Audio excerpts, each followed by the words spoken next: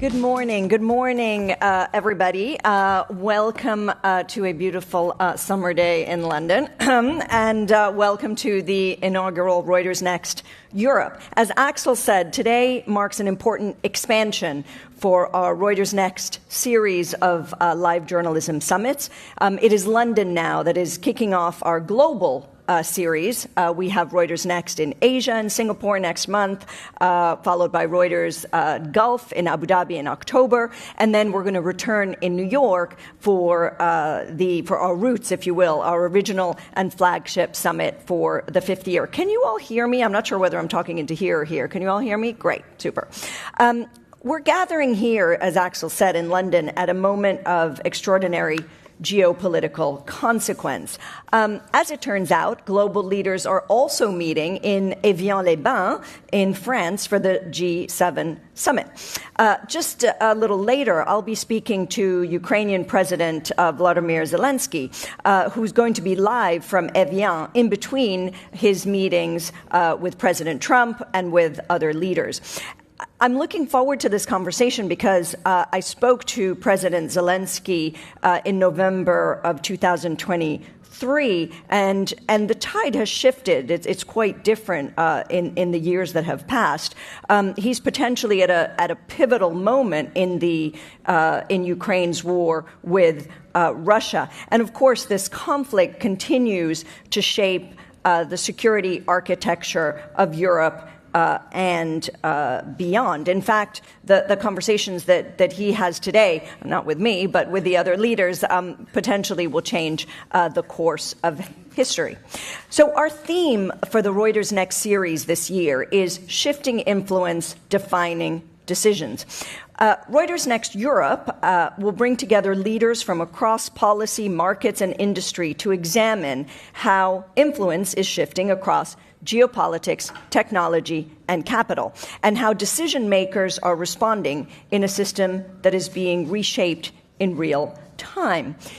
The pressures are converging because growth remains uneven, confidence is fragile, geopolitical tensions are redrawing supply chains, energy systems, security priorities, and of course, technology and AI is advancing faster than institutions can keep a pace often.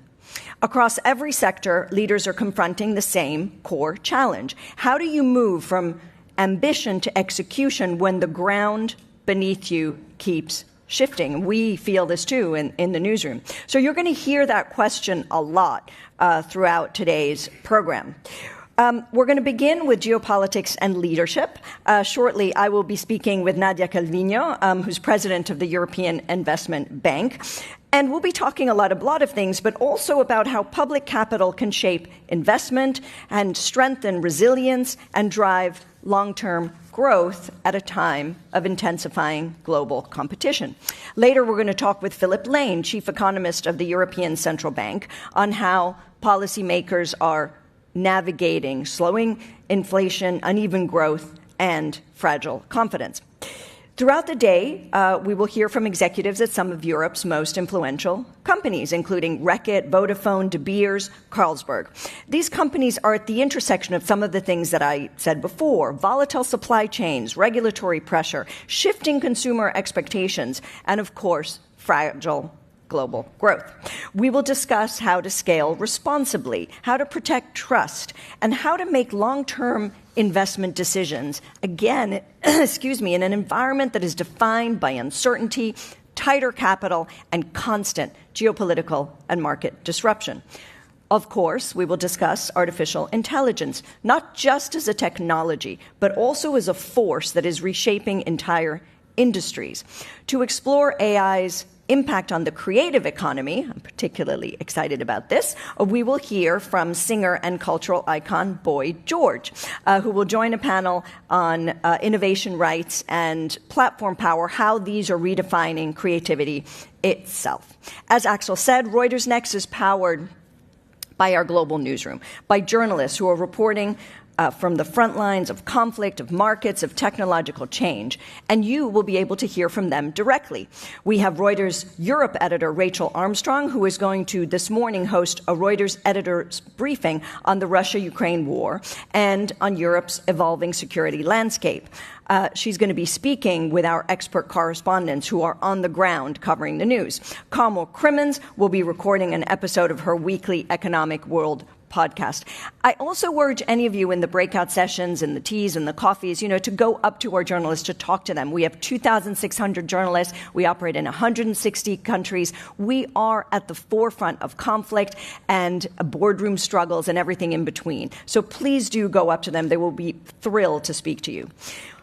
All the conversations today extend far beyond this room because they're going to be broadcast globally on our platforms to, yes, millions of people. As journalists, we need to ask the questions that matter. We need to test assumptions. We need to bring trusted intelligence to a world that is crowded with noise. And that's what we're going to do today. So, welcome to Reuters Next Europe, and let's start with some questions. I would like to invite Nadia Calviño, the president of the European Investment Bank, to the stage.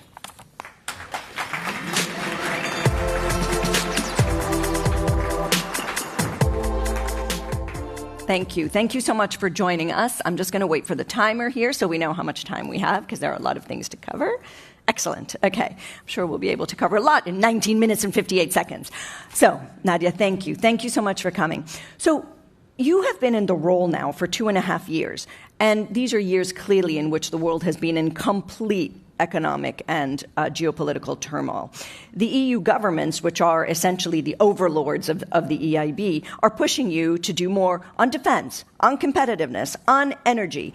That's a lot of priorities, potentially even competing. What is your biggest priority, and how do you make sure that you can enact it, as I said before, from ambition to execution? Well, thank you very much for having me, and your introduction, I think, was perfect to highlight why the European Investment Bank is relevant, more relevant than ever, probably, in supporting a strong European voice in the shaping of this brave new world, that is shifting in front of our eyes. And I brought to this position 2.5 years ago, my experience also as Minister and Vice President in Spain, and also chair of the most important advisory committee of the IMF, because that allowed me to see that the shift is not these last 2 years. It was already building up in the last decade. Many things have changed in the world, and the world order that has served Europe so well for the past 80 years is now changing. I think the future is not going to be like the past. We're not going back. And we need to shape this new global order. And I think, personally, it's very important that Europe has a strong voice there. And the European Investment Bank, which is the financing engine of Europe to invest in those areas that matter for businesses, for competitiveness, for security, has also shifted in the last 2.5 years to become more strategic, more geopolitical also, if you wish, more focused on climate action, making the green transition a European success, technological leadership, supporting the scale-ups and the startups of Europe so that they can thrive and grow here in Europe, and thirdly, security and defense, a critical area for the future. You have a current 100 billion euro annual lending ceiling, right? I mean, considering everything that is going on, is that enough? And do you see scope to go higher? Well, more than a matter of volume, and volumes are very important, of course, and we have a 600 billion euro balance sheet. We have a stellar AAA, which is based on a very robust portfolio, but also a very good risk management systems. And that is built every year with these around 100 billion euros financing. That means loans, credit, but also guarantees, securitizations, and capital. So equity injections through funds of funds. That is very important, but I think most important is impact. How can the public sector, and the European Investment Bank Group is the most relevant player in the public sector when it comes to finance in Europe, how can we catalyze, how can we crowd in private investment, and how can we have a positive impact whether it is on Europe's capital markets or security and defense capabilities, or, as I said already, making this green transition a European success. So potentially you could go higher then? There are a number of limits, but there is space to do it. Our shareholders, and that's why I was the shareholders, which are the 27 member states of the EU, and this is very important these days, they are unanimous in supporting the strategic roadmap of the European Investment Bank. And only last Friday we had our Board of Governors, and they were very much insisting not so much on doing more volumes, but rather have more impact, more risk-taking and more influence and impact in those areas that matter: tech leadership, security and defense, competitiveness. Energy. I mean, how has the recent energy shock as a result of the Iran war changed the way you think and prioritize energy investments in practice? Luckily, this was the second warning, if you wish. The first one was luckily or not luckily. No, it is fortunate in the sense that we were better prepared this time in Europe. So, since Russia launched its full-scale attempted invasion of Ukraine, I was thinking about it when you were saying Ukraine's war with Russia, and I think it's very important we keep in mind. No, it was Russia's invasion of Ukraine, of course. And since they did that, we have actually doubled our financing in the area of energy. So Europe was better prepared for the current shock than it was 5 years ago, and 4 years ago. Yeah, and quite right now, 60% of our finance last year was going to this green transition, in climate action in general terms. But it means that right now the European Investment Bank is financing around half of the grid infrastructure projects in the EU, 1 out of 5 solar panel projects, 1 out of 3 onshore wind projects. We will be announcing an important project actually later today, and the majority of offshore wind projects. So energy is top priority for us and the European Investment Bank group because of the capacity to lend long-term and large-scale. We have a key role right now in reinforcing Europe's energy autonomy, which at the end of the day is competitiveness and security, isn't it? So competitiveness, I mean, as you say, part of the EIB's remit is to provide financing that helps drive innovation and competitiveness in the EU. But Europe, seems to be lagging, even further behind the US and China on these fronts. Is there a more radical role that the EIB can play to sort of, give a little kick up the bum, or a big one? Like in many other areas, I think that Europe is on the right track, but we need to go bigger and faster. And that could be an executive summary of so many of the ongoing reflections. And so the European Investment Bank group, because it is the bank and the fund, is actually the main player when it comes to venture debt, with like a close to 30% market share in the EU. And venture capital, with a 25% market share in venture capital in the EU. I am saying this not, I wish it wasn't like this, because it would mean that the market would be much larger. But it illustrates the importance of our instruments in catalyzing and creating these large investment funds that Europe needs. Because Europe's got the talent. We have top universities, research centers, excellent talent, a vibrant ecosystem of startups. The issue is scaling up, how to reach the scale to make them global leaders.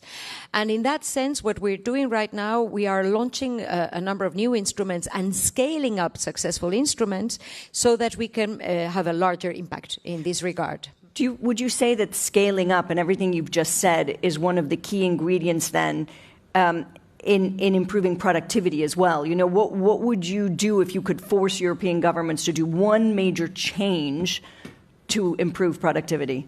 I think market integration, creating a large 450 million euro citizen market, even more with the enlargements that are starting this very week, and making progress as we speak. market integration and fostering the scaling up of Europe's champions, I think that's the right agenda. And just to give you some sense, in the last couple of years, we launched a program called the European Tech Champions Initiative. And in just 2 years, we've been able to nurture 12 unicorns. European unicorns do exist. Now we need them to get larger and to have more. And so we are on the right track. Now we're launching the second wave because we have fully exhausted the first fund. So we want to go bigger and faster so that we can continue to go on this direction, but have a larger impact. When I hear you talk about, market integration driving and innovation, I think, what a pity that 10 years ago this year, Britain took its decision, to leave the EU. Do you think that there could be a role or some sort of a membership of Britain in the EIB in some capacity, without rejoining the EU? Yes, this week it brings terrible memories, because tomorrow we will be remembering the terrible murder of Joe Cox, which That's was right. like the opening That's right. signal for such a terrible, personally for me, it is a terrible That's memory. Right. And the vote, as I am deeply pro-European, and I think that we're stronger together. To me, it's a no-brainer. So, okay, 10 years on, time is ripe to reset the relationship. Now, the European Investment Bank is one of the greatest success stories of the EU, because by putting a little capital years ago, decades ago, we are profitable. We reinvest those profits yearly, and that allows us to have this stellar AAA rating, to leverage the guarantees from the EU budget. So every euro of public guarantees from the EU budget, we leverage up to 15 euros by mobilizing also private investment. So I can understand that maybe this is a great interest. It is a great interest to the countries that are wanting to join the EU, I tell you, because that allows us to finance the infrastructures in Europe and take risk and support innovators. It also allows us to support Europe's voice in the world. So it's a very important institution. But I think that there's a summit coming up. There is, but again, maybe since we believe in creative ideas, what could bring the UK back into the fold somehow, at least financially, at least in these issues where, let's face it, the UK for years was a leader, and it was a great pity that left the EU, when Britain left. Could there be something? I will be seeing a number of members of the government, including Chancellor Reeves, tomorrow. Let's see if she brings it up. Okay, well, you'll tell us first if this is brought up. So we've talked about energy, we've talked about competitiveness, climate, defense. Defense is the one that we haven't sort of talked about in detail. Obviously, it's been the most important topic of the past few years, considering Russia's war with Ukraine. What is the EIB's role in helping shore up Europe's security and defense sector spending? Yeah, these in the last couple of years have been a turning point for the European Investment Bank, because when I joined as president of the institution, I had a clear idea that we needed to step up Europe's security and defense capabilities. And the bank, the group was not active in this area. And in barely 2 years, we will reach or maybe even exceed the 5% target that we have of all financing inside the EU devoted to security and defense.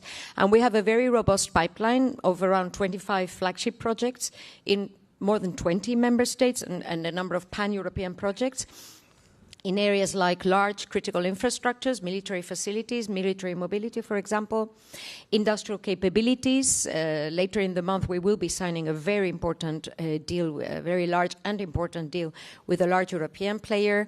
Research and development programs, support to small and medium-sized companies in the supply chain of large European contractors.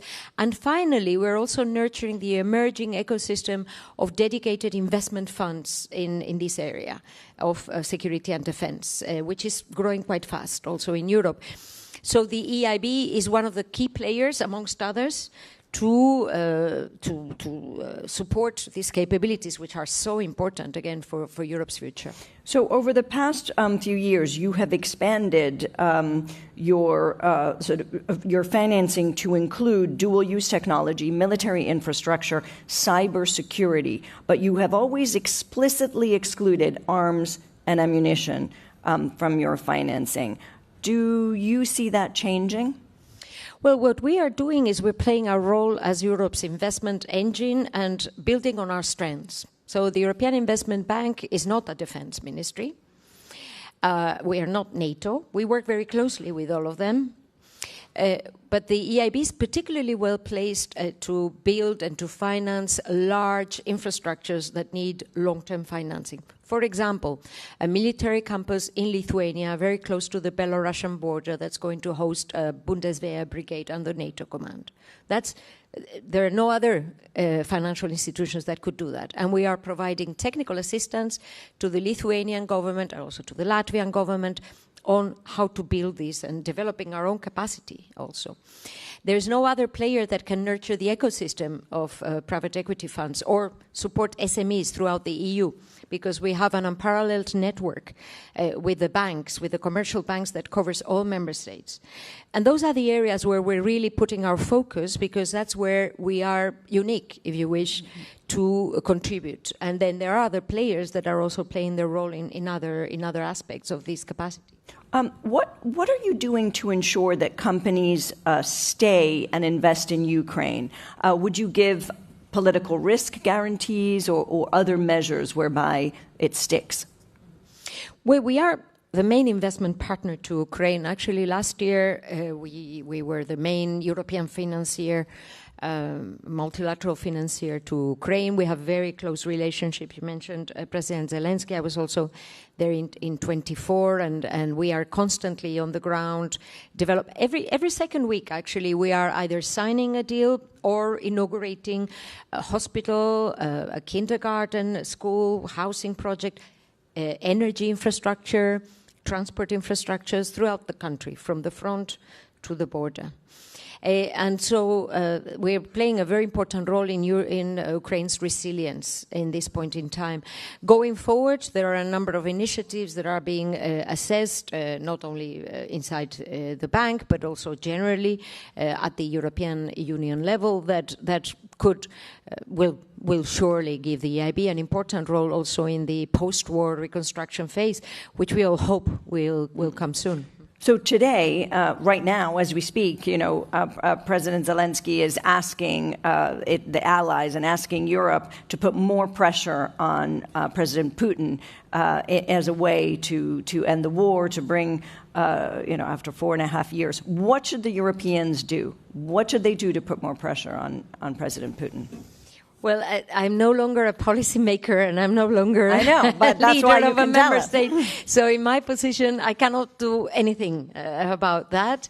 I think that actually there's very strong determination on the EU side, and we will see it later, not only today with the G7, but also the EU leaders, European Council meeting. What impresses me, and I think many people may be surprised, actually, is the determination and unity of Europe in supporting Ukraine, which has become even stronger after the change of government in Hungary. As you see, many things are being unblocked. And I think this is a very strong message to the world, also about the resilience and strength of Europe, in the current geopolitical context. I think it's fair to say that under President Trump, there has been a fraying of multilateral cooperation.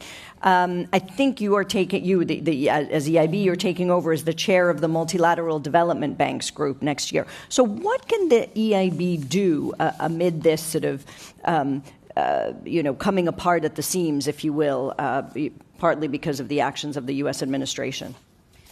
Well, paradoxically, there is a gap between the political discussion and the reality on the ground. There is a gap when it comes to clean tech investments, for example. Companies are getting on with it. And actually, the energy transition is accelerating, despite discussions or opinions, or what we may hear as debates. That's what we see on the ground. And likewise, paradoxically, the network of multilateral development institutions is working closer than ever. I think we're very well aware that right now we are a force for good and then stability for the world. So I am very happy that next year the European Investment Bank will be chairing this network. We will be focusing on 5 subjects: private sector mobilization, financing the world's stability, water. The EIB is leading water infrastructures financing in the world, so water and resilience, global health and human capital, critical raw materials, and artificial intelligence. These are the 5 areas that have been agreed, and I hope that we will have major breakthroughs or concrete deliverables on that next year. Actually, I will be having a meeting with Baroness Chapman later today, precisely to see how we can coordinate our action with the upcoming G20 presidency of the UK. So you're saying that you need to thank Trump because he's actually made you and other organizations like yours stronger? You know, I many times reflect on what metaphor could explain what's going on in the world. And I've used a couple of times this metaphor that what we're living right now, it's the US and China. Is that I'm not sure. I'm not sure. The gods of technology, could you help us out here? Thank you. So you have this very powerful image, I think, and your introduction, your video was very powerful also. You have this powerful image of 2 elephants fighting each other, right? And where is Europe in all of this? And you could think, well, Europe is the whale that keeps the oceans stable and the equilibrium in the world, reliable, strong. You could also say Europe is like the honeybees. It's a community. We're strong because we're together and we work relentlessly, to get things done in a positive sense. But you could also think that Europe is like a rhinoceros. So the horn maybe not be sharp enough because we have vulnerabilities in 2 areas, energy and defense. But you usually don't want to upset a rhino, would you? Huh? And it's a sturdy, resilient animal. And I think that this is the right way also to deal with the 2 elephants in the room, if you wish. We have to be pragmatic when we can, firm when we must. And that, I think, is the right way forward to ensure that there's this very strong European voice in the world. Got it. That does paint a picture quite adequately. My last question, because unfortunately we've run out of time, and actually there was a question here about US and China and industrial policy, but I think you answered it with your elephant analogy. So my last one is, if you had to pick the next head of the European Central Bank, but could not choose yourself, who would you pick? This is the one question I cannot reply to. I'm sure there will be very strong candidates from a number of member states, very important position, and I'm sure the best candidate will be picked. Maybe yourself. No. Thank you very much. Huh? We said you it here were keeping first. this for the end. We said it here first. No. I'm absolutely proud, committed, happy to be at the helm of the European Investment Bank. Because as I said at the beginning, so it's not that I made it up just for this question, I think this is a very important institution, maybe more important than ever, for Europe and for the world. Great. Well, that's the best place to be then. Thank you very much to Nadia Calviño, and really for these insightful, you gave us many things that we can digest throughout the day. So thank you very much. Thank you. Thank you very much indeed. A good try on the ECB, LA, by the way. Thank you, Alessandra. Thank you, Nadia, for kicking off the day. The Ukraine conversation, of course, will continue with President Zelensky later on this morning. By the way, I want to welcome everyone joining us on the live stream. I think you're seeing us through that camera over there. I'm Axel Threlfall. I'm going to be guiding us throughout the day. So welcome to all of you watching from afar. We shift now from the scale of Europe's investment agenda to the reality of operating within it. What does this moment demand of global companies and their leaders? We've got a couple of leaders now back to back to tell us how they're dealing with it. Our next one, the first one, is at the sharp end of the shift. I'd like to welcome Reckitt CEO Chris Licht to the stage. He'll be in conversation with Reuters chief companies correspondent Alex Marrow. Come on up, guys.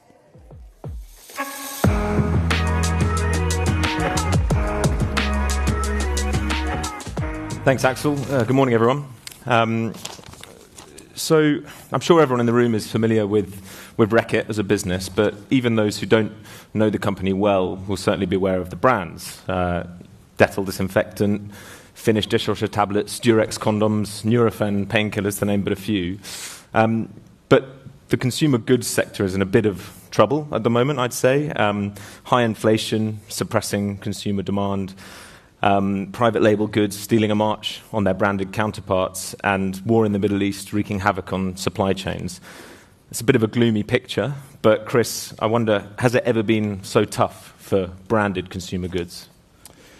Yeah, I would say actually it depends a lot on where you sit in the industry. So we are a self-care and healthcare and hygiene company, and we have 11 power brands, you mentioned some of them, that span the globe. And actually what we're seeing is the underlying trend in our business and in our markets is one of growth. There's a very high level of engagement with self-care, with taking charge of your own health, protecting your family. We see consumers all over the world that are actually more aware of the role that hygiene plays in terms of keeping their families safe, their children safe. And people are engaging with self-care at a new level. Some of that, I think, is the silver lining of COVID, where I think the whole global population realized that actually we all have to take charge of our own health. And I think the other is just more a broad mega trend towards self-care. And as many millions of households in emerging markets attain the ability to participate in categories like this, that growth will continue. Mm-hmm. Now, all that being said, you're right. It's a pretty dynamic situation. It's volatile out there. That does present challenges, of course. I will say for us as a company, we have been battle-tested. We have been through a few crises. Most recently, as we talked just now, COVID and the inflationary shocks and the supply chain disruptions that came from COVID. And we weathered those storms quite well. Mm-hmm. Our teams are now used to it. And we're going to tackle the things that we're facing right now. Well, I'm confident about that. Yeah. I mean, I suppose this latest bout of inflation has been sparked by war in the Middle East. What lessons have you learned from this particular crisis that you're still sort of implementing now in the business? Well, I think this one is still happening, right? So I think we can't really write the story quite yet, or at least we can't conclude the story. But I think one thing we can safely say is our teams were very effective very quickly in stepping in to make sure our people were safe. And we shut down production in Bahrain quite quickly, and that was a very important measure. And I think our leadership team on the ground has shown that they're equipped to deal with this. In terms of the inflationary effects of the crisis, which are clear, that will start to flow through. There's actually a bit of a delay on some of that. So even though you've seen the oil price fluctuate and certain other prices of different commodities, you have seen them fluctuate and rise. Actually, there's going to be a more profound movement through a whole series of feedstocks and commodities over the next 6 to 12 months. So we're really just at the beginning of seeing all that come through and affect the consumer. Yeah. I mean, and specifically on the US consumer, I think we're seeing that there are cost of living pressures that are forcing some families to make trade-offs of what they can afford. How does demand for your more expensive products, such as Lysol or Mucinex, compared to, say, private label counterparts, hold up in that environment? Yeah, they tend to hold up really well. You're right, there are certain portions of the U.S. landscape where the consumer is under a fair amount of pressure. I think you can see that in a range of ways. And of course, gas prices being higher now in the U.S. is exacerbating some of that pressure. For us, though, we have number one leading positions with our brands in the U.S. Lysol, Mucinex is a big business. We're actually fairly premium priced, and our consumer tends to be the consumer that says, I want the best in the category, and I'm willing to pay for that. Like I said, hygiene is actually something that's very high in terms of consumer awareness, and a lot of people care deeply about getting the best solution to keep themselves and their families safe. So we haven't seen a lot of issues with down trading or things like that, in part because I think that core consumer of ours is actually not willing to make that trade-off in our categories. Mm-hmm. So we've been fairly resilient. I mentioned before the spike in cost of goods, the inflationary spike after COVID, where we had to, price that through, and we didn't see much of an effect back then, and I think we'll see the same thing repeat. Yeah, and I guess that sort of talking about the premium products that you offer, is there a sort of desire for you to try and target, as there's this bifurcation of the US consumer, one seeking more premium, one seeking more cheaper goods, that you want to try and meet both of those consumer needs, or will you just stay more focused on the premium end? Well, we do provide sort of a good, better, best range in many of our categories, but our role and what we're really good at is premium. Mm-hmm. It's innovation, it's bringing new products to market, it's creating new categories. So Lysol, for instance, we created a whole new air care category that didn't exist. We created a laundry sanitizer category that didn't exist.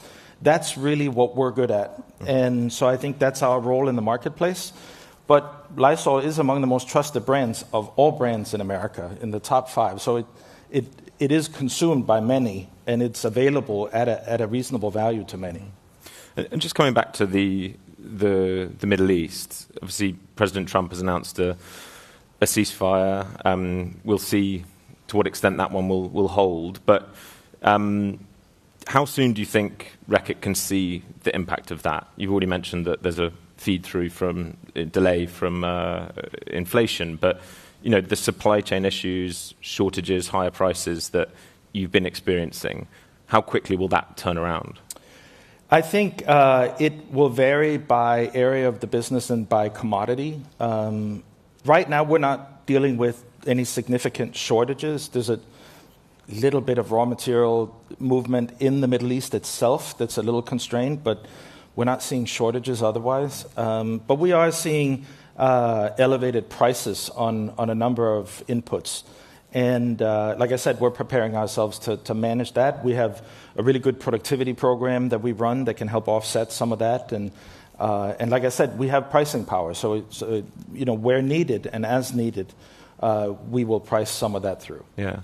And does a peace deal, if it comes to pass, change any plans that you currently have in place that you might think we now don't need to do this? Not at this point, no. I mean, as you say, it appears that there might be a path to a positive resolution here, and that would, of course, be best, because businesses like us, we exist to serve consumers all over the world, and we do that best when there's no conflicts and when there's a free movement of goods. Yeah, and I think, certainly in the last few years, there's been this almost state of permanent conflict. How has that made you change the way you stockpile, certain other aspects of your business that are likely to stay for good? Yeah, we were actually on a path to move more of our manufacturing more proximate to where we sell. So we were already on a journey to, for instance, we're building a big health plant in the United States, in North Carolina, and that actually was initiated just to strengthen the supply chain. But during times of conflict, and certainly what we learned from COVID is that the fragility of these very globalized supply chains is not always optimal. Mm-hmm. So I expect us to continue on that journey. We will build more manufacturing plants in the markets where we sell the products. And I think we'll strike the right balance. Some things are global. Some supply chains just have to be. But in many cases, we can make product closer, and that actually makes sense. Also because, as we said, we sell premium products. The gross margins are quite attractive. We really just want to make sure that we can service the demand at a very high level every day all over the world. So that's the journey that we've been on. And certainly, I would say the levels of conflict and disruption that we're seeing is only increasing our conviction that that's a good direction. That brings us quite nicely onto tariffs. You mentioned the producing the goods in the markets you're selling them. I think Reckitt was slightly more exposed to some European rivals in terms of more than 40% of manufacturing outside the US for US sales volume. This was, a year ago or so when the first tariffs were coming in. How challenging was that situation, particularly a year ago, and what have you changed? And obviously, the Mucinex factory is one of those things. Yeah, it's one of those things. I mean, we are investing in a number of different areas of the business to have more capacity in the U.S., and some of those investments have already been brought online. So the tariffs actually ended up not being a particularly big issue. Okay. We managed to mitigate that. It really wasn't particularly disruptive to the business. I mean, of course, it was unexpected. But once we sort of understood the framework, we were able to manage through that, and then obviously now we have a different situation. Yeah. And just in terms of how you price, how you source, how you invest, presumably there must have been some impact there, or were you able to sort of sail through that? It didn't matter that much. So tariffs didn't apply broadly across all our products. So self-care products, some were exempt, et cetera. So it ended up not being such a big headwind for us. Yeah. You mentioned emerging markets earlier, and I know that Reckitt's almost half of your business is now emerging markets. Yes. Just firstly on that, given Europe is a particularly low growth region these days, is the future path to growth for consumer companies in emerging markets, and how do you see that dynamic versus Europe playing out? Yeah, I think there's a need for more self-care everywhere because public health systems are under tremendous pressure, and even here in Europe, in the UK, we can see them straining, right? We can see them not being able to meet comfortably all the demands. So more self-care, more community-based care is a trend that's going to happen all over the world, including in developed markets. And there is growth coming behind that. That being said, emerging markets is definitely the growth engine, and I'm very pleased that we have the footprint that we have. We have a very large and successful business in China, a very large and successful business in India. We operate across all regions of emerging markets, and we're seeing strong growth from there, and that is really where you can source most growth. It's where the categories that we play in are not fully built, right? So you think about OTC, you think about auto dish tablets, you think about vitamins and supplements. These are all categories that need to grow in those markets, and where consumer households now have a chance to participate.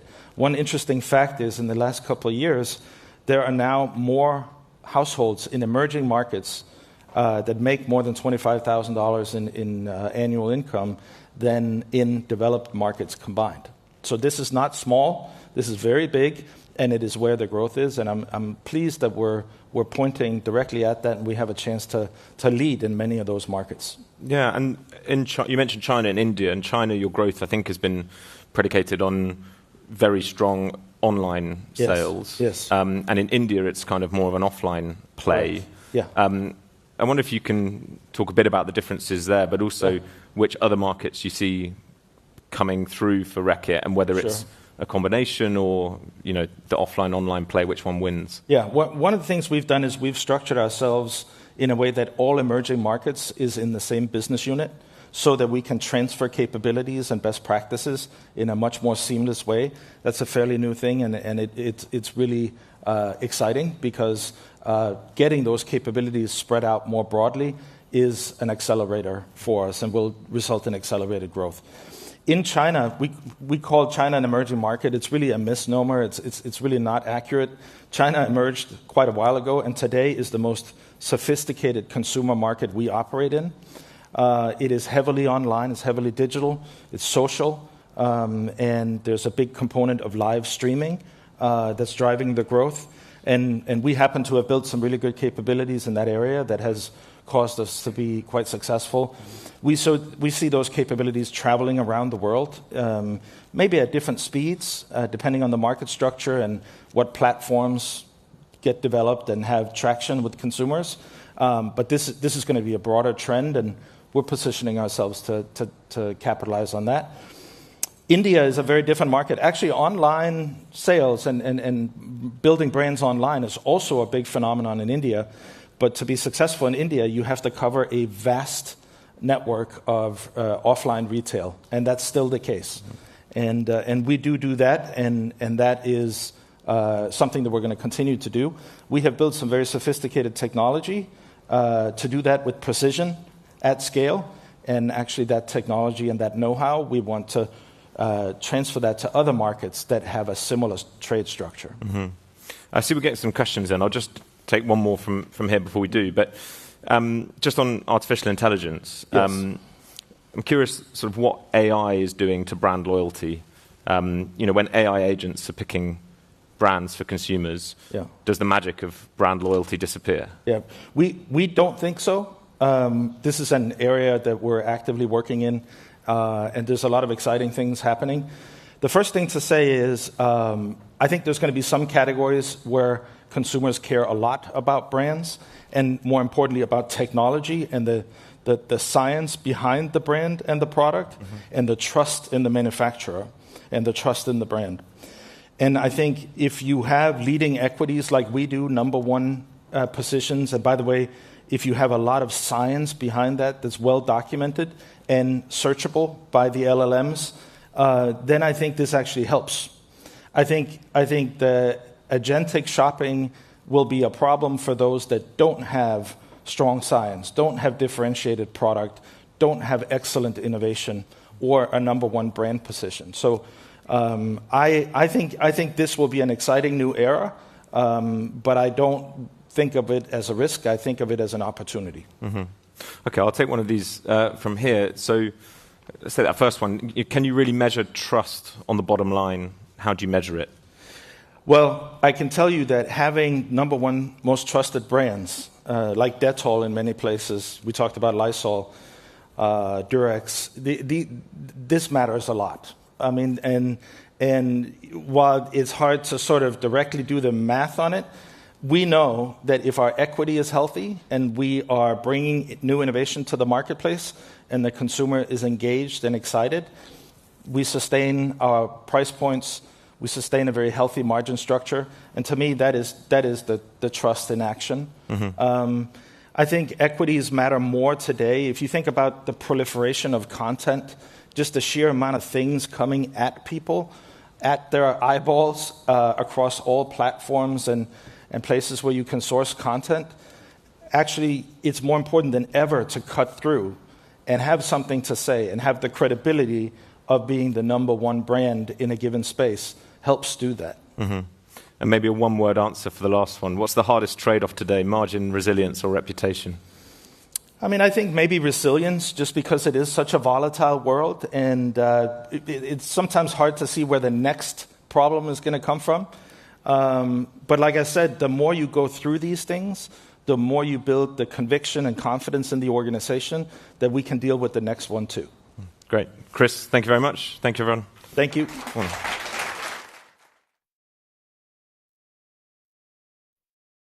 Right, that was consumer goods. Let's talk about communications and connectivity as a source of strategic influence, especially in this current context. Please welcome Reuters senior correspondent Paul Sandel and Vodafone Group Chief Executive Margherita Della Valle to our stage. Come on up.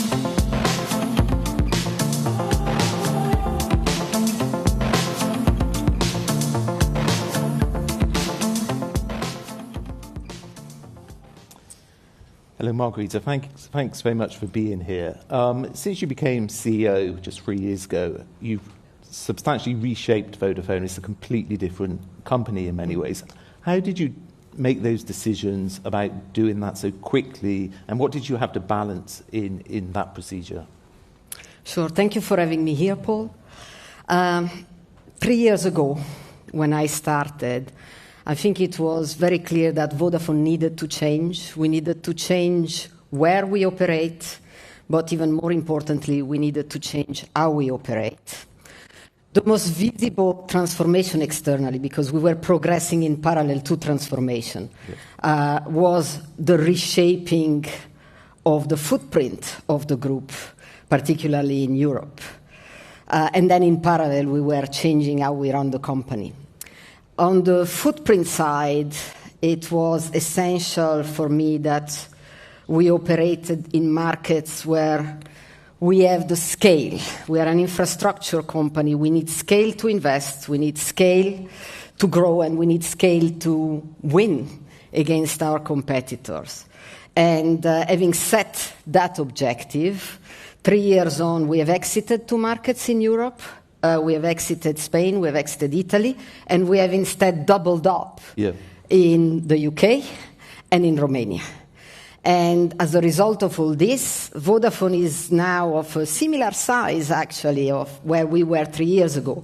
But for the very first time in a long time, we operate only in markets where we have strong positions. And then in parallel, I mentioned, and I'm sure we will have a chance to talk more about, the change of our internal ways of working. And it was all done around the focus on customer experience. And we also simplified the company by bringing the decision-making as close to the customers as possible. After all these 3 years on, I think we can say we're opening a new chapter as a simpler and stronger company. And perhaps the most significant indication of that is also for the first time, we have given a midterm growth outlook to our investors. We are now looking forward to many years of double-digit cash flow growth ahead of us. Yes, yeah. And one of the biggest deals was obviously in the UK, where you were third in the market, and you combined with the fourth player, Hutchison, to become the biggest player. And that was quite a change in the regulatory kind of backdrop here, because we went from 4 networks to 3 networks. That's quite a tough thing, but from the day one you focused on investment. Could you just say how you made that decision and how effective that was? I think it's fair to say that we knew from the beginning that we had a very strong proposition with our UK merger, because it would be good for everyone. It would be good for our customers, of course, but also good for the country and good for competition. And why that is, it's because the scale we have now, as you said, as the largest mobile operator in the country, is a scale that now allows us to properly invest. We have launched an £11 billion investment program that will give the UK the best mobile network in the whole of Europe. Something we very much need here, as I'm sure you are all aware. And we are now starting to see the impact of this. A year on from the merger, we are exactly a year on from completion, we already see the improvements in our networks. We have independent testing that says that we have increased speeds nationwide by as much as 50%. We are closing not spots. Over 16,000 square kilometers of not spots have already been closed, and that's just a year on. And we see it in the behavior of our customers, who are, I would say, voting with their choices, and we have had a significant step up in loyalty. But I was mentioning this is not just good for us and for our customers, because our competitors obviously had also to start investing more. And as a result, everyone in the UK will have now better networks. Every business, every customer up and down the country will benefit from our merger. And would you take that same playbook to Europe, and would you like them to do the same thing in terms of in-market consolidation and across-market consolidation? Would that make sense for Europe competitively? Yes, I think the UK has set a precedent, has set a fantastic example for the rest of Europe to follow. The whole of Europe needs more investment in digital infrastructure, and the playbook, frankly, is the same everywhere. The good news is that we just have seen a new set of merger guidelines getting into consultation in the EU right now, and they follow the same example set by the UK, which is to balance what was called the theory of harm from mergers with actually the theory of benefits that can come from mergers for customers in terms of investment and innovation. And this is exactly the same balancing that the CMA did in the UK with our mergers. So I think the example will be followed. And how quickly do they need to do that? Because it's a race against time with kind of US, Asia. I think speed is always the challenge, and the faster the better.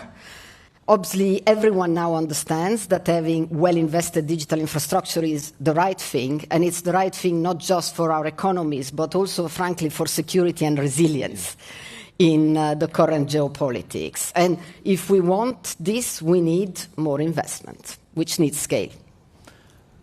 Yes, yes. And do you think that the companies need to become more profitable in Europe? Because the telco market has been challenged here compared to the US.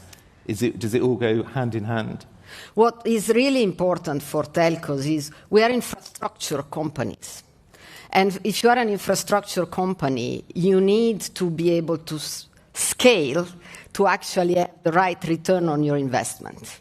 It's all about return on infrastructure. And if you can have, like we now have in the UK, one network which carries the traffic of 28 million customers, by definition, your business case is a completely different one. It makes sense to drive investment and drive investment competition against for everybody's benefit. Right, yes. And the big themes in tech is obviously AI. Now, telco sits slightly outside that, but you also, there's a role for AI in telco businesses. Can you say how you're using AI at the moment and what opportunities there are with AI in the future? I would say that we are right in the middle of it because, like any other company, we can use AI for ourselves and our customers, but also our networks are going to be essential for carrying the traffic of AI, again, digital infrastructure. For us as a company, in terms of internal use, we have started leveraging AI for our customers. I mentioned earlier the fact that we needed to change how we operate. I think you will all recognize that historically telecom operators have not been great at managing customer service. We have always been passionate about our technology, our engineering, our networks, but our customers have also always wanted to have a simple, flawless service, connection, disconnection, calling call centers. So 3 years ago, we thought this was actually a great opportunity for us to drive change. No rocket science, improving customer service, but fundamental. And we really re-engineered the company around this. More investment, better processes, better systems. AI, I'll come to in a second. And also really empowering our front lines, the people in our stores and in our call centers, who are the only ones who really understand what customers want. And 3 years on, we are now leading in customer satisfaction in 11 out of 15 markets in Europe and Africa. And of course, we have a big agenda where we want to do more. Where does AI help? We have rolled out AI at scale in 3 customer experience use cases so far. The first one, unsurprisingly, it's AI chatbots. Our AI chatbot every week serves more than 10 million conversations across Europe.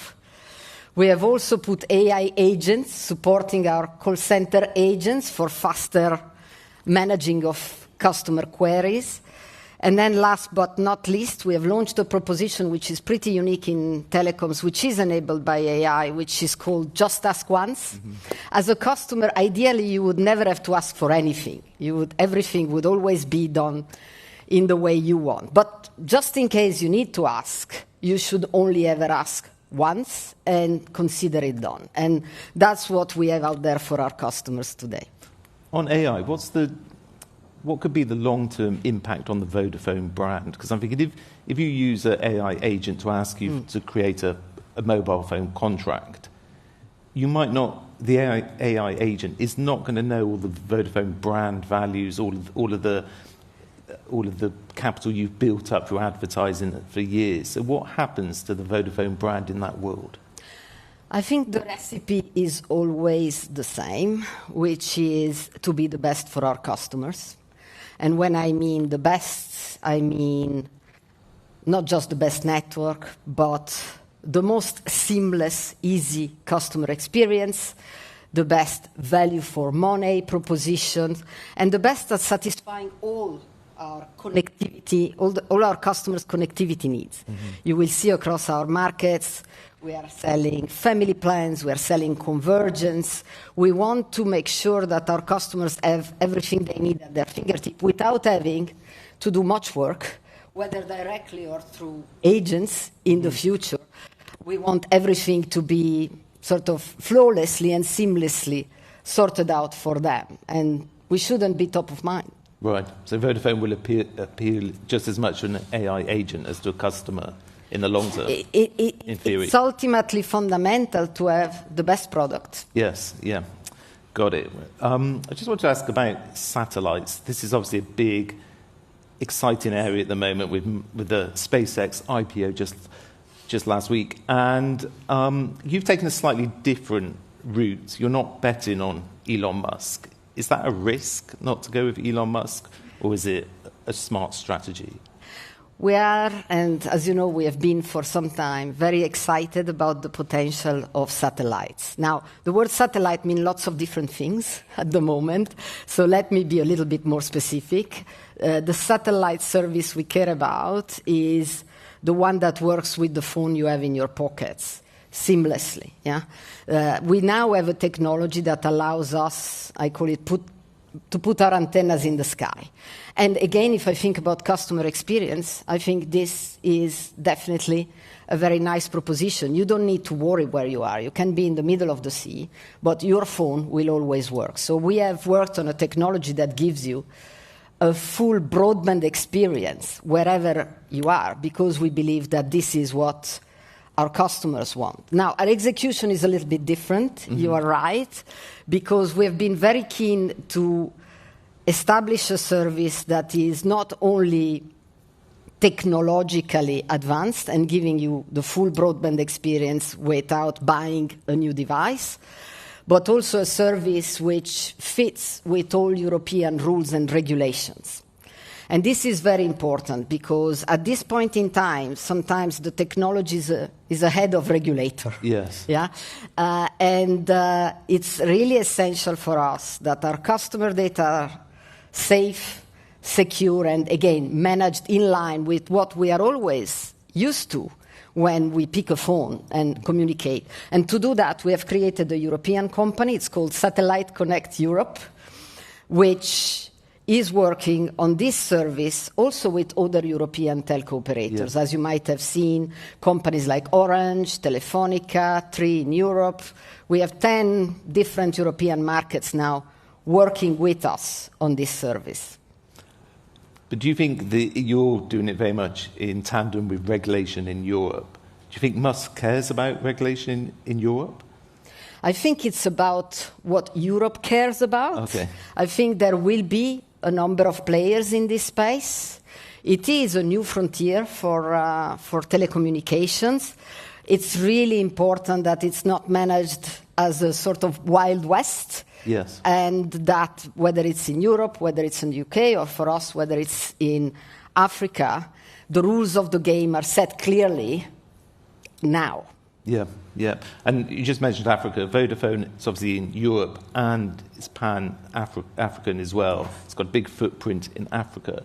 What's it like dealing with African government compared to the European Commission or Ofcom or the British government? You're right, Africa is very big for us. A third of Vodafone is Africa. And we have 240 million mobile customers. We have over 100 million financial services customers in Africa. And we are growing strongly. We continue to upgrade our guidance. It's now double-digit EBITDA growth. So it's a structural opportunity for us. it's fair to say that we see now more innovation sometimes there than in Europe. And perhaps it's also fair to say that we have been operating at scale in Africa since the beginning, and there is a good understanding where we operate about the importance of digital infrastructure. To give you a sense, we are not just enabling connectivity in Africa, but we are really enabling a different digital society. We are live with automation and digitization in areas such as agriculture, health services. Our financial services platforms have moved from pure mobile money, which we brought to Africa many years ago, peer-to-peer, exchanges of money through your phones, all the way to a fully fledged financial services ecosystem with loans, insurance, payroll services, rent, everything. We have in most markets over 50% of the GDPs transiting on our financial services platform. So very different, with a lot of investment and growth, and also a lot of societal transformation as a result of that. I think if you asked any Vodafone employee anywhere in the world, what are you most proud of? Yeah. One of the things they would talk about is how we are enabling the transformation of African economies. Great. We've got a couple of questions. Here's the top one. Will telecoms operators capture value from AI or remain infrastructure providers for others? I mean, you did mention that you're carrying a hell of a lot of that traffic, yes, which just goes up exponentially. How do you capture that value? It's, as I said, it's a bit of a two-way street. Mm-hmm. We are very well positioned to leverage AI for our own operations. And we are fortunate, actually, because in our role, with, in our case, 700 million customer relationships across the world, we have big partnerships also with the big AI providers that allow us to access the best tools with the best conditions. So we use it for ourselves at scale in areas such as customer care. We use it for enabling our networks in terms of automation. Yeah, you're right, demand will grow for our networks, and our networks will in parallel become more efficient through AI. And there is a big race on the automation of networks. But we will also leverage AI for our customers. Mm-hmm. So we have revenue streams coming from AI. A very simple example of a product we just launched a couple of months ago, an AI concierge for our business customers. 50% of Vodafone business customers are SMEs that don't have direct access to AI tools. So we are the vehicle for them to drive AI use cases, and we are facilitating the access to all these digital technologies to our companies, big and small, and frankly also to our governments across Europe and Africa. Great, good. We're out of time. So thank you very much, Margherita. That's very interesting. Thanks very much. Thank you, Paul. Thank you. All right, thank you, Paul, and thank you, Margherita, for another CEO perspective. The next CEO perspective will come at 10:30 with De Beers. Before that, we turn our attention to the impact of shocks on supply chains. This session is in partnership with GXO, and we'll dive into the ways in which they are serving consumers' needs in the wake of severe disruption. Please welcome to the stage Fionnuala Sweeney, who will moderate a fireside discussion with GXO Chief Tech Officer Nizar Tragui. Coming up.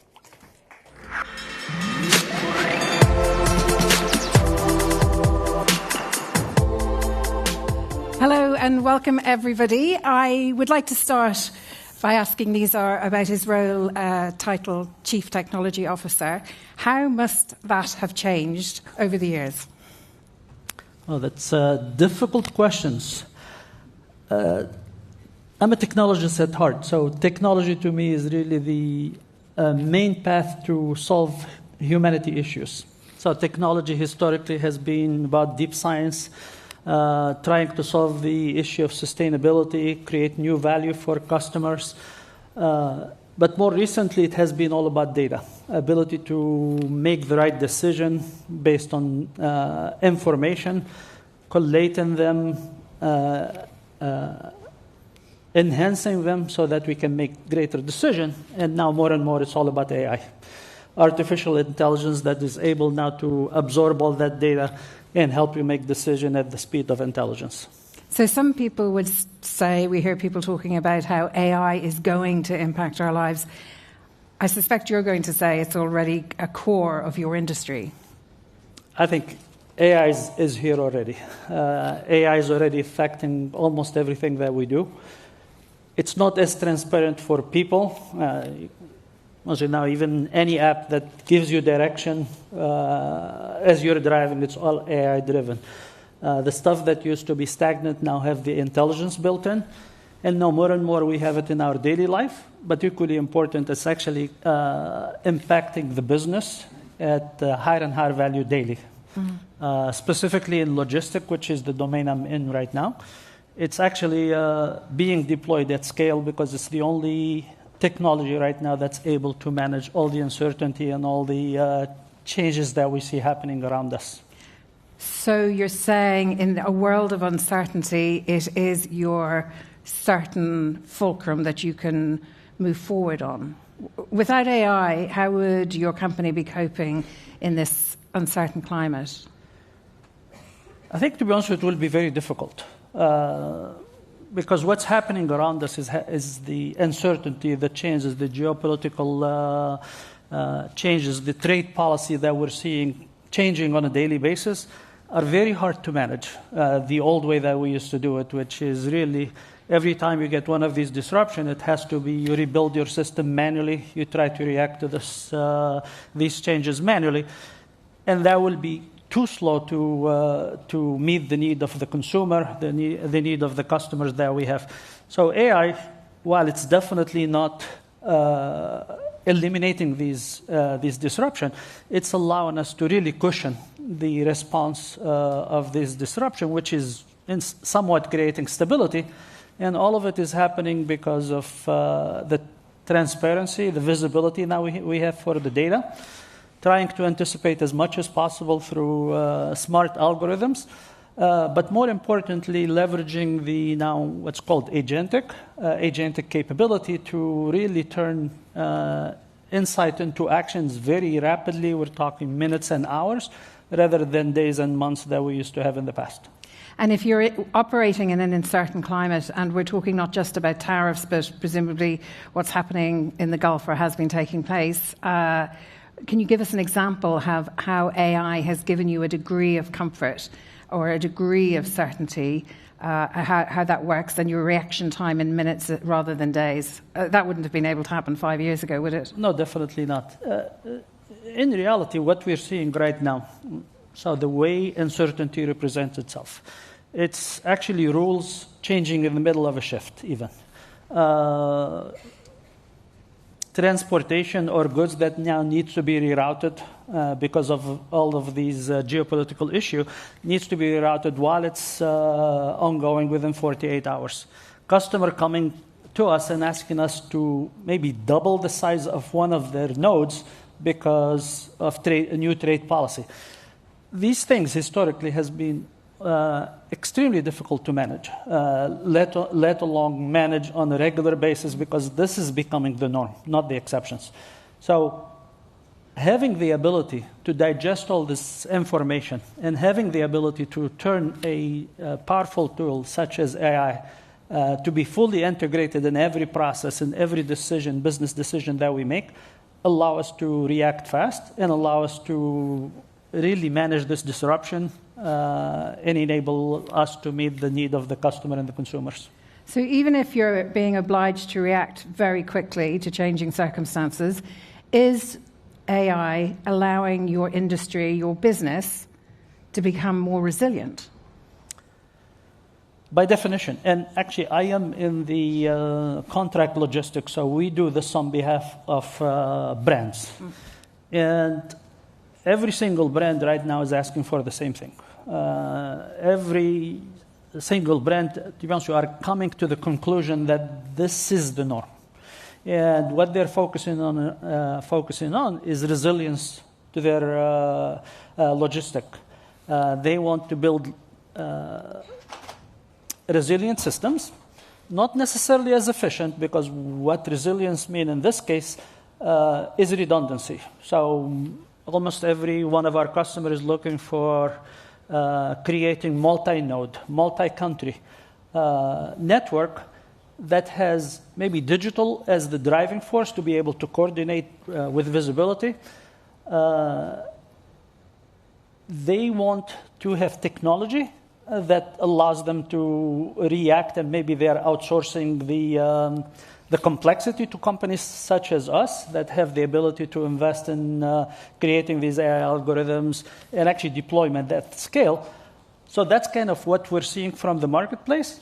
And we believe our role is to create these tools, the capability on top of the automation that have been deployed for many years now to really continue to deliver on the commitment of the customers. So the uncertainty is forcing you to react and become more resilient for your customers. Sure. But is there also the possibility that this uncertainty is in some ways obliging you to drive growth as well, just perhaps not as you would have envisaged it? For sure.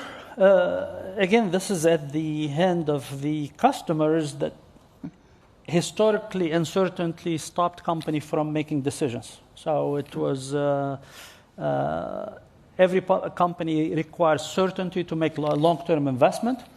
But what we're seeing paradoxically is the opposite. As I mentioned, companies right now are realizing that the cost of fragility of their logistics is actually higher than the cost of a transformation. Therefore, and as they see these things repeating on a regular basis, this is creating urgency in their boardrooms, and decisions are being made for network redesign, a lot of onshoring or reshoring of production and manufacturing, and a lot of reliance, again, investment in automation and technology. So tech is providing a degree of reassurance in these times. It is the only thing right now that's given us that reassurance. And again, just because of its ability to manage these disruption in a way that can react quickly to this disruption and enable us to continue to deliver. Are you concerned at all about the debate about regulation of artificial intelligence at all? Is it something that bothers you in your day-to-day life, or is it all full speed ahead? I think there is a need for regulation. But personally, I believe that window for regulation to do it right, will be closed very, very quickly. This technology is really growing exponentially.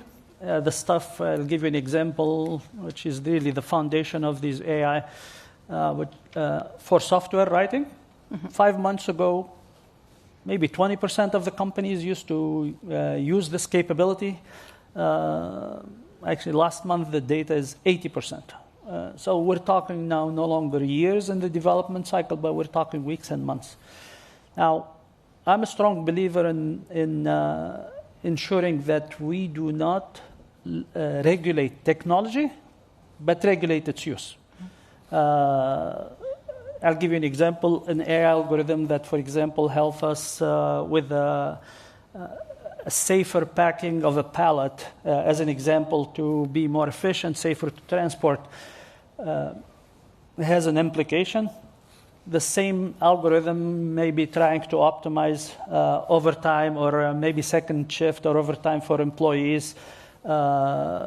Probably has a different impact on humanity, has different impact on people's life, and maybe that part should be regulated.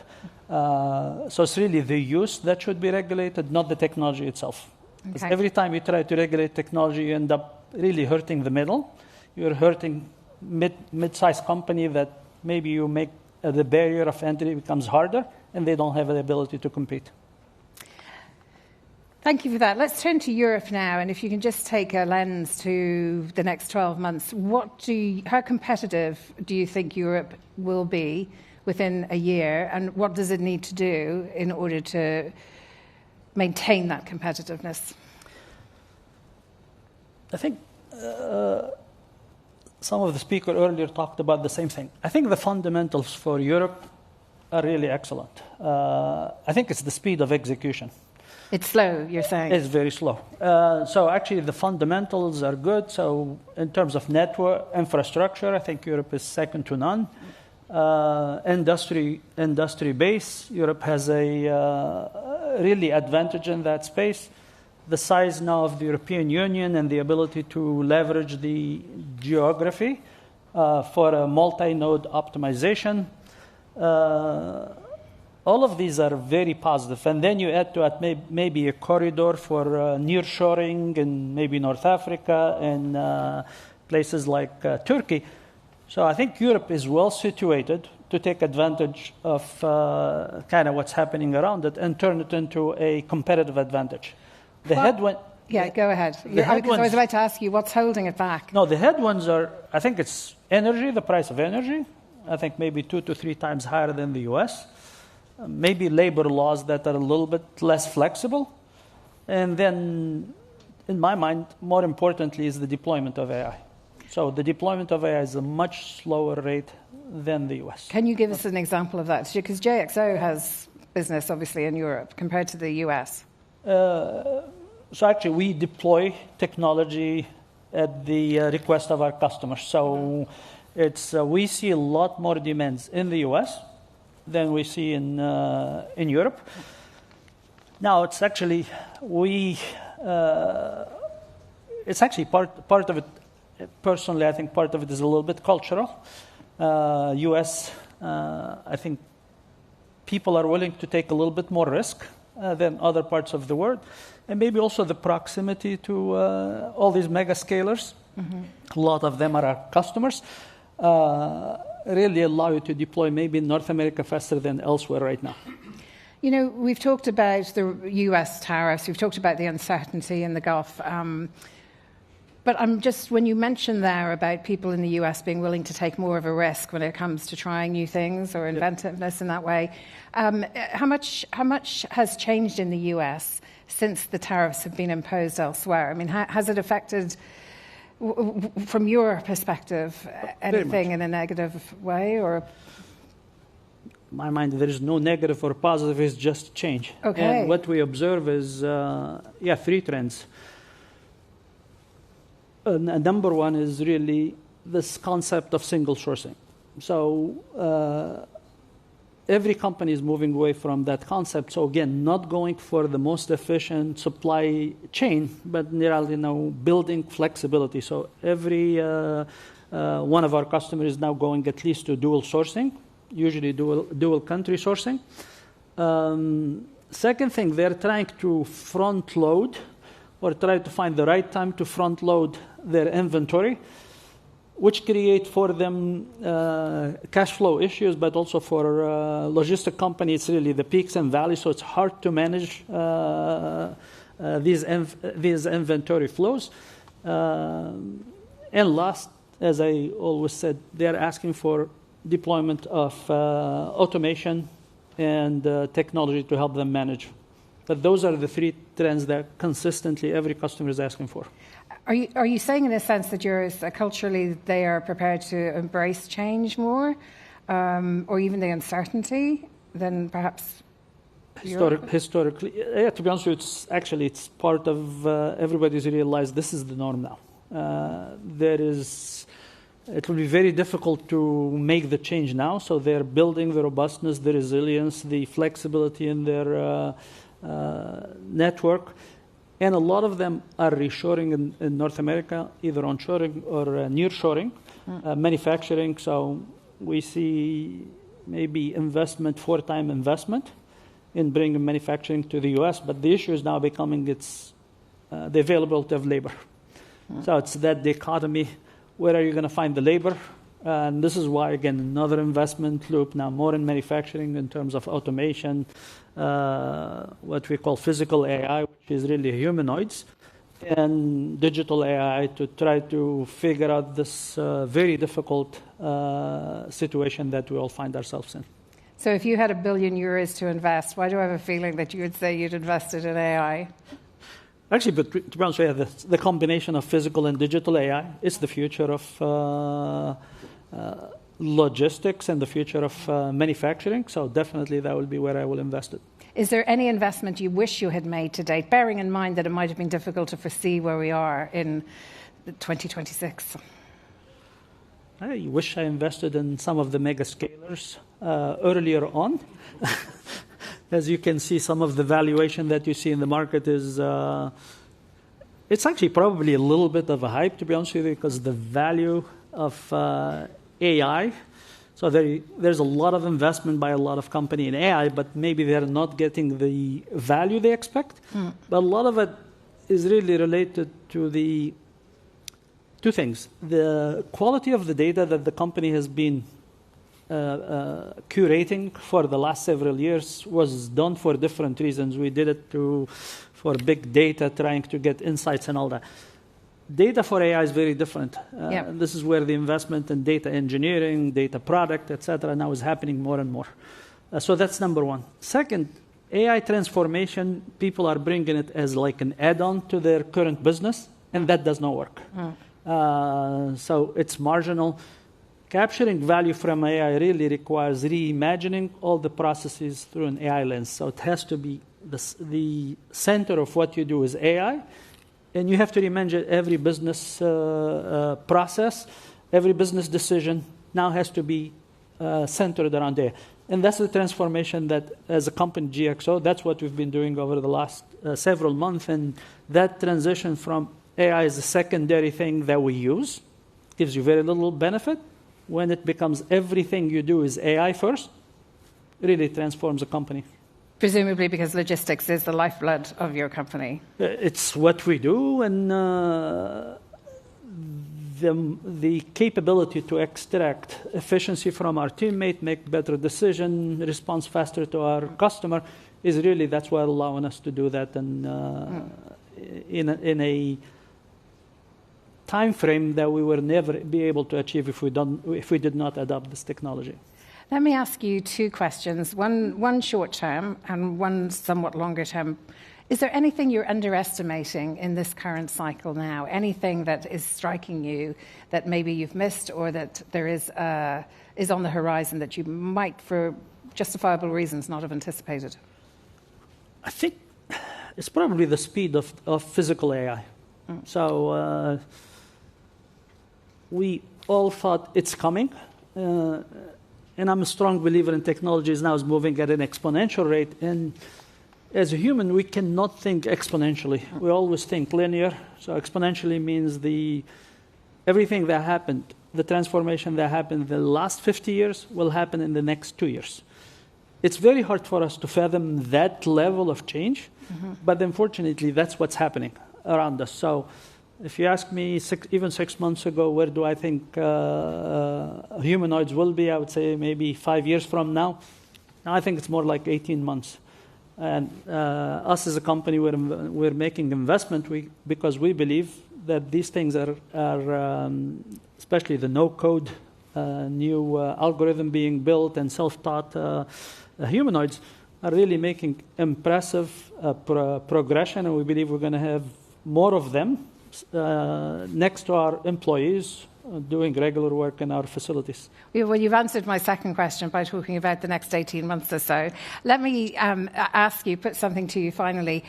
Though this has been very challenging times over the last 18 months, 2 years or so, you do seem like somebody who enjoys a challenge. If you don't see anything that's happened recently as negative, it does seem that it's a challenge of logistics for you. Are you optimistic? Oh, very much. And maybe that's how I'm built, and this is why I spent my entire career in technology. Now, I'm a strong believer that technology, of course, is a dual-edged sword, but it can be used to solve humanity issues.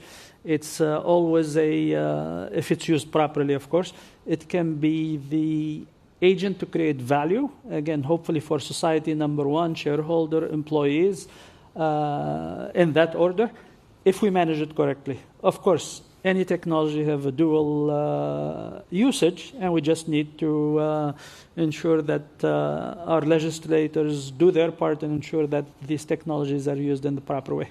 All right. Thank you so much, Nisa Trigo. Thank you very much indeed for joining us. Thank you very much. The Chief Technology Officer. I promoted you. Thank you. All right, thank you, Fionnuala. Thank you, Nizam. We're back with an editorial session now, hosted by the Reuters newsroom. One of the world's most iconic diamond companies is reinventing itself. I'll let our next host take it from here. Clara Danina is Reuters mining correspondent for the EMEA region. She will be in conversation with De Beers Group CEO Al Cook. Come on out when you're ready, both of you.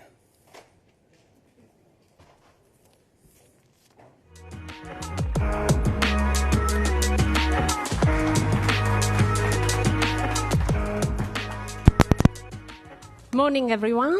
Morning and welcome. Al Cook, CEO of the world's biggest diamonds company for over 3 years now. Yeah, Right? yeah, almost 4. What a ride. It has Right? been. Traveling around the world, meeting stakeholders everywhere. Even Taylor Swift, who wore 30 carats of your diamonds at the Golden Globes. Her engagement ring was a De Beers one. I mean, that must have felt like a marketing dream. But the reality, right? So let me start there. If not even the world's biggest pop star can lift the diamond market, what will? So I think Taylor Swift does have huge influence over the world, and it's wonderful. If you look at the engagement ring that Taylor has chosen, it's a natural diamond, but more interestingly than that, it's not your traditional white diamond that has been so favoured. It's a large off-white diamond, a kind of champagne colour, in a very old-fashioned cut called an old mine cut. So it's all about individuality. So I think, actually, if we look at what Taylor Swift has chosen as her engagement ring, it tells us a lot about Gen Z and their desire for individuality. But you're right, Clara. We're living in a really turbulent world at the moment, and the diamond industry is no exception to that. To answer your question, I think we have to ask our question, why do people love wearing natural diamonds? If I look around London, if I look around this conference, why do people choose to wear a diamond? And I think it starts with beauty. People love to wear something beautiful. They love to own something beautiful. But a flower's beautiful. So what is it more than a flower? So I think there's something around its hardness, its endurance. I think it's incredible. I'm wearing a diamond here today. This diamond's more than 1 billion years old. I don't know about you. I can't even comprehend 1 billion years. So there's something about durability. It's going to last over time. But then there's a final factor, which is about rarity.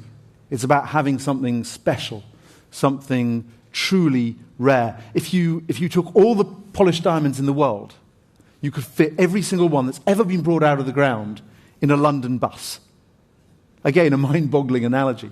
But that shows how rare things are. Now, we have seen in natural diamonds our version of AI, which is synthetic lab-grown diamonds coming in. And that's really challenged our industry. It's cannibalized a certain amount of it. So And how is it going now? How is it? How is demand going now? You mentioned Gen Z. Sounds like they are buying bigger diamonds compared to baby boomers, right? But are they still doing that? Is demand picking up? Are you seeing any pocket of that? So in the last year, we've seen demand pick up. But that's the first time in a few years. So if you look at the last 5 years as a whole, demand has come down. And what we've seen, a little bit like AI in so many industries, AI in music, AI in art, AI in news, we've seen synthetic diamonds come in and take a proportion of the market, particularly the lower cost diamonds, people who want to buy an engagement ring but don't want to spend too much money. We've seen a lot of that market cannibalized, and we've seen the overall diamond market come down 3 years in a row, 2023, 2024, 2020, beginning of 25, and now beginning for the first time in 3 or 4 years to pick up. But it's been a challenging few years. And so is there any evidence of that demand staying in the first few months of 2026? I mean, despite the impact of, obviously, the energy crisis, war in Iran on consumer spend? It's a good question. So what we're seeing is what we call a K-shaped recovery. So particularly larger, higher quality diamonds are going up in price and they're going up in demand. But the bottom part of the K, lower quality, smaller diamonds, we're still seeing the price for them maintain at quite a low level. And of course, when you bring diamonds out of the ground, you can't just choose to bring the Cullinan diamond out of the ground. We bring the vast majority of the diamonds we bring out of the ground are smaller diamonds. So for us, what we want to be seeing over the next few months and years is that top part of the K grow and the bottom part of the K get pulled up. That's our challenge at the moment. And is that in China as well, that you're seeing that same K-shaped demand? It's a global thing, particularly in the United States. We're seeing it because the United States represents about half of our market. More than half of the diamonds in the world are sold in the United States. In China, we've seen a couple of really interesting things happen. Certainly at the high end, we see globally demand for beautiful, large diamonds. China's actually been affected by a plummeting marriage rate. So we've seen the number of marriages in China go down by about 50% over the course of the last decade. So China's got its own challenges. Over the last year or so, we've seen China bottom out and market demand begin to pick up. But China's had its own big challenges around marriages, which are frankly bigger than the diamond industry. And will you keep cutting supply then? So we say that we supply responsibly into the market. Because we've seen 3 years of falls in demands before the recent pickup, we are seeing the effects of that on supply. So in Canada, there are 3 big diamond mines. Likely those will all close, quite possibly by the end of 2027. So that'll be the end of Canada producing diamonds.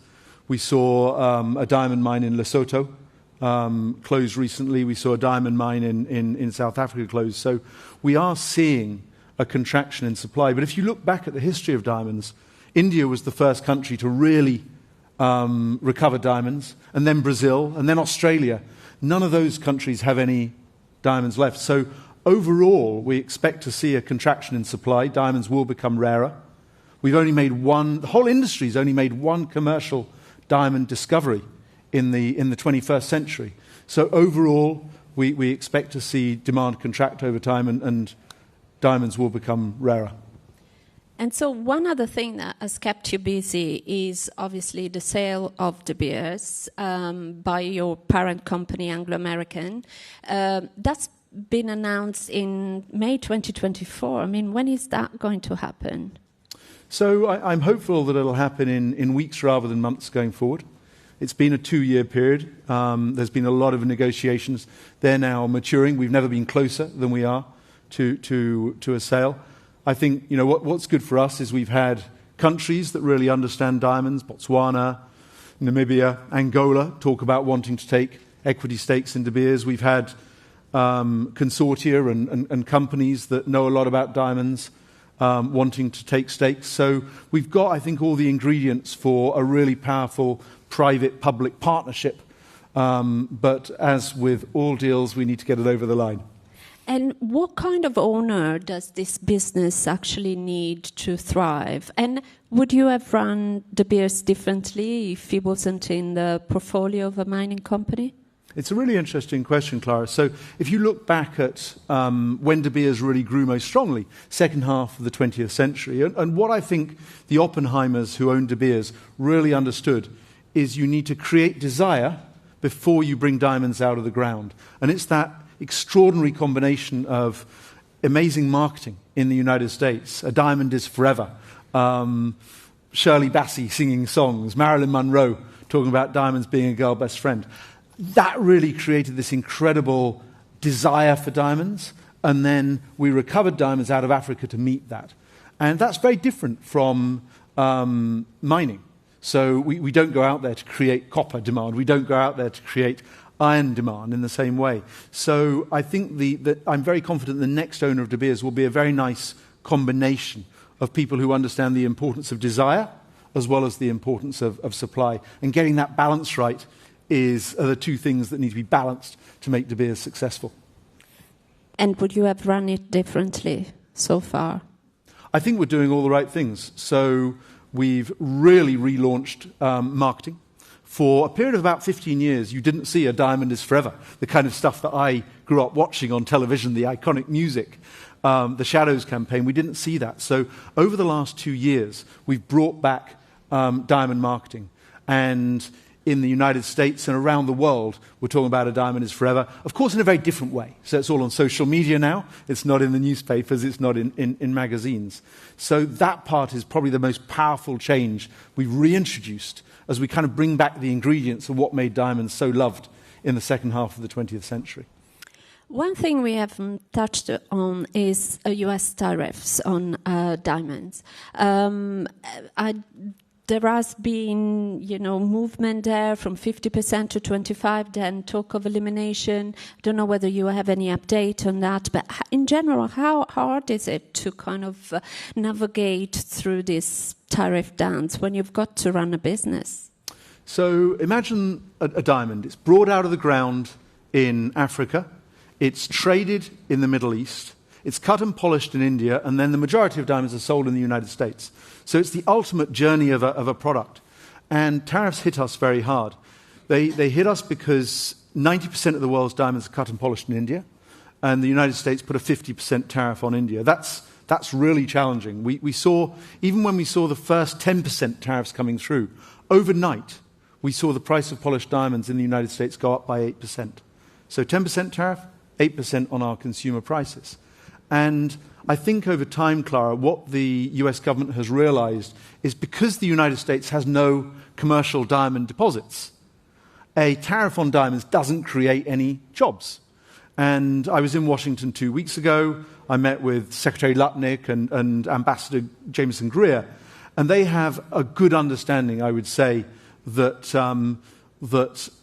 tariffs on diamonds only really manifest themselves in a tax on newlyweds in America. So I'm confident going forward that we'll see a much more nuanced approach, and I'm frankly confident that we won't see major tariffs on diamonds going forward. I think, to quote my colleague from Signet, America's largest jeweler, there shouldn't be a tax on love.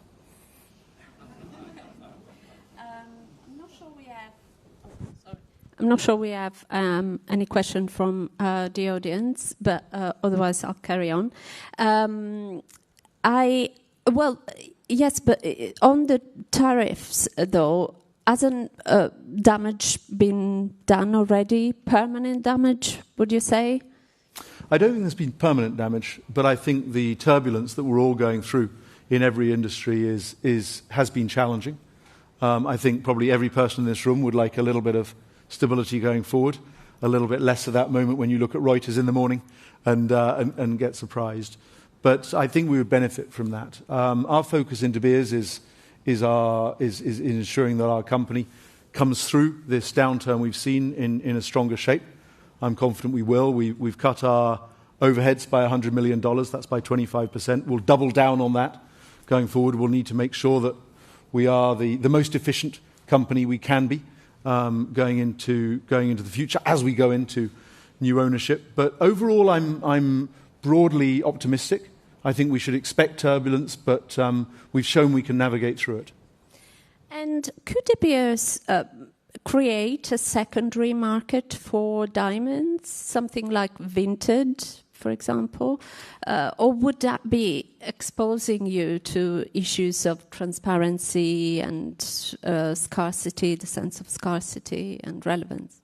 It's a really interesting question. One of the characteristics of a diamond is it endures for 1 billion years. So it's the ultimate heirloom, something you can pass down. And what we see in the United States is desire for diamonds that are new. People want to mark the most important moments of their life with something that's new. But we also see people loving to inherit diamond jewelry. So I think what we're seeing is quite a nice combination, that people are very proud to inherit their grandmother's engagement ring, but they also want something new and something special to themselves. So far, we don't plan to go into pre-loved or recycled, but we are joyous that people can love a diamond from their grandmother, their great-grandmother, that looks as pristine and as beautiful as the day that she first wore it? Look, I asked Claude, not a friend, obviously AI, what industries diamonds should learn from to rebuild the cultural relevance. And he said, whiskey, sneakers, I can see some sneakers in the audience, so that must be true, and avocados.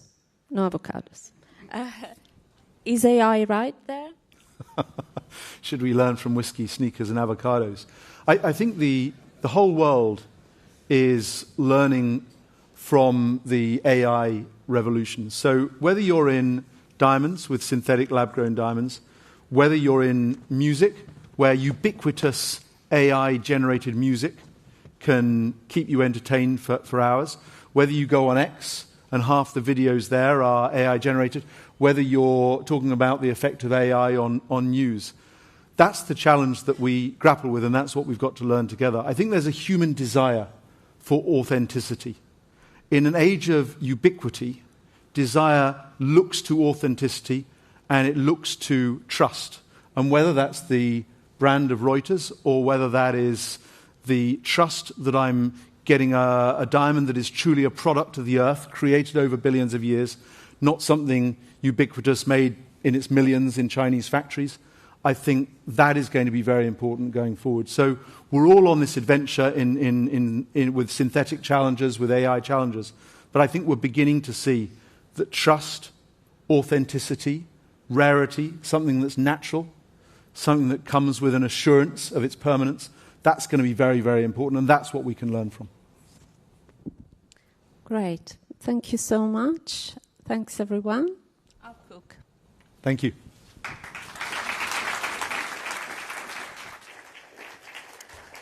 All right. Thank you very much, Clara. Thank you, Al. There shouldn't be a tax on love. And with that, we're going to take a break. There are refreshments outside in the networking area. There's a headshot lounge as well if you want to refresh the LinkedIn photo. If you want to participate in the finance and AI mix ahead to the engagement stage, this room, by the way, will be closed during the break for some technical checks. For everyone watching on the live stream, we'll be back at 11:20 UK time, so that's about 25 minutes from now. We will see you then. Thanks.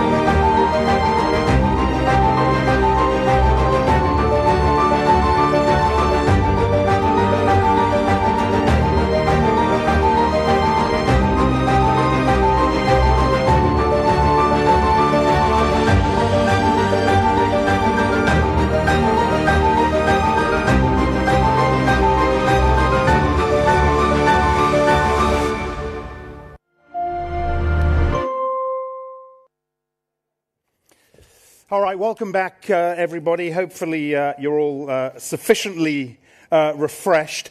Quick programming note. G7's running, President Zelensky running a little bit late, about 15 minutes late. So after this next session, we're probably going to have the Reuters editors briefing, and then we will go to France and the G7 meeting and the president. But of course, this is a moving feast, so we will keep you up to date as we go. Sustainable futures also top of mind for the folks holding the purse strings. This next session is entitled Financing the Energy Transition in Aging Economies, to discuss how capital will be allocated, how risk will be shared. Please welcome Reuters correspondent Jorg Barcelli, who will introduce her panelists for this session. Thanks very much.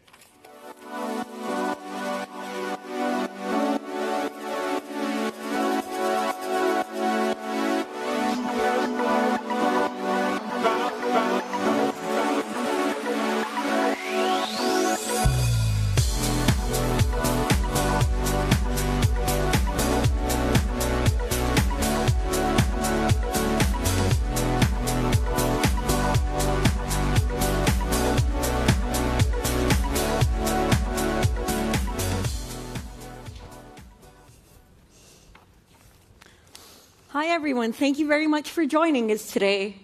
We're here to talk about how the energy transition might be financed, given all the budgetary pressures we're facing in Europe, especially an aging population. I'm Jorg Barcelli, and I cover markets for Reuters here in London. And a big part of my job over the last couple of years has been charting the pressures facing the public finances. So I'm really excited to delve into this topic.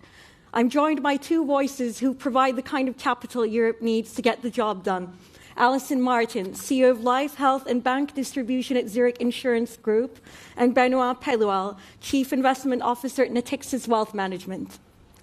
Let's start with you, Alison. The Iran war has really shown just how energy dependent Europe is and how the fossil fuel dependency is a big challenge here and a handicap to competitiveness. Do you think the shock will jolt Europe to up its game in the transition? Great question. Is it going to be enough? I think in every crisis we ask the same question, is it enough for Europe to actually take action?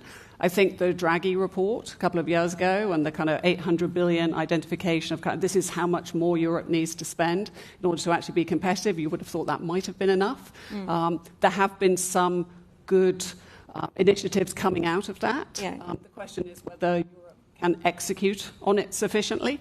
I mean, we can maybe go into a little bit around the Savings and Investment Union. And sorry, I'm conscious I'm weaving in and out of Mike, but we'll get there. Yeah, absolutely. And what do you think, Benoit? Are you seeing enough will to step up the game here? You know, on the one hand, we've been talking about the importance of the transition, but we've also seen a bit of support for fossil fuel consumption during this crisis. Is there enough will here?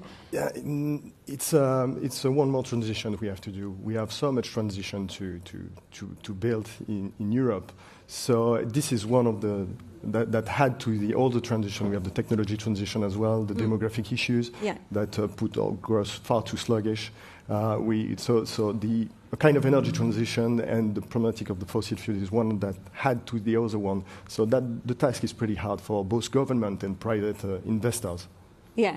Well, let's stay with that challenge a bit. I mean, you just touched upon it. We've got a rapidly aging population, which will actually start shrinking at the end of the decade. That will affect growth, and that will require a lot of spending. We also need to step up defense, not even going into the technology issue here. And we're also behind on what we need to do for the energy transition. Do you think the energy transition's at risk? It could be. I think there is no trade-off between all of these spendings.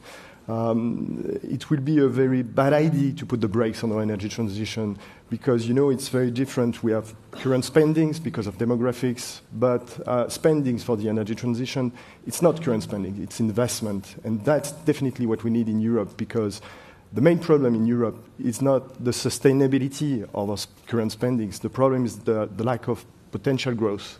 So that's why it's really important to continue to invest in our energy transition because it will provide some productivity gain, especially important in a very sluggish demographics environment. And when you have better growth prospect, when you are able to improve your potential growth, it makes far more easier to make your current spending more sustainable. So it's very important for your current fiscal credibility. So that's why we have to keep up. It doesn't have to be an excuse to put the brakes on the energy transition. And I strongly argue it can't be. I mean, if you think, I work for an insurance company, one of the largest in the world, and we see the costs every day. I'll try this. So working for an insurance company, we see the costs every day of failure to invest in the transition and also failure to invest in adaptation. I mean, in Europe alone, the last 5 years, $200 billion of economic losses as a result of climate-related events, and that's only going to increase. Europe only needs to invest in about $70 billion of adaptation spending, and that's in the context of the $800 billion that Europe needs, in order to actually provide the resilience that the societies actually need. Now, adding on to what Benoit was saying on long-term spending, and is it a choice between investing in the transition and actually having to pay for aging populations? Of course it's not. We have to do both. If you think about Europe, Europe has a savings glut, one could argue. I mean, we have 10 trillion sat in bank accounts, in deposits, which aren't really earning very much at all. Now, if you imagine just a very small proportion of that being moved into actually useful, productive, long-term investment, exactly as Benoit was saying, that could certainly play a big role in solving for the future. Well, that's a really interesting point, and we're seeing the EU come up with a rebranded initiative, the Savings and Investment Union, to try to tackle that. We've heard this before. We've gone through the Capital Markets Union experience. I mean, Benoit, do you think anything's really different this time? I hope so, because it's one of the major issues, because we do not have a real unified capital market, and that's really important because, in Europe, we sit on 35 trillion euros of private savings, which is far enough to make all of those transitions. The problem is a problem of risk-taking. We have to build enough confidence and stability to make that private savings don't stay on very low risky assets and go and finance all of those transitions. And one part of the problem is that we have to build more integration within Europe. And the unified capital markets are really important. So this is important for private investors, but it's also important for companies. If you look at the unicorn companies of more than 1 billion, there is more than 50% of unicorn companies that are in the US, because it's far more easier to raise capital. You have access to a gigantic unified market. In Europe, it's less than 10%, which is absolutely not acceptable because of the weight of Europe in the world. So this is absolutely key to build that kind of unified financial market, both for private investors, but as well for companies themselves. Yeah. I think we all know what needs to be done, but wondering, Alison, from the sounds we're getting out of policymakers, whether the EU or national governments, I mean, do you think it's different this time? Are they going to really step up to this challenge in the way Benoit just described? I have to confess, I'm an optimist. So, do I think there's a real difference? If I look at the conversations that are being had in Europe, and it is far more about where we can deregulate rather than add yet more regulation, how can we simplify the Ombuds Agreement, etc. I think these are all steps in the right direction. Conversations we've had around the savings and investment accounts as part of the Capital Markets Union, I think are very positive in the direction of, look, this is real. I think the Irish presidency, I think, has a real opportunity now to progress that even further.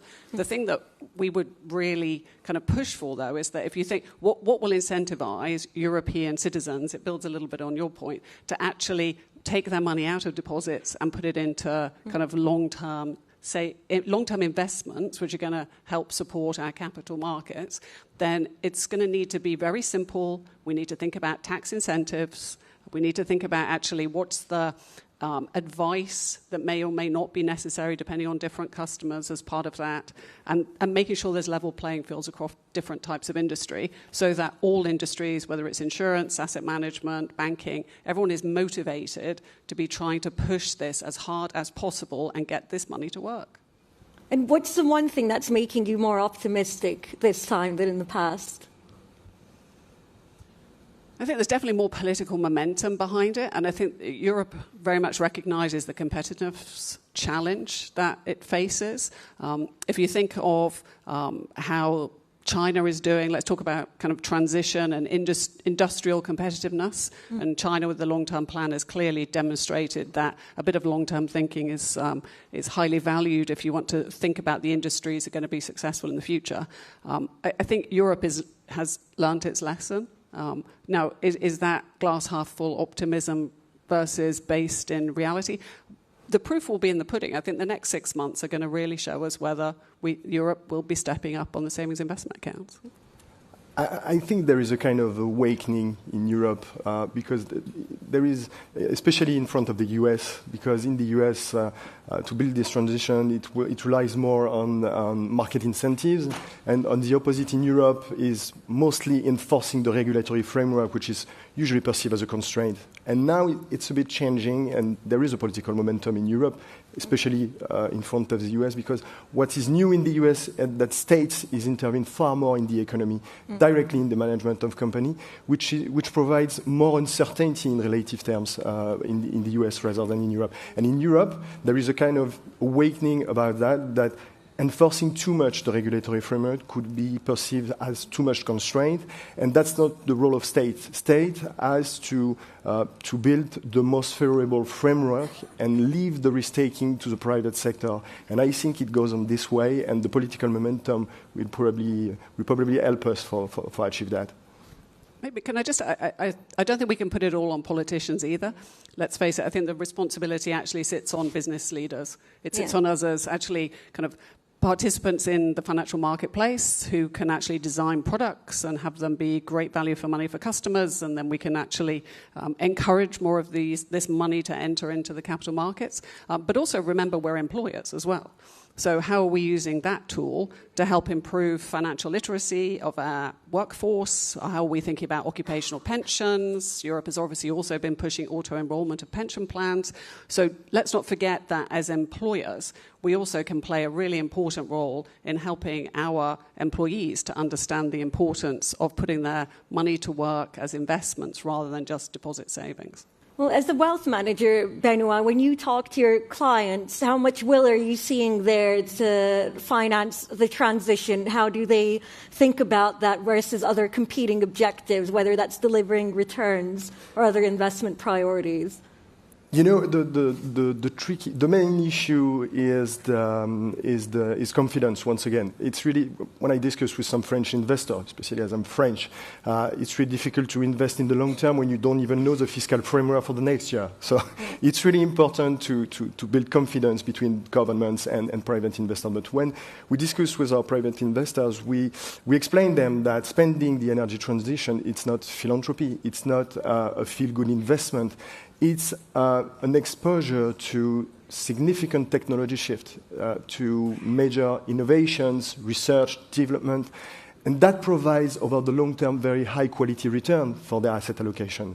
So that's a very important point. It's not only doing something good for the planet. It's also a win-win situation, which is good for your savings. So that's the first point. And the second point I would mention on this.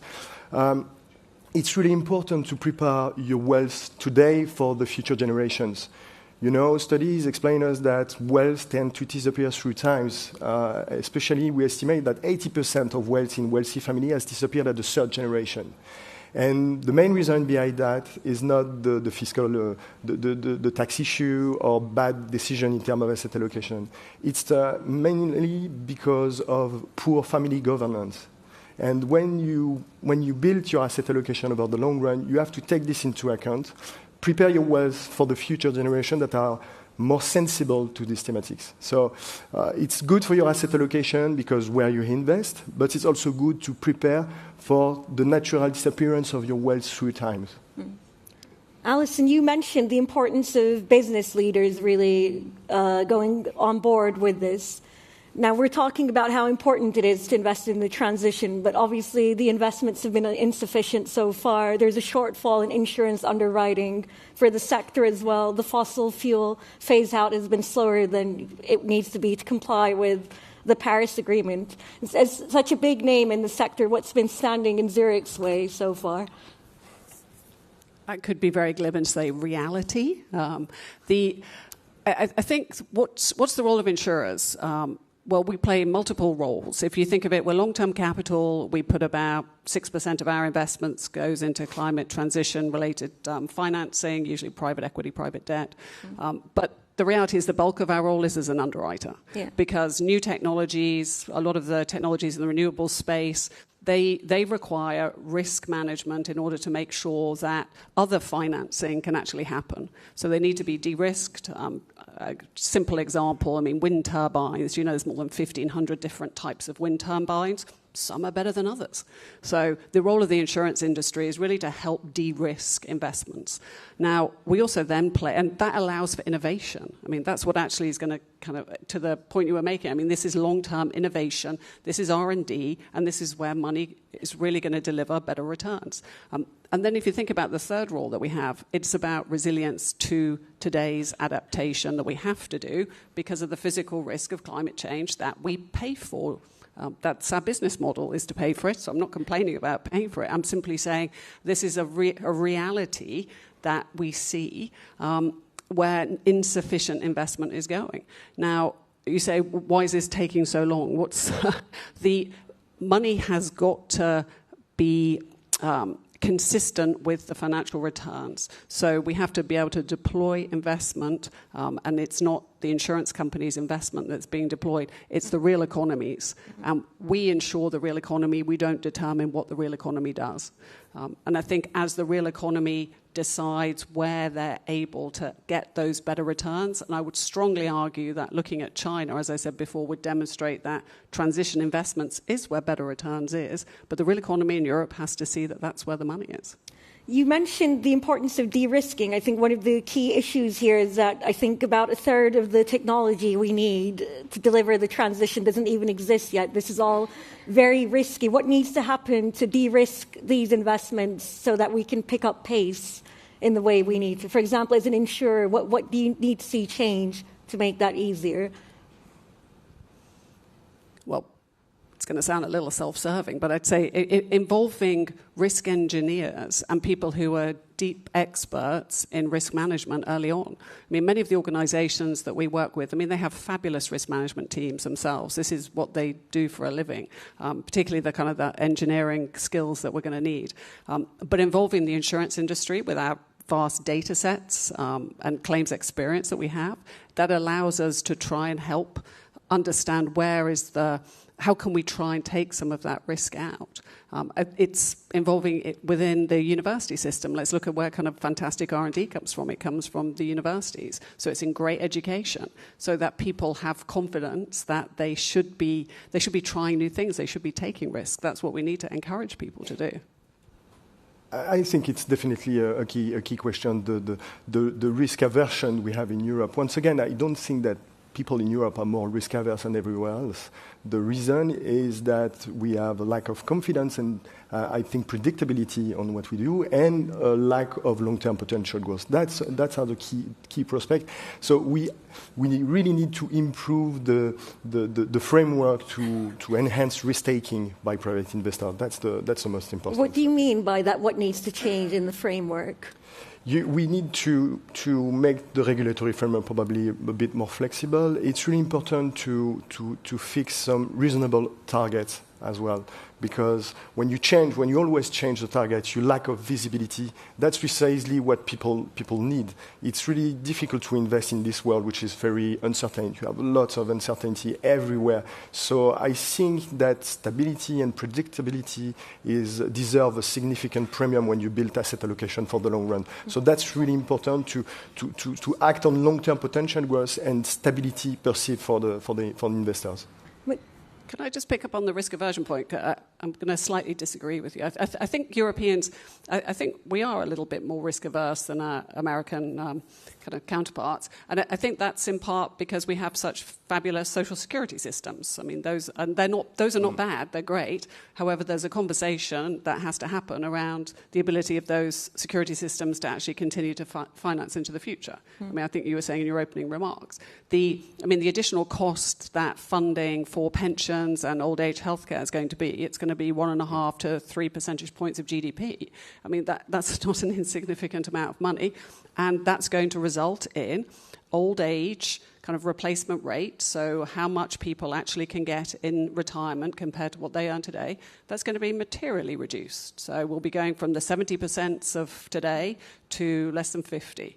So this is something that it's an honesty conversation, it's a transparency conversation that needs to happen that I think will help then tilt the risk aversion nature into we are going to have to encourage, through transparency, the citizens of Europe to take more risk, because they'll have to. Benoit made an interesting point that we need more realistic targets. I think critics might say, does that mean targets weaken a bit? And we're seeing greenlash affecting policymaking everywhere. We've seen the impact of that on investing. Some net zero alliances have disbanded in recent years. There's an insurance one that Zurich left as well. Just wondering, when you think back to that episode, would the progress towards the transition have been different had those alliances remained in place? No, because as I said previously, I mean, the progress to transition isn't about a group of insurers being together trying to think about how do we account for transition in an insurance context. I mean, that's not how you drive a transition. It's the real economy and how governments choose to prioritize investments in the real economy that drives it, not an insurance working group. And you were talking earlier about the challenges of the trade-offs we're facing. Do you see enough understanding of those trade-offs among policymakers to deliver this transition? No, I think they do not see the important role of confidence. That's why it's so difficult. That's why it's a major challenge, because building confidence is a question of time. It's really difficult for politics to build some confidence. But that's not the only question, and that's where, as asset manager, asset allocators, we have a role to play in that. It's also a question of capital allocation. You know, there is also, when you have that kind of environment with a partnership between governments and private investors, usually that's where you see some asset bubbles, which is currently one of the questions for the market scenario. And that's probably where we could be useful by enforcing the best practice in terms of asset allocation and help our clients to avoid precisely that kind of spillover effects or negative externalities. We've actually got an audience question that fits in really well here. There's the key challenge ultimately, right? Investors want to make returns, and there's a goal here where you mentioned might be high return, but it's quite risky in the near term. It's dependent on a lot of investments that we don't quite know how they play out yet. I mean, when they're focused on returns, how do you really break out of that conundrum and get them on board? That's when we have to enforce the capital discipline with our clients. When we build an asset allocation, we really have to focus on the very long term. That's the best way for clients to focus and to be able to take a bit more risk in their asset allocation. And that's the role of the private investor, not the governments, that has to enhance the current framework. But the future, the risk of the future has to be taken by private investors. And in the case of the energy transition, it's particularly relevant because we know that over the long run, it can provide a high-quality return for your portfolio, for your asset allocation. Mainly you invest in growth companies with high-quality return and significant visibility because it's a major transition. That's typically the kind of technology shift that we want to catch in an asset allocation. What do you think there, Alison? It's hard to disagree with what Benoit said. I think having a strong kind of balanced portfolio, I think a key point I pick up in is the long-term nature. There was a study I think BlackRock did that 2/3 of citizens don't believe they're saving enough for retirement. And actually, if you think, okay, this is long-term money, So these things feel like they are coming together. Exactly as you say, I mean, this is where we're going to get outsized potential for returns. We've been talking a lot about the regulatory framework here. One thing the EU has done is it's lowered capital requirements for insurers to enable more investment in longer-term projects. Obviously, the transition is key there. Do you think that will be a game changer going forward? Game changer? No. Is it part of an overall policy set of pieces? Yes. I think one thing I say, we are long-term investors, and I think it's important when we think about the capital requirements of insurers that these are risk-based, that the capital requirements of insurers should not be a policy tool of government to try and encourage investment in certain industries or not others. So I think the Solvency II changes are kind of changing the risk profile. Some are increasing, some are reducing. I encourage this on a risk basis. But, I mean, game-changing, no. Part of an important set of tools, absolutely. That's all the time we've got. Thank you very much for joining me today and exploring this fascinating topic. Thank you. All right. Thank you very much to Alison, Benoit, and Yorick. Look, we're going to start the Reuters editors briefing now as we wait for President Zelensky to join us from the G7 in France. Do bear with us. What we'll probably do is break into this session when he's ready and then continue it afterwards. It'll be a great opportunity, actually, for our correspondents to comment on what the president has said. We've been covering this war in Ukraine, of course, from day one. We're going to hear from 3 correspondents. The session's going to be moderated by Reuters Europe editor Rachel Armstrong, who will introduce the correspondents in just a moment. Just before she does, we would like to show you a brief video highlighting our coverage of the conflict. And just a warning here, there are some quite dramatic and distressing scenes in this video, but let's play that now. No, you've done a lot of talking. Your country is in big trouble. I know.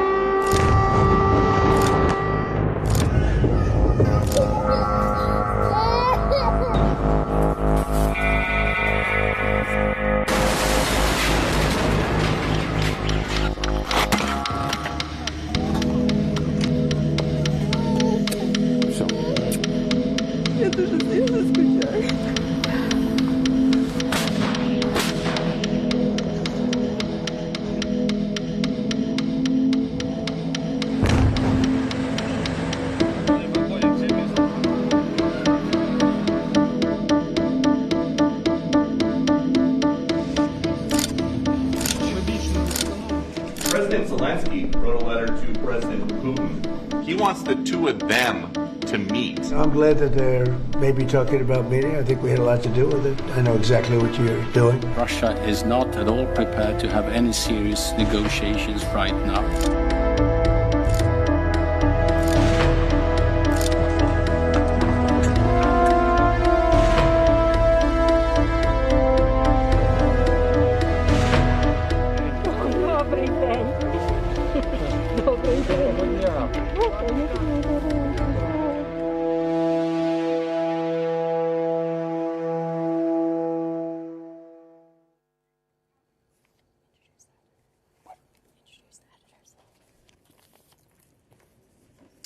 All right. Why doesn't Rachel and the correspondents come on out now? All right. Rachel, I'm going to leave this to you.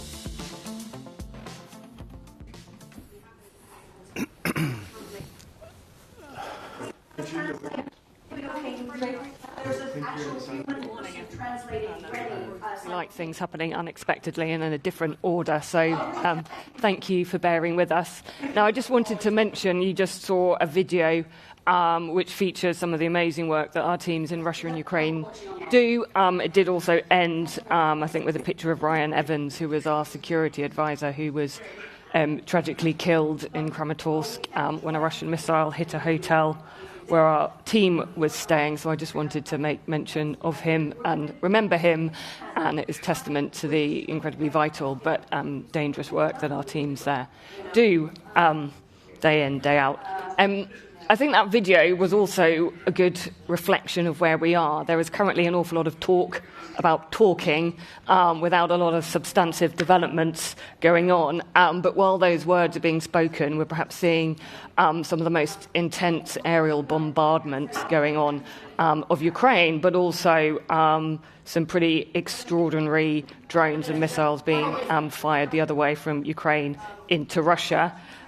So I'm joined by three of our correspondents who have not just been chronicling this war day in, day out, but also, particularly in Guy and Tom's case, been living through it for much of the past 4 years. So they can give us their take on where it's going, but also a bit more of a feel for what it's like to live through these events. So, Guy, I'm going to begin with you. Guy has travelled back from Moscow to be with us here. You know, you're based there. You were recently in St. Petersburg for the Economic Forum, which began with drones from Ukraine kind of coming over the city. How has the mood changed on the streets in Russia over the past 4 years? So I think, I mean, the first thing I'd say is that with anything to do with Russia, and indeed with any country, you have to have a great deal of intellectual humility. The history of criminology is not a particularly effective history in any sense or form. People misinterpreted the revolution in 1917. They got Stalin afterwards, and they misinterpreted the fall of the Soviet Union as well. So there's a caveat to anything that I say. I mean, we simply don't know, but I think the mood has changed in Russia, and I think probably that's to do with the anniversary of what the Russians call the Great Patriotic War, which is World War II. Essentially, they've been fighting for longer than the Russians or the Soviets fought in World War II. And I think that has brought a questioning, even in a very controlled society, about the success or not of what they call the special military operation, the war, and clearly the impact of that war on the wealth of Russia and the wealth of people. And I think broadly there are two groups now. It's more complicated, but you can divide them into two groups. There's those who want to continue the war and those who want peace, so it's war and peace. And I think within those groups there are many different people who have different attempts to influence Putin in a certain way. And so that's why we're seeing some, at times, what look strange announcements from Moscow. So I'll probably stop there. Okay, thank you. What you and your team have also been writing about quite a lot recently is kind of the communication crackdown we've seen in Russia. How has that been manifesting itself? I mean, it's really absolutely astounding. I mean, I have 2 or 3 phones. I have to put VPNs on all of them. The internet isn't working. And in the modern age, it's very difficult to communicate with a big team and with you in London, and when your internet isn't working or you're having to put a different VPN every day. My children are getting really good at installing VPNs on an hourly basis. More broadly, I think what they've done, the significance of the crackdown on the internet, I think to me is, were they planning something greater? So is this a sign that they are girding themselves for war? And then what is the impact of that on the population? And certainly for a city like Moscow, which is, I would say, more probably digital than London, certainly, how upset, I'll put it that way, are people getting with having to do all of that? And I think the answer is people are getting very tired of it. I mean, WhatsApp wasn't working, Telegram wasn't working, Signal definitely wasn't working, almost nothing was working. There's also an impact on spending, right? So, you know, if you're using your telephone to pay for any goods or services, or you're trying to order a taxi. So I think that did have an impact. And the way it was implemented as well, I think, gives a sense of the chaos, which is always present in Russia. But I think in a war, it's also interesting the way that it was sort of implemented, then stopped, then slowed, then implemented again. So you do see that there are different currents at play within Russia. You know, that gives the Russian government even more kind of control over the narrative. But obviously, as I mentioned, there's Russian drones, there's Ukrainian drones and missiles coming to Russian cities at the moment. What's the kind of news that people in Russia see about the war? How do they get told about it, learn about it? Well, it's a very effective essentially very controlled atmosphere in Russia. Information is controlled with a great deal of sophistication, but also they just put blanket blocks on things. So they've told people to stop reporting about drone strikes. I think in that situation there is a potential problem for them, though, is that when you stop people reporting about something, obviously something has to fill that space. And there are a lot of rumors about an incredible amount of drones flying each night to Moscow. I mean, my daughter was flying into Moscow the other day and saw one from her window of the plane. So I don't know if it was a Russian one or a Ukrainian one, but it does give a sense of just how many drones are flying each night. And of course, they're flying to Ukraine, they're flying from Ukraine. But it is difficult, I think, in that sort of space to explain to people essentially why is the war coming to Moscow finally. And Russia has been, the Kremlin has been exceedingly successful over the first 2 to 3, 4 years of insulating Moscow, this city of 22 million people, from the war. And now I think the war is starting to impinge on their lives more than before. That being said, it's nothing like the way the war is impinging on people in Kiev, but it is impinging on their lives. What impact that has, I think, is also interesting, whether that means that they're more anti-war or they just think, right, we need to be more pro-war and get this thing finished. Okay, thank you. Tom, you were our chief correspondent in Ukraine for much of the first 4 years of the war. Initially, you and other members of our team would be reporting from near the front line and other outlets. We see a lot less of that now. We see very little of the front line in Ukraine. Why is that? Well, I think in a word, the answer is drones. Essentially, sorry. That's fine. Carry on. The nature of warfare has changed dramatically since the February 22 invasion. Essentially, at the beginning, there was very little use of little mass use of drones, but I mean both sides are using them now on an industrial scale, and that essentially allows both sides to be able to monitor the other side of the front with a great deal of accuracy, and also to hit and target anything that they see moving over on the other side with a great deal of precision. And that has essentially meant that the dangerous area has expanded. I think now, if in the beginning we could get within a couple of miles of the front, visit artillery positions and other positions like that, we essentially can't get anywhere close anymore because the front line has become what is essentially known as a kill zone that sprawls for about 15 to 20 kilometers on either side. So you have, this kill zone, which is essentially 40 kilometers wide, where anything above ground is, at serious risk of being hit by a drone. And so essentially in those kind of conditions, we can't really get close. And just additionally, I mean, obviously the roads coming into places like the Donbass in the east, obviously these are also targeted regularly by the Russian side. You can see that they're just strewn with the carcasses of burned out vehicles. So, all of these factors just make it very difficult to get close. Yeah, no, incredibly difficult for us to get near.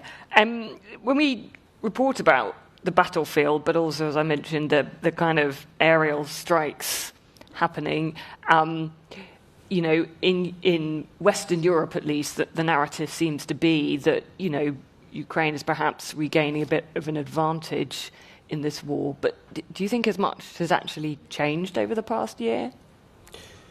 Well, I think we need to split it into several different parts. So I think essentially on the battlefield, I think clearly the Ukrainians have stabilized things in recent months, having basically been losing ground steadily since 2023. I think that the Ukrainians, I think it's fair to say, they're in the strongest position they've been in since that time, since 2023. And if you look at the open source maps, I think it's very clear that the Russian offensive has stalled for the time being. Having said that, I don't think we can really say how this is going to impact the course of the war as a whole. This isn't the first time that events have turned against Russia. If we look back to 2022, they were on the retreat. They managed to stabilize things, and they went back on the offensive. And essentially, that offensive lasted for 2.5 years, and it's only now that it's petered out. Russia maintains, as you said, huge advantages in things like missiles. The Russian missile strikes on particularly Kyiv are becoming bigger, more frequent, and more terrifying for the civilian population. And Ukraine still has a whole load of problems, such as its manpower problems that it still hasn't fixed. So, bearing those problems in mind, it's quite hard to imagine the Ukrainians, for instance, going on a counteroffensive themselves and actually seizing back this territory. So, I think it's important to qualify, this idea of the Ukrainians sort of turning the tide. I did speak to someone in the Ukrainian military just a couple of days ago, and he was telling me how he thinks that the Ukrainians seized the advantage from Russia in December. He said that essentially the Ukrainians just need to sit tight and wait and let the Russians come at them. He said that the Ukrainians are extremely well stocked in drones, both for battlefield range drones, but medium range drones and deeper strike drones. On the battlefield, because of those drones and the system they have in place, they can essentially inflict huge casualties on any of the Russian troops that advance. And he said that they have the capacity to increase those casualties for the Russian side if the Russian side is able to bring more manpower to bear. And I think on the medium range strikes and the deep strikes, I think Ukraine has been able to. I think it does have the upper hand currently. In a sort of technological sense, they've clearly got more mass at the moment, and they're using that to wreak havoc with Russian logistics, particularly behind the battlefield, and also to carry out these attacks on oil infrastructure, the ones that Guy was talking about. And I think here, obviously, there's a strong psychological aspect to these attacks by Ukraine. They are trying to bring the war home to Russia. They're trying to raise the political costs and the economic costs for Putin. And obviously the overarching strategy is to try and force Putin to enter into negotiations and to yield from his maximalist goals. Although, to be frank, I don't actually see any signs that this is working. Guy, do you just want to come in on that? We talk a lot about how Ukraine has been innovative in this war, but it's also not the case that Russia has stayed as this kind of 1980s kind of. It has also developed a lot over the past 4 years, hasn't it? Yes, I mean I think it's clear that Russia, in the first certainly 6 months of this war, was fighting a war it was woefully unprepared for. I think then they've come back and they've certainly innovated on drone technology, for example, with fiber optic drones, but also with overall production of armaments. Say, I think they were producing more than NATO combined of certain artillery shells. They've certainly come back, and it's a story that really isn't told very much because in the West, because the Western narrative is that obviously Ukraine is going to win it and we want positive news for Ukraine. But I think Russia has been incredibly successful, and some of the US generals in NATO have spoken about that. At the end of the day, though, producing artillery shells like sausages, as Khrushchev used to say about ballistic missiles, does that mean that you actually win the war? I think that's the tougher question. And I think what ultimately you do also feel, though, is that there's an importance to tell both sides of this, and I think that's where Reuters has done very well. We are in Moscow and we are in Kiev, and really that's very rare right now. Foreign correspondents are a kind of a very rare species now, and foreign correspondents in Moscow are an even rarer species. Yeah, indeed, but incredibly valuable. Lily spends lots of her days at NATO HQ in Brussels, and like a lot of correspondents there, get lots of briefings from all sorts of people. A lot of what we're hearing from kind of Western officials is, on the one hand, that Russia is really struggling economically, that it's losing tens of thousands of men every month on the battlefield. But we also hear a lot of warnings, particularly in the Baltic states, that, Russia could be ready to attack another NATO member within the next 2 years. How do we kind of make sense of that contradiction? Yeah, it's very interesting because in Brussels, when we talk to diplomats and officials, we do hear both narratives. And I think it really comes down to a difference a bit in the time frame that officials are talking about. So in the short term, Russia is really bogged down in Ukraine. It's struggling economically. Ukraine is making these tactical gains. But then in the longer term, what officials are telling us is that they still see Russia as the long-term threat to NATO countries. And that is first and foremost because of geography. Russia will always be the neighbor to the east, its size and the military capacity. So even if they're struggling in the short term, when the war in Ukraine ends or if the situation changes, Russia could still be quite a problem for NATO and especially for the eastern flank. And that's why we also see a big push to increase defense spending. And if you look at the map of Europe, at defense spending as a percentage of GDP, what you see is that now everyone is boosting spending, but the countries that are spending the most as a percentage of their economic output are the ones that are closest to Russia. So you see very, very high rates in the Baltic states and Poland, increasingly also in Germany. And that is because they are thinking long term. They're thinking a few years down the line what Russia's capacity could be. And so they're planning for that. Okay.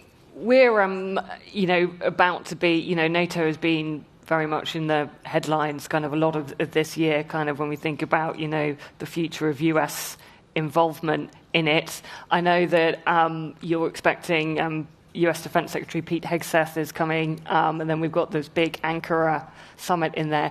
What's the kind of expectations going into those meetings? Are we going to see a kind of series of announcements from the US that Europe is even more on its own here over the next few weeks? The next few years, rather. So when we talk to European officials at NATO, the relationship with the U.S. is really the number one issue that really dominates all of our conversations right now.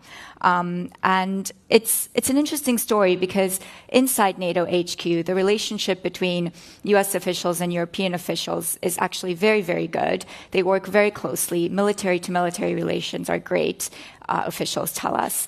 But then there's that element of unpredictability of what is coming from Washington.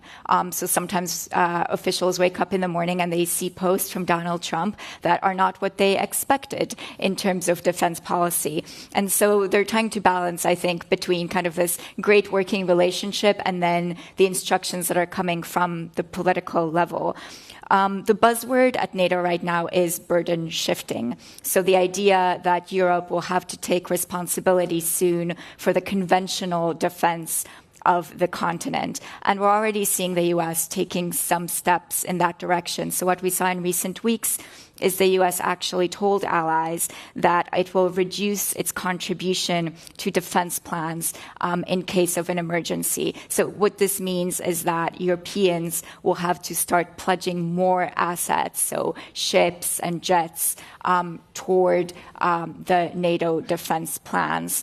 And this is a process, but it's also, in a way, a wake-up call for the Europeans. They knew that President Trump and the U.S. will be expecting them to take on more responsibility, but now this process is actually getting underway, and they will have to find resources to pledge toward these NATO plans to fill in the gaps for where the U.S. is going to reduce its contribution. And a big moment will be at the Ankara summit in Turkey in just a few weeks. President Trump is expected to attend. He will be meeting with the leaders of all the other NATO allies, and their main goal will be to show him that Europeans are actually stepping up, that they're producing more weapons, that they're boosting their industrial capacity and taking more responsibility. But the big challenge is how to show that, because you can't do all of that overnight. I was going to say, are they working on the same timescale? Because if you listen to people like Hegseth, you get the impression Europe needs to be stepping up kind of tomorrow, and then you speak to European governments and it's 2030, 2035. I mean, we had the UK Defence Minister resign last week because it's not going fast enough. How do they manage to communicate that message to the US? You know, is the US kind of at a more operational level understanding that Europe can't just flick a switch and have militaries twice the size? I mean, I'm sure military planners understand that this can't be done overnight, but there's also the pressure from the political level. And so right now, I think the conversation is how to balance those two.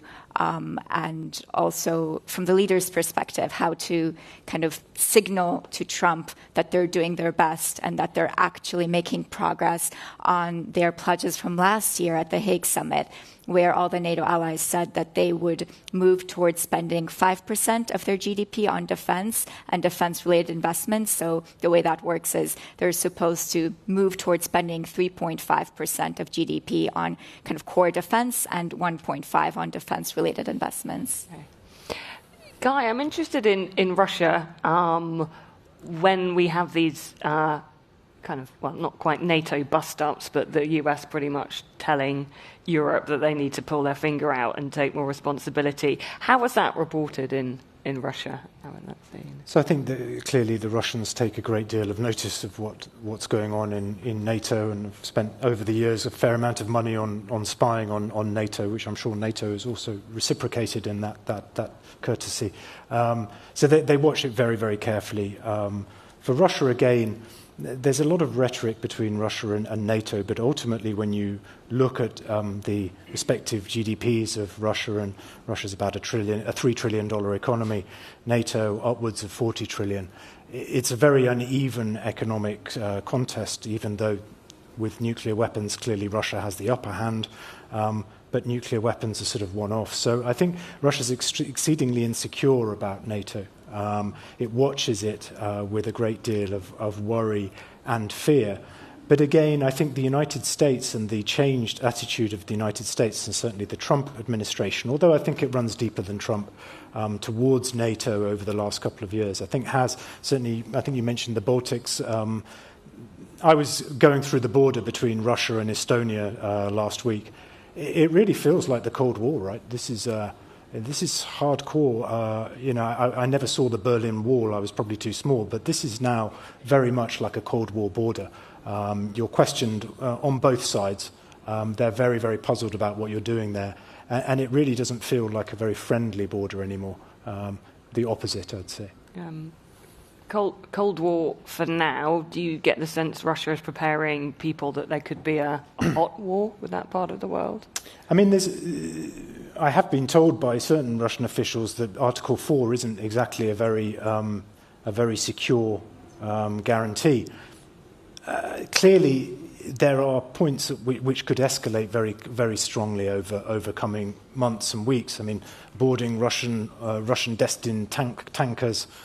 We saw the United Kingdom boarding a Russian tanker. I mean, Russia could quite easily escalate that. And then, of course, you have this drone war, which is Russia claims or says that the drones are coming in across the Baltic Sea. Now, there's only one way to get a drone from Ukraine to the Baltic Sea, and that's flying through NATO members or through Russian territory. So there are points where you can see quite a clear escalation. The question is, do they really want to do it? And then again, the question after that is whether logic is a good analytical tool or not. Perhaps the interesting dynamic, and we'll see what happens post this tentative Iran deal, but the US has definitely lost focus diplomatically on Russia-Ukraine over the past few months whilst the Iran war has been going on, and there's been a discussion that it needs to be Europe that should be at the forefront of the discussions to end it.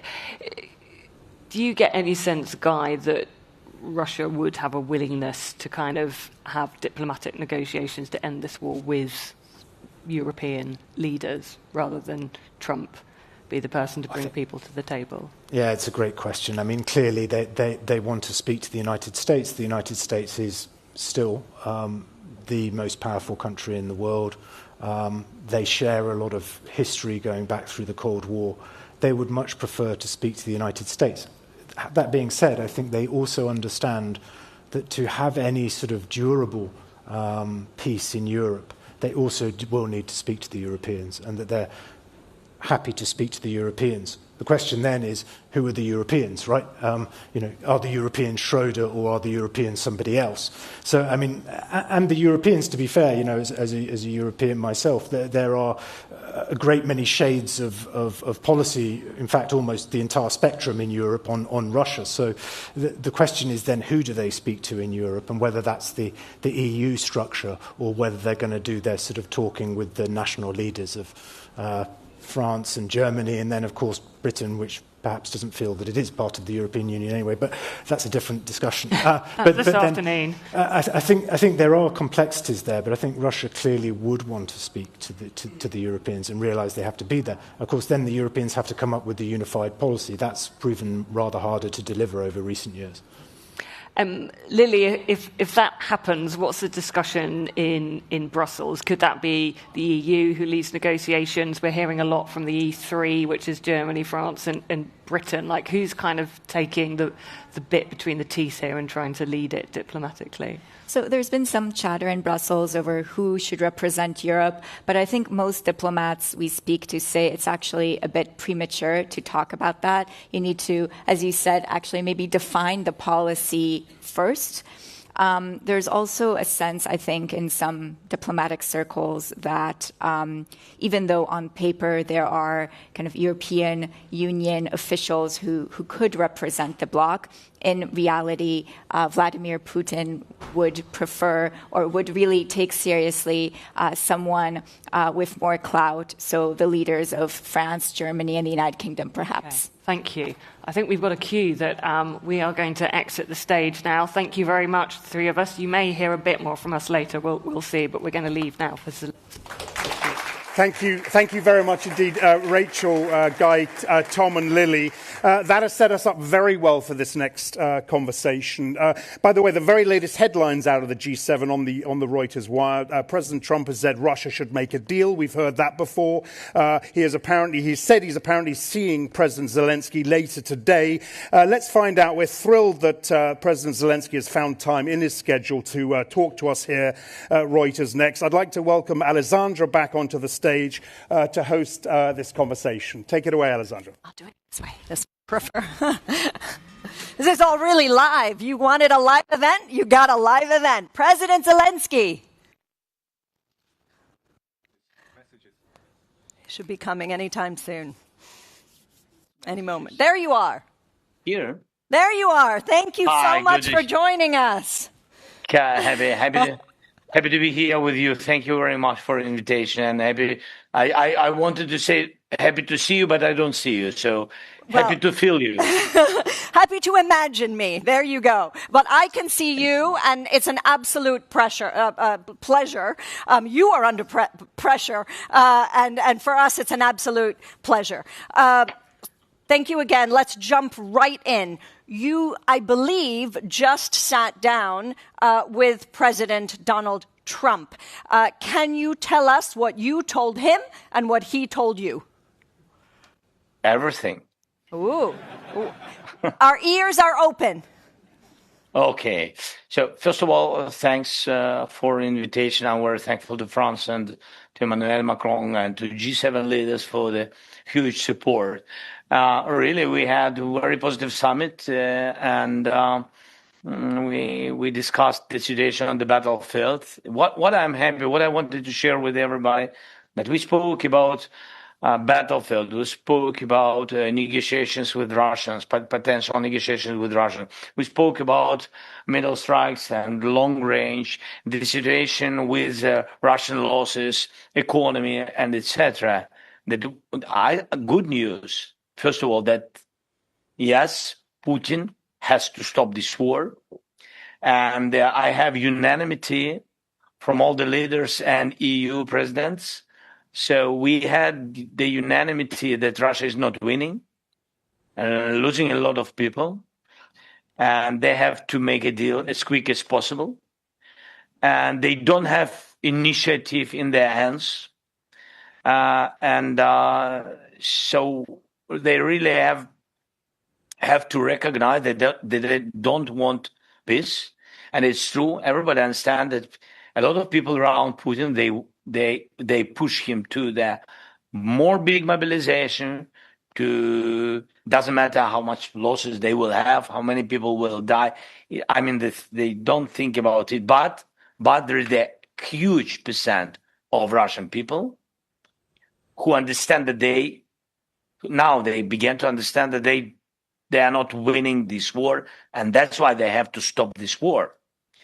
Yes, I'm not sure that it's really a human reason, because if you have a lot of losses, you have to stop. No, they didn't have to begin. It's between us. But in any way, better later than never, so that the percent is more than 60% of society of Russians. They want to stop this war. And that's why we need more pressure on Putin. We had real unanimity today in G7 summit. Everybody was on the side of, I think, on the right side. And it's good that we have the same information from our intelligence. So, and then we had some more talks with President Trump, and I hope that we will have more. And not only with President Trump, and also with Chancellor, and we will have with the Prime Minister and President Macron, and with Ursula and Costa. We continue. Now we continue to talk, and after our meeting, I will have some more meetings. So everybody recognized that Russia wants to attack civilian infrastructure. And this is also a new step of understanding, of unanimity of this understanding. This is always was very important for me, that we see the war, this with open eyes, and we recognize what Russians really what they did on our territory, such brutal things, and what are they doing and why. We see the reasons. So, but long period of time, some of our partners, they've been, there's balancing, but now everybody is recognizing that Russia Putin doesn't want to stop this war. And I don't know, maybe he really afraid of negotiations because of one of the reasons that what he will do with 1 million of soldiers who will come back home to Russia, and they will ask why we did it. Right. For what? Right. So, President Zelensky, you put a lot of things on the table. So that's okay. That's sorry. Okay. So we will now. You didn't tell me how many questions will be. Maybe one. So. Many. We could keep you all day. So I'm going to unpack some of the things that you said. The pressure. What exactly is that pressure? Sanctions, more sanctions, what other economic measures? Did you discuss that in detail with President Trump and the others? Now, we will have opportunity to discuss more with President Trump, but we discussed with others more sanctions. Shadow fleet, number one, because our, long-range sanctions, they work. And now you see the price of oil is decreasing. And it's good that President Trump made with Iran the decision. We see the prices are falling down, and but decreasing. In any way, it's good. So Russia will not get additional benefits. Then shadow fleet, not just to stop and to confiscate. This is important, and to work hardly with all of allies together in unity to stop tankers, to stop shadow fleet of Russia. And also the question of, as I said, long range, but it's up to us. It's not to the partners, because we don't use their weapon. And now we use only our long range missiles or drones or drone missiles. We have such format also. So it's all about it. We asked also to help more with the banking systems or with banking system of Russia and also about military sector of Russia, which also works not only in Russia. Yes, they have some representatives abroad, so we need to close it using sanctions and also political pressure on Russia. And I think that President Trump can do it, or maybe only him. I don't know, really. We will see what Europeans will do. I mean, this, of course, Europe wants negotiations with coordination with the United States, but we don't know all the tracks. Between us, it doesn't matter. We need useful tracks to stop Putin. Now, I think President Trump can do it, and Europe also will do it. So this is what we see. Got it. And, Got it. That was quite clear. You have asked President Trump, you had asked President Trump in a letter specifically for more Patriot air defense missiles to protect Ukrainian cities, also because we have seen quite a few attacks lately, including in the monastery just yesterday. So to protect Ukrainian cities from Russian ballistic missile attacks. Did you receive an answer specifically on this? So, first of all, he was very positive that they can help us more with missiles. And this is a big challenge, really, because the production is not so big as our needs. The production is in the United States. I raised the topic of licenses. I addressed it to President Trump. We need licenses to produce missiles. We have capabilities different. It's difficult to produce Patriot systems and missiles. Yes, I know. I had a lot of, believe me, I had a lot of meetings and calls with Raytheon, with this company, with their management CEOs, and etc. I know I'm deeply in this topic, but in any way, we want to increase their production if they will be okay, and if President Trump will support this idea. But now he was positive. In any way, so we need to do this. From European side, we really need for the world try to produce European anti-ballistic system, which has to be strong, and between us, better to be cheaper. Yes, and that than the world names what we have now. But otherwise, we will not have enough. Otherwise, Europe will not have enough.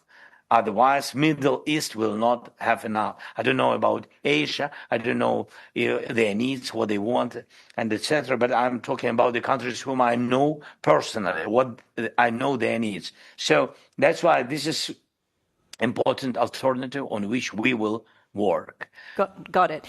But so just so I'm clear, so the response, I think everything else you said was important, but the response from President Trump then specifically on this was, you said it was positive, meaning it was a yes. He was positive. It was. He was positive. Yeah, he was positive. Yes, I hope when President Trump is positive, I hope it's yes. Okay. All right. Well, we shall see. Still on President Trump. President Trump said last year that Ukraine did not have the cards to bring Putin to the table. Do you now? That your situation basically from last year has dramatically changed. Last year, Trump said, well, President Zelensky does not have the right cards to bring Putin, to force Putin. But now is the sense that you do, that the situation has changed. Would you agree? I think that really the situation is changing.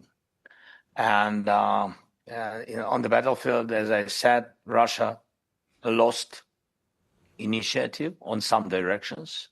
They attacked us. They made offensive steps on 12 directions. We saw this. And they lost initiative almost in all these directions. Only in 2 or 3, they still have a lot of, huge amount of soldiers, a huge amount of everything. But they were very slow there. And on other directions, they really lost initiative, and we've got it. And also on some 2-3 directions, we are more successful now. These months, for example, we deoccupied 100 kilometers on one direction. So, I mean, we will not stop, and they will not stop. Better to stop this war. I mean, this not stop on the battlefield. So, that's why in this case we are better than on middle strikes, as I said, and long range we are better. We will produce about 10 million drones during this year, but we can double. And this is also, I think, good news from our perspective, and there's good news first of all from our industry, from Miltech direction. So this is also good. Good sanctions began to work, not enough sanctions. And good that 90 billion, we've got 90 billion decision, and it's very helpful. I mean, it's great European support. Got it. So you've laid it out. Now let's talk about timing. You have said that you wanted to reach a peace deal or a ceasefire and peace deal with Putin before this winter. So did you discuss a possible timeline or maybe a date to start again, perhaps U.S.-mediated talks, perhaps with the U.S. envoys Steve Witkoff, Jared Kushner? Can you give us a sense of timing then?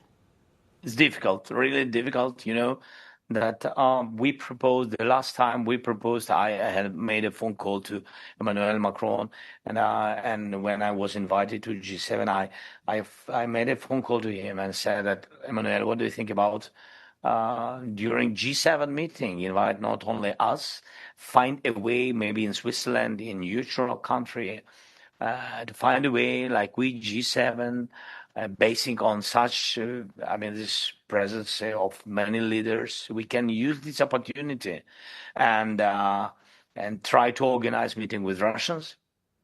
And he was very, happy with this idea. But Russians didn't react. They didn't support. Also, American side knew this proposition, and I'm not sure that they also have got positive signals. So now we are here, and we had really strong meeting. Putin didn't use this opportunity to meet during G7. And I think we spoke with President Trump. I think that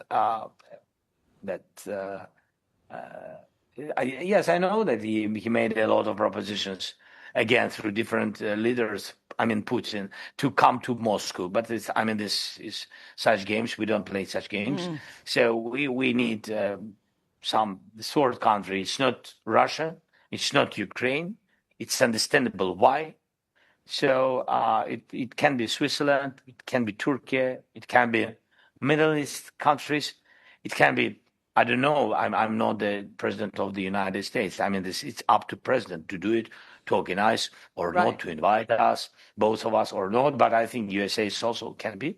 Right. At least they had meeting already in the United States in Alaska. But President Trump specifically before the winter. Before the winter. Sorry. I think this is very important thing. Try to organize a meeting before the winter. Got it.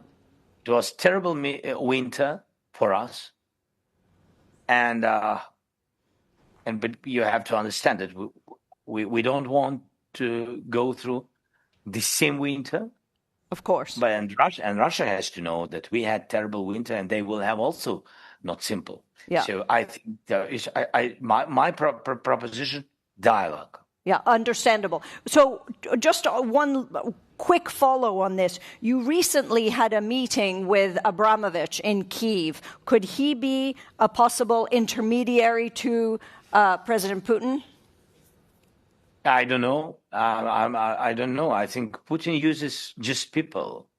It's not about intermediary or not. I think he just uses. He has his own decisions in his head. But I know that Abramovich, when he came, I think it was very concrete specific dialogue with him, and I think he understood 100% of my position and our proposition, and he said that he will go and give feedback to the Kremlin, and so we will see. He can be. I mean, he can be. It's up to Putin, because each country has to decide who will represent on technical level or on the level of NSAs. Yeah, who will represent them. Right. Time will tell. But so just to wrap up on your meeting with President Trump today, how would you describe the change in feeling and in relationship between that very infamous meeting in the Oval Office and now? Give us a color. It's difficult for me to say. So everybody recognized that it's good that there is ceasefire in the Middle East. Yes, and this is good that people are not dying. And can we stop Putin? The question is, can we stop this war? And the question, who can stop? So if President Trump can do it, God bless. Right. So, but everybody is recognizing.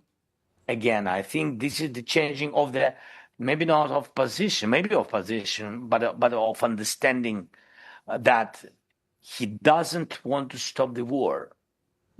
Got it. He has to be under more pressure. He doesn't have, Putin, he doesn't have any feelings about losses. Can you imagine 35,000 of Russians, losses each month, heavy wounded or killed? Right. Can you imagine what's going on? So somebody has to stop him. Right, very clear. So today you also, I believe, met with the IMF, Kristalina Georgieva. Yeah. And this is regarding an $8 billion loan that the IMF has granted. They have just released the second tranche, but in order to release more money, they are awaiting important reforms in your parliament, including the many things, but including some taxation on business. Your parliament seems to be going slower on this than expected. When will those be passed? So we spoke with Kristalina, and before her mission had meetings with our prime minister and with government team. I think that they've been focusing on different decisions and dates and etc. But I've got today from Kristalina that both sides are positive. That maybe both sides need some steps, and maybe Ukrainian parliament also needs. But I didn't get the information today that there are some difficulties. So you have to understand that it's not easy for all of us. It's not easy to vote in parliament. It's not easy to make decisions with different financial institutions, but we are partners, and this is good. We had very positive meeting with Kristalina, and he understands. She's very she understands, and she's very supportive of Ukraine to help us with microfinancial support, to understand that it's so important now. And I was very thankful for her condolences and warm words about Ukrainians. And after such massive attacks, especially 2 days ago on our Kiev-Pechersk Lavra, one of the biggest, maybe the biggest Christian centers in the world. So we are partners. We work with IMF, and I think that our government and our IMF team will make all the decisions what Ukrainians need. Got it. You also met with Chancellor Merz, I believe, and Chancellor Merz has suggested, with regards to possible accession to the European Union, something that you don't like very much, which is an associate membership rather than full membership. were you able to convince him and other EU countries for full EU membership? And do you feel that the EU member countries understand what you say is the importance of a rapid progress towards EU membership? First of all, Friedrich, I'm very thankful to his support. He's on our side. He understands that Ukraine counts on fast track, something like this. I know that not all the leaders love such format, fast track, because they want very understandable, clear steps for everybody. But we are not everybody, with all respect to everybody. We are during the war, and we need more creative steps, fast steps. We need it very much. Otherwise, if to make big pause, I shared it with Chancellor and with all the leaders, if we will make after this war big pause during our way to EU, everything will be like we have with NATO. Russia will find a way how to block Ukraine's way to EU. They don't want to see us successful. So Russia doesn't need Ukraine to be successful, and the more interesting for them not to make Ukraine European country, not to be part of European family. That's why we need fast track. That's why I want to. Of course, I want like a president. When we speak about EU, I'm speaking not like a president. I'm speaking like a citizen. So we want to be a part of Europe. Look, if you want us, if you see us, if you need us, our strong army, our strong people, if you see us, please look at us as at yourself. We want to be the same, not better, but not worse. We want same. We want clear membership. This is my reaction. Got it. One of the requirements of accession, as we have discussed, even you and I before, is tackling corruption. Recently, there was an arrest of your close aide, someone I myself had met with you as well. The arrest of Mr. Yermak. Was that a sign that Ukraine is ready to do what is needed on tackling corruption?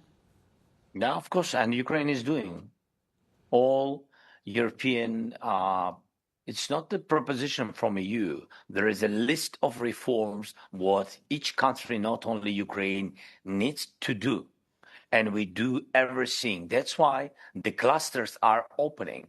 That's why yesterday the first cluster, fundamentals. By the way, fundamentals, where there is a legislation, the law, the court, the reforms, and anti-corruption reform, everything is there. So the first cluster was open. Any questions? I think no questions. Then we need 5 more clusters to be open, and we did with reforms and laws, maybe not everything, but mostly. We're trying our best as we can be fast during the war as possible. Got it. So we've talked about President Trump, so the US, the EU, the IMF. But let me ask you a question. Considering the deep economic dependence that Russia has on China, how can Beijing also put pressure on Russia? Should Xi Jinping be your main interlocutor to end this war? I don't know. Everybody has to. I think everybody who wants this war to end and to end this war, we have to join everybody. And of course, China is a big country and a very influential country. They have the biggest. I think that Russia has the biggest trade with China. Yes. Depends on China to buy. Yes. Yes, of course. It depends on the economic. The economy depends on China decisions. It means that China has influence, and of course, we will be happy to if they will help. But we don't feel it. That we don't feel their mood. We don't feel that they are ready to pressure Putin. It's meant to do everything to end this war. So you would be open to maybe having... something will change. Yeah, you'd be open to having a conversation with Mr. Xi. Of course, I'm very open to meet with the President Xi, and our teams can work on it exactly to do everything what we can to stop the war. So in this room, you don't see it, but in this room we have many investors, chief executives, financiers. And so one of the things that we would want to know is, what are the sectors of your economy that offer the greatest opportunity for foreign investment, and what incentives are you offering? So thank you very much. First of all, we will have reconstruction anyway after ceasefire or after the war will end, when we will have security guarantees. Because security guarantees, first of all, we need for our people, for the societies, and of course for business, for investment. So, and reconstruction is very important. We have to renovate energy sector. So energy is very important. Agriculture, even during the war, this is huge sector of Ukrainian economy, agricultural sector. So you are very welcome. And of course, the new sector, what we've got, what we created and during and increased during this war, it's Miltech. Miltech, it doesn't mean that it's only drones which attack and weapon for offensive. No, it's about demining, it's about agricultural sector and a lot of different things. So it's like a robotized system. So different things. So this direction is very important. We have more than 400, almost around 5 companies. So investors are very welcome. Energy, agricultural, Miltech, yes, and different other sectors are open. Ukraine is a big country, and it's been the country of big opportunities. Got it. My last question then to you, because last time we met in November, well, we've met since then, but last time we had an interview here at Reuters Next was in November 2023, and you gave me some insight into, President Zelensky, the man, right? And so I have a few quick questions, personal questions for you. Are you ready? Very fast. The last one. Very quick questions, okay? You ready? The last one few. The last one few. That's right. Okay, ready? Okay. Are you ready? Do you miss being an actor? I miss being a good father. Okay. When your children were little, what did you tell them the most? What was the thing that you told them the most when they were small? I love you. And what do you tell them now that they're older? Oh, I miss you. Oh. When was the last time you cried?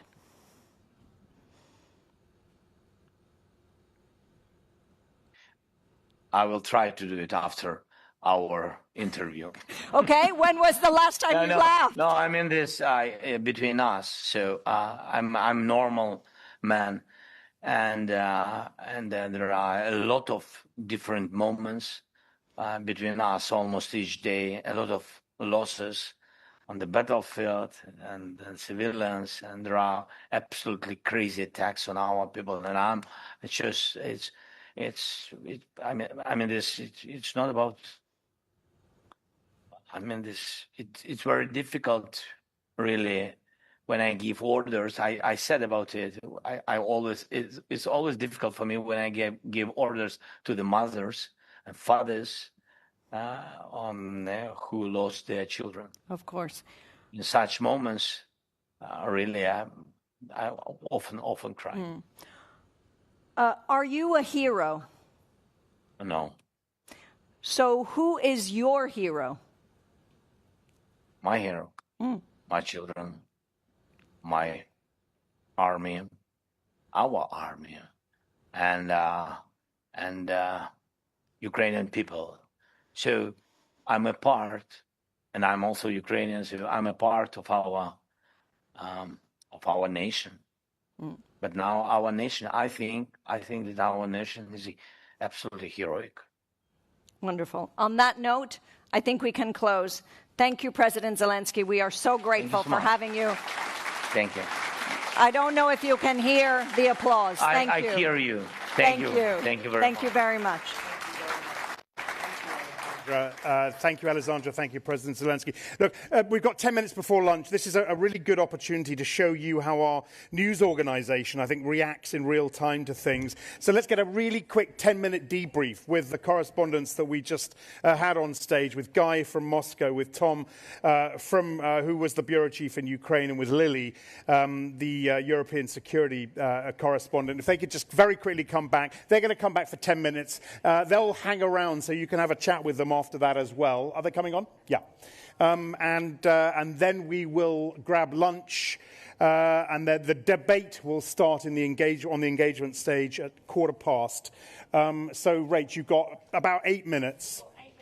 We won't keep you for lunch for too long. We will be hopefully the most exciting bookend you've ever come across. So we'll just do very quick reflections on that interview with Volodymyr Zelensky. And then if you've got questions, do put them in.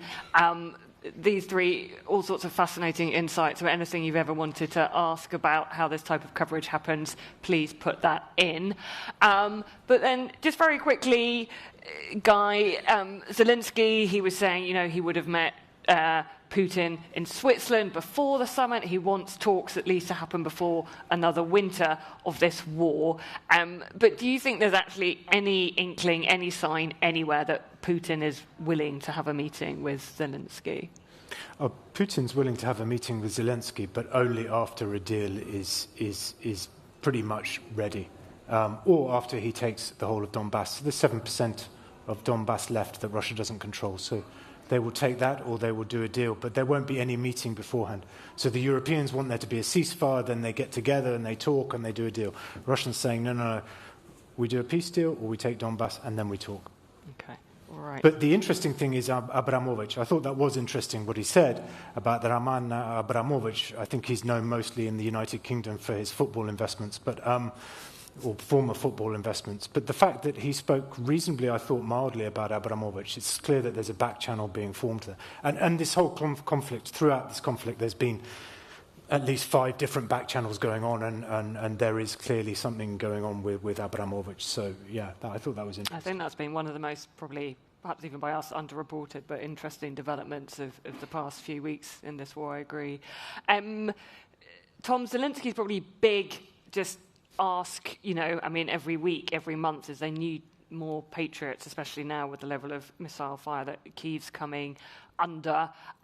He said he seemed to indicate there was a positive noise from Trump, but I'm not sure whether the US actually has it in its gift to provide them with what they need, does it? Well, yeah, exactly. So I think this is really Ukraine's Achilles heel at the moment, and it'll obviously become a lot worse. This coming winter, which is, I think, why, this guy's just saying why Zelensky wants to have these talks with Putin before then. So essentially, it's clear the Russians have massively ramped up their production of ballistic missiles. If you look at the recent Russian strikes on Kyiv in particular, Russia is firing over 30 of these Iskander ballistic missiles in a single night. It's just a colossal number. Typically, I think when you use one of these Patriot air defense systems, you use 2 interceptor missiles against one kind of incoming target. So, you can imagine 30 incoming means 60 going up. I think the Ukrainians are very good at sort of economizing and trying to get as much mileage as they can out of it. But 60 interceptors is just a huge number, and the Americans aren't in a position to be supplying that on a regular basis. And so, obviously, the Ukrainians really need the Americans to step up to somehow supply more, as Zelensky was saying, and obviously it's good that Zelensky is hearing positive rhetoric from Trump, but what he really wants is results and commitments of more interceptor missiles to Ukraine. Okay. Lily, I think perhaps that the question he didn't like in that section was about corruption and Yermak and the scandals that have been, plagued Ukraine for a long time in terms of graft.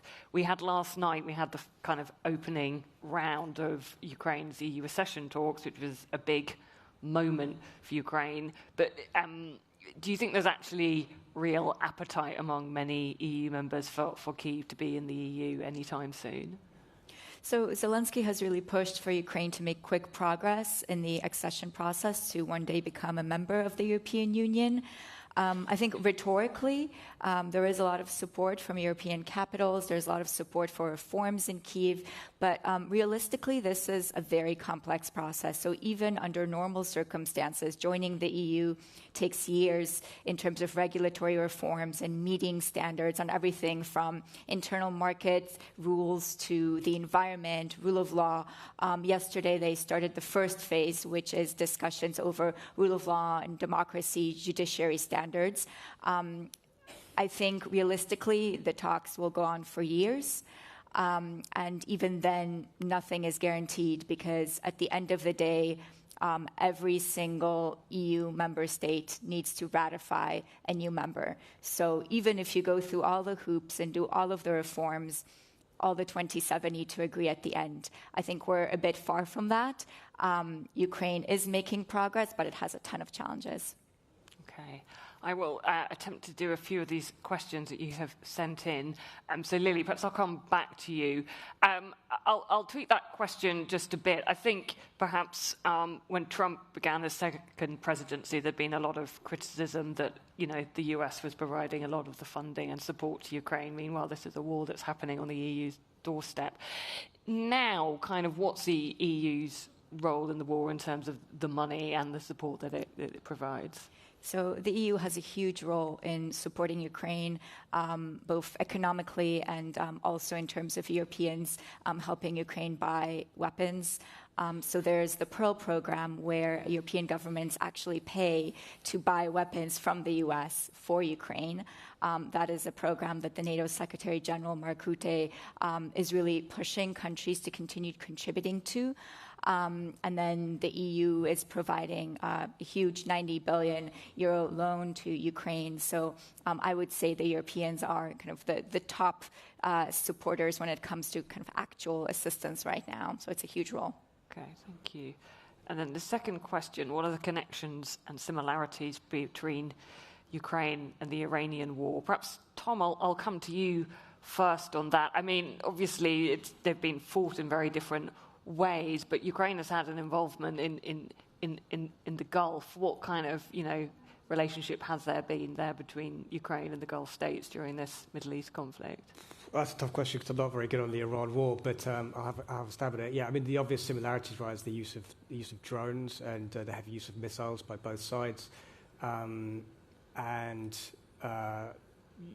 think the same themes have emerged with regards to both of those topics. So obviously, in the Gulf, there's been this scramble to find ways to cheaply intercept all of these cheap attack drones that the Iranians have been firing at the Gulf states. Obviously, this is something that the Ukrainians have grappled with for years. And it's the reason that the Ukrainians were able to sort of send teams to the Gulf to try to help with that solution. On the same goes for the missiles, but I mean, obviously the sort of attritional kind of battlefield component, this sort of these huge waves of infantry assaults, infiltration, kill zone, all of that stuff from the battlefield in Ukraine obviously has no read across as far as I can see in the Iran war. Can I just add on that? I think one of the biggest takeaways is that big powers, certainly two very big powers, Russia and the United States, have come quite seriously a cropper in two separate wars. And so for me, the biggest takeaway is actually for China. I think if I was Xi Jinping in Beijing, I would be watching both of these wars very carefully and just wondering how powerful my military actually was. Yeah. I mean, I'll just jump in. I think one other thing is just the energy shock caused by wars has an impact across the Western world. We're talking about Brexit later, but you'd argue that these price shocks have had far greater impacts on say, the EU economy than Brexit has. So I think that's thing to remember. I am going to wrap it up there and not keep anyone from their lunch anymore, but me, and more importantly, my three colleagues will be around if anyone wants to come up and find out anything further about how we cover this conflict or where they see it going. But thank you very much for joining us all. Thank you. Right, we can't really do much more to update you on this war, but do feel free to pick the brains of these guys. Yeah, we're going to go to lunch now. In I think 10-15 minutes, there's an Oxford-style debate starting in the engagement on the engagement stage, which is next door. The key to security in Europe is AI is going to be the motion. I think it's going to be quite a fun debate. So grab some lunch, head in there. We're going to come back in here at 2:10. So we'll see you then.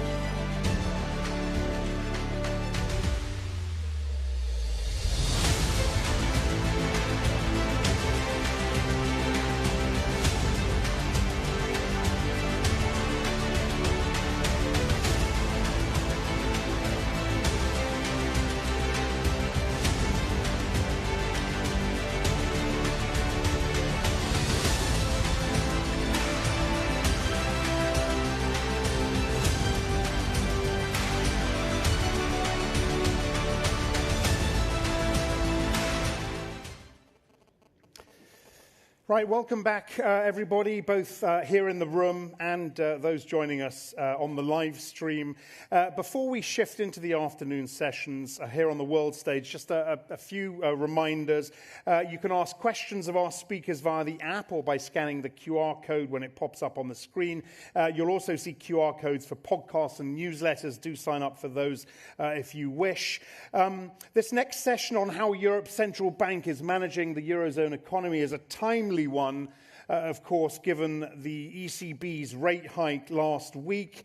Please join me in welcoming to our stage Philip Lane, member of the Executive Board at the European Central Bank, and Reuters ECB Chief Correspondent, Balázs Korán.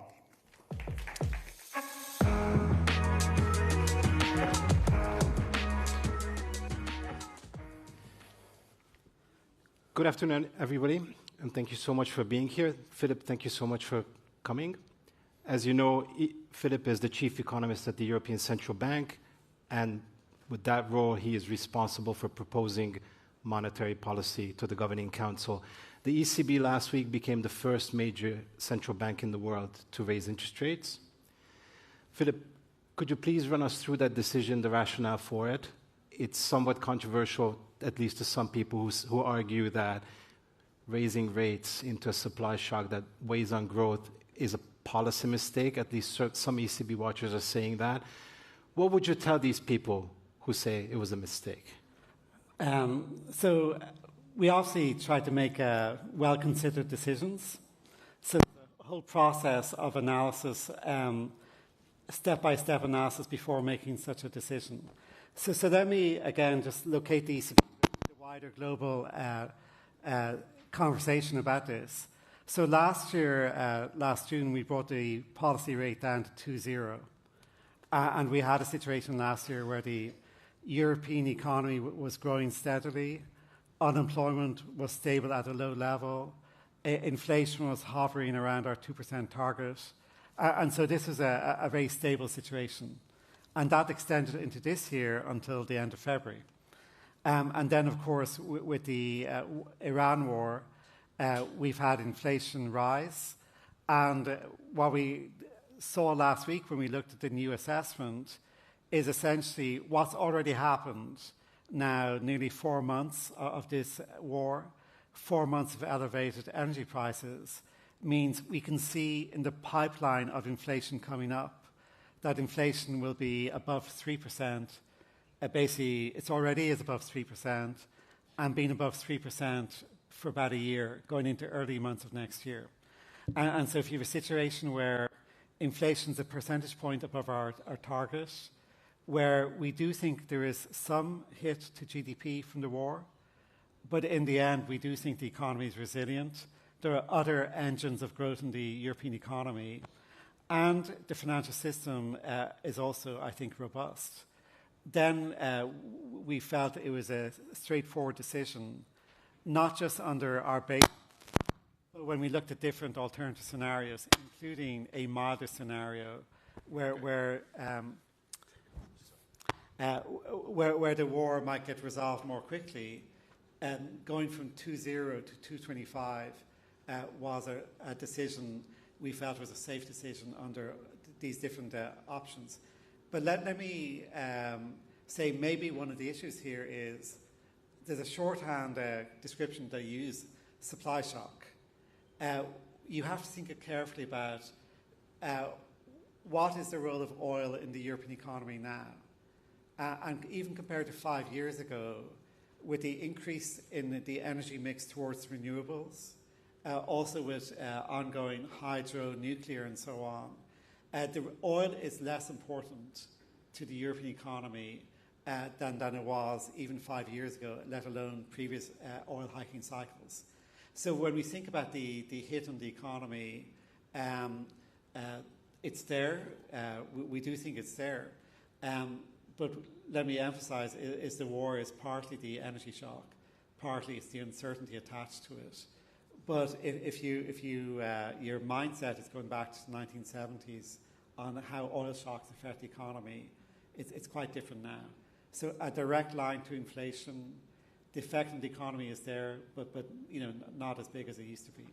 One of the arguments has been that we're already seeing underlying inflation come up and energy is feeding into core inflation. I'm curious where exactly you see that. My colleague Francesco has looked at corporate earnings calls by hundreds of major corporations.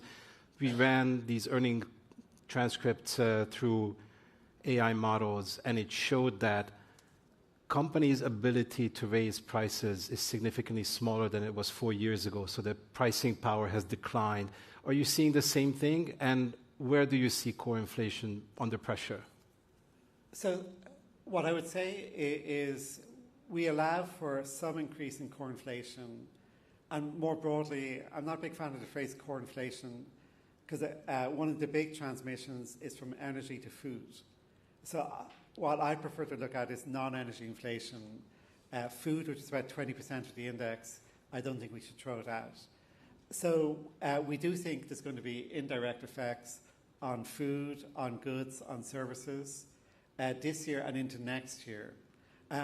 But it's not the scale it was in the last episode. So this is why I agree with the Reuters analysis in the sense of if your benchmark is the scale of the pass-through that we saw 5 years ago, I don't think it's going to be like that. But I also don't think it's going to be invisible.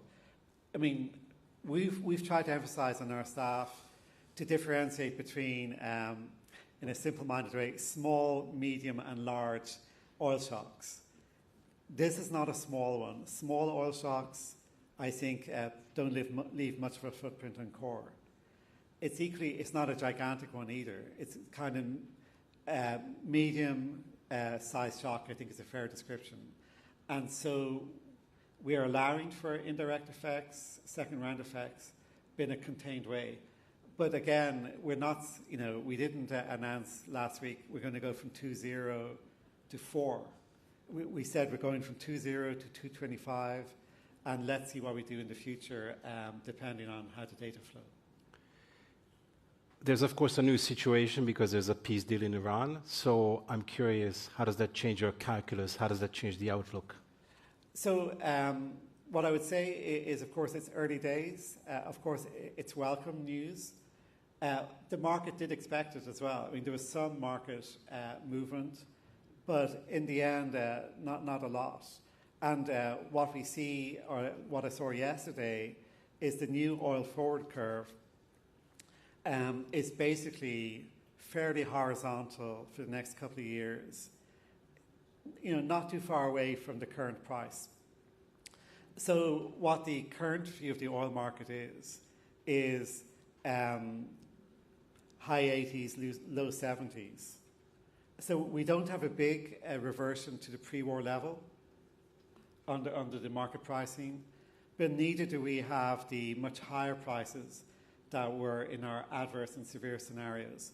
So by the way, for those of you who want to look later on, I put some slides up on the ECB website just to illustrate some of the points that I'm making here today. So you can compare yesterday's oil forward curve to our different scenarios. And the bottom line is it's hovering between our baseline and the milder scenario. But in the end, I think on a multi-year perspective, closer to baseline. If we look at your scenarios, both the baseline scenario and the milder scenario include some policy tightening. So would this mean that if the oil price develops as the futures suggest, then the ECB will have to come back and at some point raise interest rates further? So I very much appreciate that's a very natural question to ask you. To ask me. But let me say that I'm not really a big fan of answering highly conditional questions. So between now and our upcoming meetings, that's going to be a factor, how the oil prices develop. The wider, I think, geopolitical uncertainty is important. So when I think about what's going on, one of the issues is what will give firms, households, governments some clarity about, when they're trying to plan ahead for this year, next year, and so on. Is there basically going to be a quiet period coming up where a lot of the major news over the last 18 months, whether that's going to quieten down or not. So I would say tracking the oil price, tracking uncertainty would be important. I think tracking the whole AI developments around the world will be important. So I think there's a lot we're going to track. And this is why it's not an empty phrase to say we will be data dependent and meeting by meeting. Let me put this question to you in a different way. What would you need to see to argue that more policy tightening is needed? And what would you need to see to argue against more policy tightening?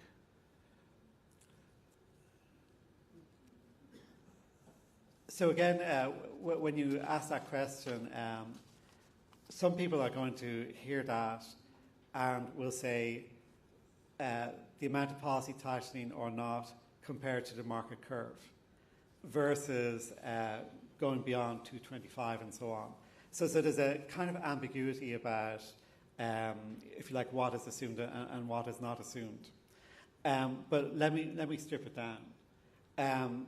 And this is, I think, the opening sentence of what we said last week, is the rate decisions will be driven by our commitment to delivering 2% in the medium term. So essentially, whether we do more or stay where we are at the new level will depend basically on the incoming data about are there kind of strengthening challenges to that medium-term target of 2%, or are some of those risk factors calming down? And, essentially, inflation development. I mean, what we've done is, we've got the data we have, then we have to project forward using a range of models to project forward what might happen. All of those models are not going to be perfect. So there's a mix of kind of new shocks arriving, which can happen from many directions, and even the shocks that have already happened, we will be revising our view of those depending on what the incoming inflation numbers look like, the wage tracker, indices of supply chain pressures, many elements. But I mean, it boils down, Balas, to a simple situation, which is basically if the balance of evidence gives us more concern about inflation versus if the balance of evidence gives us less concern about inflation. And I don't think I can be more specific than that. If you look at the energy market, we know a lot of damage has already been done, and also stockpiles have been run down. So it will take some time for the energy market to normalize. Have you done work in-house at the ECB to try to gauge if there's a full reopening of the strait now? How long would it take for the market to normalize? So I wouldn't say we have some kind of a unique perspective. I mean, many people are looking at those questions. And I think the role of the central bank is a bit different to an investor who really has to take a strong view on that. We can imagine different scenarios. But what I would say, and maybe just coming back to the current view of the market, I mean, the current view of the market is essentially saying some mix of it will take time for supply to be fully available, but also on the demand side, that, as you say, I mean, the world did rely, I think, in recent weeks on running down available inventory. And so the issue is going to be the imperative to rebuild inventory. So the price of oil is not just going to be a flow price, if you like, about what do I need now, but also decisions. They'll be partly private decisions, so whether that's energy firms, energy trading companies, governments, many different margins will be deciding about inventory accumulation. And so the overall dynamic of the market will reflect that kind of risk management in addition to, if you like, the normal. And maybe also I would say what we have said in our monetary policy statement for the last few rounds is this underlines the imperative of accelerating the transition towards more renewables. And so, if you like, even if there's a durable piece here, the conclusion many will draw, not just in Europe, around the world, is let's not have that again. Let's not be so sensitive and dependent on fossil fuel imports. And in terms of now we have viable alternatives in terms of renewables. I think this will have a lasting impact on the transition dynamic. Given the shock to the European economy, I would have expected the ECB to make a larger revision to its economic growth projection, yet you only cut growth by the smallest possible margin. The idea of a recession has not even come up. I'm curious, what is the source of this resilience? Why is the European economy holding up despite all the turmoil? So I think it's important not to overly focus on March versus June in terms of projections. Because first of all, in a fairly narrow window like that, there's lots of data revisions arriving. So our view of 2025 is different now than it was in March, for example. Our view of Q1 is different now. So some of the what goes into what looks like apparently a small revision is basically the starting point, if you like, looked better than we might have thought in March. So what I would emphasize, and again in the slide deck I put on the ECB website, is look at December versus June. So December was clearly before the war, and I think that gives you the right benchmark. So we actually do think that 2026 GDP is markedly lower compared to what we thought in December, especially for consumption and in investment dynamics. So I think we have fully allowed for the effect of the war. But please remember a few points. One is we do have supportive fiscal policy in Europe now. I'm not talking about the energy credits, the small minor in the grand scheme, fiscal response to the energy crisis. I'm talking about, first and foremost, the German fiscal expansion. So compared to, if you think about what we predicted what might happen in 2026, last March before the German announcement, there's significant support for the European economy coming from the German fiscal policy. In overall terms, we now have this year, and looking into the future, the overall euro area government deficit like 3-something. This is not the euro area economy we had before the pandemic.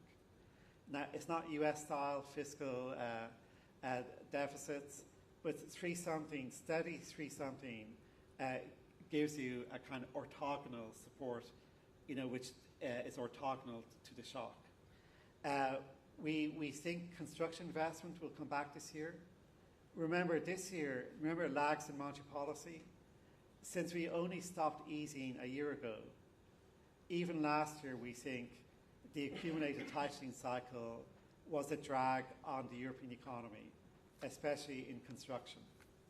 That drag is no longer there. So even though it's kind of a slow-moving dynamic, the recovery of construction is important. Maybe very importantly this year is we have real earnings continuing to go up this year, next year, the year after. So even with the inflation rate this year now expected at 3%, we have compensation per employee going up at 3.2 this year, next year, the year after. So yes, households are worse off than if the energy shock had not happened, but it's not like last time where there's a big drop in household incomes.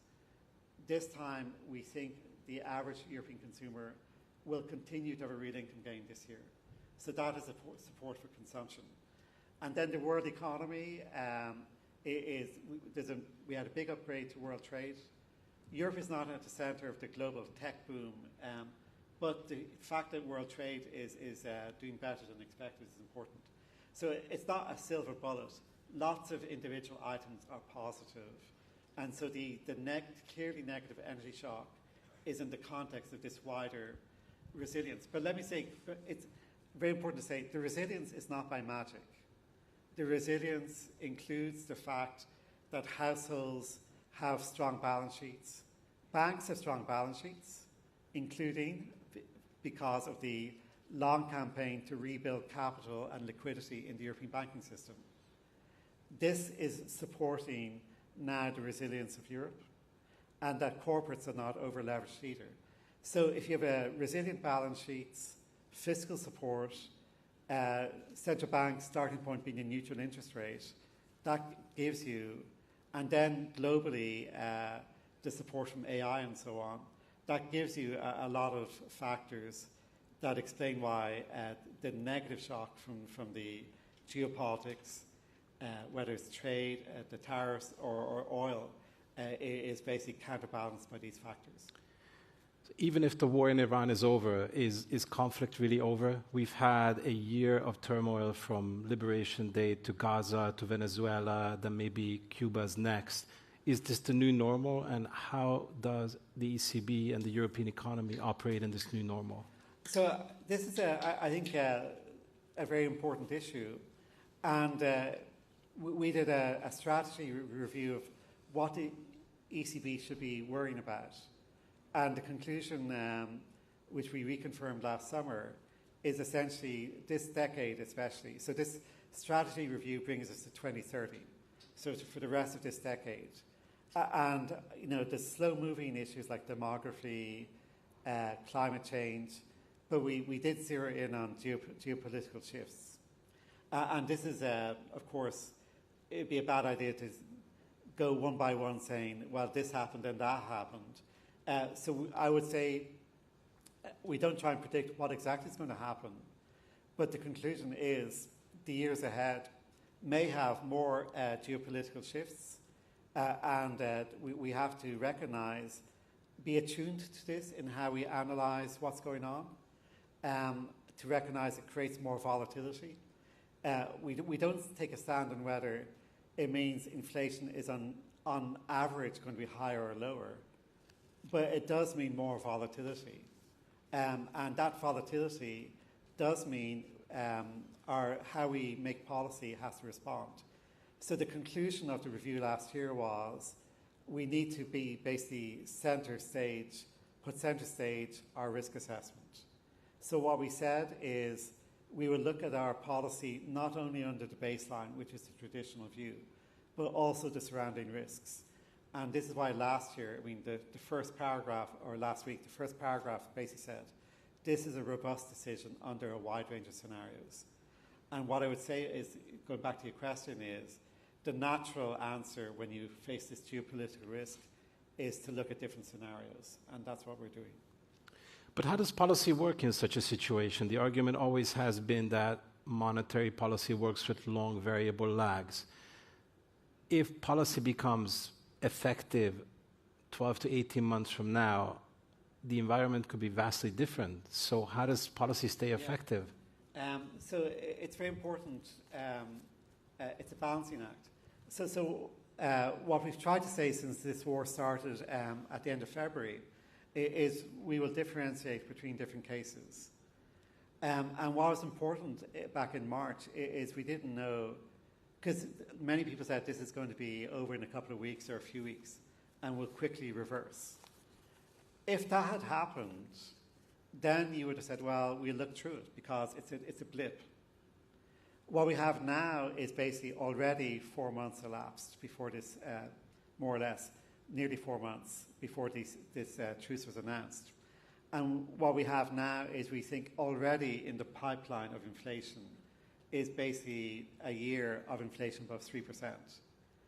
With the long and variable lag, I mean, we look at inflation at all horizons, but inflation, you know, for looking ahead a year and still being well above target does mean we think monetary policy, we need it to move now.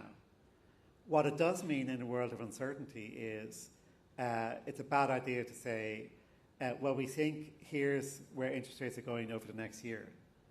Because we need to be agile. We cannot lock ourselves in. to a policy path which will turn out to be irrelevant. So agility, responsiveness, being, I think, drawing a veil over where we might go in the future. And that's really a kind of guidance to everyone, markets, individuals, to recognize we live in a world that's hard to predict. But I think what we have to do is say, look, we will run monetary policy on a stabilizing role. What is our role? Is to stabilize inflation at around 2%. And if that requires us to move up on this occasion, we will continue to be, if you like, proactive in monetary policy in line with how the risks evolve. So we had long periods at the ECB where the ECB didn't have to do any kind of policy move because the world was not changing that much. But sometimes you have to move, and we felt on this occasion it was a robust decision to make this move. Another big change in the last few years, a more quiet change, has been China taking market share away from Europe. And increasingly technologically advanced China is squeezing us out of key markets. At the same time, tariffs by the US are putting pressure on Europe. So we're squeezed between two major powers. How does Europe survive and thrive in such an environment? So I think these are very important issues. My own background is my academic career was studying the world economy. So I'm very orientated to think about Europe in that global context. And in fact, a few weeks ago, and it's, I invite you to go to the ECB website to find it. I had a fairly long speech called Europe and the World Economy, where I tried to look at some of these questions. So what I think is important is to be methodical about it. Is when we think about China, and lots of amazing work at the ECB by our staff, really fantastic work about understanding the effect of China in Europe, that you've highlighted some dynamics. But let me emphasize, it is for European inflation, the deflation out of China has kept inflation lower than otherwise. That does mean for many people in Europe, their incomes have been supported by cheap consumer goods from China. Many firms, there's definitely firms in a competitive pressure situation. Other firms are benefiting from cheap intermediate goods from China. So there's elements of the European economy that benefit from the cheaper imports out of China. There's other sectors which are facing pressure on markups, pressure on activity. And so I think it's very important to recognize Europe will grow more quickly if the world economy is growing more quickly in a balanced way. So I'm mindful the G7 is still on today. What's important, and this is, I suppose, I think the consensus among economists, is what we want to see in the global configuration is a more balanced growth performance across all the major regions. For us, this includes a stronger contribution from domestic demand. I mentioned the German fiscal expansion earlier on. I do think Europe should be asking, how can we make the domestic momentum stronger? And I think we have some reports called the Draghi report and the Letta report, which clearly indicate many policies that can help us there. So I think the best response, if you like, to the fact that we do have this competitive challenge from China is to improve the European economy. While not ruling out, of course, in the policy conversation, there can also be some specific policies. But in the grand scheme, I think it's important that Europe focuses on improving the growth rate of the European economy. Philip, thank you so much. Thank you. Thank you all.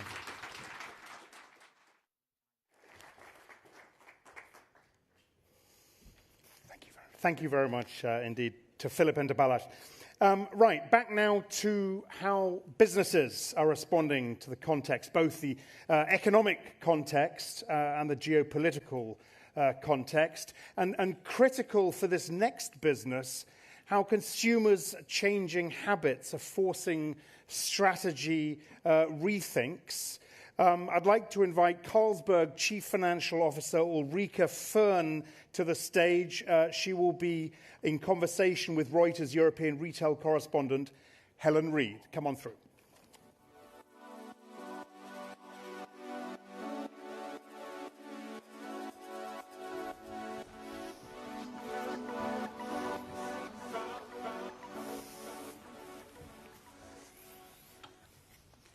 Well, thank you so much for joining us, Ulrike. It's really wonderful to have you here, and I'm excited for this conversation because Carlsberg is so global. You sell beer and a bunch of other drinks in around 125 markets. More than that, yeah. And that spans the whole of Europe, as well as India and the rest of Asia. So you're very well placed to know what consumers are doing right now. And I want to start by tackling what seems to be one of the major consumer trends of the time, which is that people are drinking less. Beer volumes have been falling, in part due to price inflation, but also changing preferences. So are alcoholic beverages entering terminal decline? Yes, that is the big question. The answer to that is not just a simple yes or no, unfortunately, or fortunately. It's more that it's changing, and there's two big components to that. One of them we've talked about a lot during the day today is very cyclical, and where we are in the world at the moment and where the consumer is in the world at the moment. It is about affordability, and I can come back to that a little bit in a minute. And then the second part is that the consumer is changing. And different generation is changing slightly differently. So the part answer to that is two. And the first one is very much driven that, alcoholic drinks are more expensive in general, and the affordability of that, and given that there's a choice, people will choose maybe one less or drinking less if they can't feel that they can't afford it. And the reason we believe this is actually a fairly big part of it is we do see that when people feel they got more money, and this is more uncertainty driven than people have got less money. People are holding on to their money. We heard from the previous speaker that it's both companies and consumer have got quite strong balance sheets. So it's a choice. And then when the choice is there and it feels a bit more supported, whether that's weather or it's Christmas is coming, or we can see that people are spending, and then the alcoholic drinks start selling again. So there is a cyclical part in this. But then the more maybe interesting part in it, there is also a structural part of it, which is the world of consumers. The consumers change, and I think we're in a time when it changes quite rapidly at the moment, and particularly Gen Z, who is very much more focused on health and moderation. But at the same time, their experiences their drinks in a very, very different way. They are moving between different categories, and they want experiences outside the normal pub environment. And so there's a lot of changes that isn't directly linked to alcoholic or non-alcoholic, which is more due to that generation. And then health and moderation goes all the way through the generation. So both of those are happening at the same time. And it's both tastes and preferences, affordability, and then where and how people consume.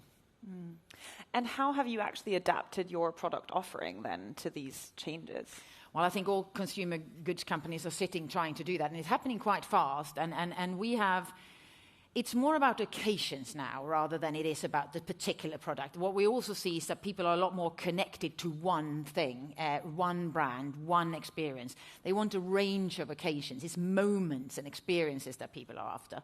So what we have to do, we're a brewer at heart, but we've expanded much wider than a brewer. We're now 30% soft drinks, because we want to be there when the consumer moves into soft drinks, because it's the same consumer that drinks soft drinks that drinks the alcoholic beer later on, that then takes an alcohol-free beer, and we want to be there across. So we've done a big shift towards soft drinks, but also in the middle where it's got low alcohol and alcohol-free beer. It's big and growing at the moment, whilst keeping an important part, the premium part of our beer portfolio, where people choose to be a bit more discerning to themselves, a little bit of affordable, not luxury, I think that's taking it one step too far, but affordable treat, that's still growing. So you can see that we need to be there across those growth moments, as we call it, where people are actually buying more. But mainstream beer has also got a role in all of this, because that is part of everyday life. Tell us a bit more about Gen Z and, Gen Alpha. These are the consumers that are going to be driving spending patterns for the next decade and beyond. What are they saying? Because we've all read the headlines about how young people are more likely to meet up at a run club than to go to the pub. What does your research actually say? They're saying very much that. It's saying that it's a generation, and Gen Z is what we got most information about, that they don't like the traditional ways of getting together. And I think it's partly linked in the environment that they've been growing up. Our research is saying this because that generation has been in a pretty uncertain world as they've come into drinking age. And that uncertainty has enabled them or pushed them into doing things in a different way, as well as they are different. So we see more, you were saying, they could go to laundrettes or cafes or gyms and just out in the park in a very different way than we do. And maybe that's a little bit of affordability. It's more expensive to go into a pub. But it's also the way they do behave around each other and how they move. So we need to move with that. And for us, what that means is that we need to have products and formats that fit into that. China is one of our biggest markets. There, buying premium beer, so the little bit more expensive, little bit better beer, was always for the on-trade, so for the bars and the nightclubs. That's now moved into homes. So now we have to have a 1-liter bottle of beer, which looks very premium, that you can have almost like on the table at home and share. That's the sort of shifts we need to do. And that, for example, has been very, very successful, as well as meeting at the same time the lower alcohol and no alcohol formats also for the home and not just in the bar, and then the soft drinks occasion, which sort of sits somewhere. It needs to be there, but then they move from there and then back into beer again. So we need to be available at those places with both. You mentioned the uncertainty that consumers are facing. Of course, executives are also facing extreme uncertainty.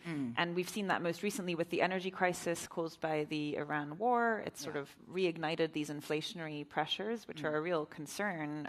Consumers are already fed up with high prices. So with this preliminary deal to end the war, does that come as a relief to you? Are you relieved, or do you think the pressure is continuing? Well, I think,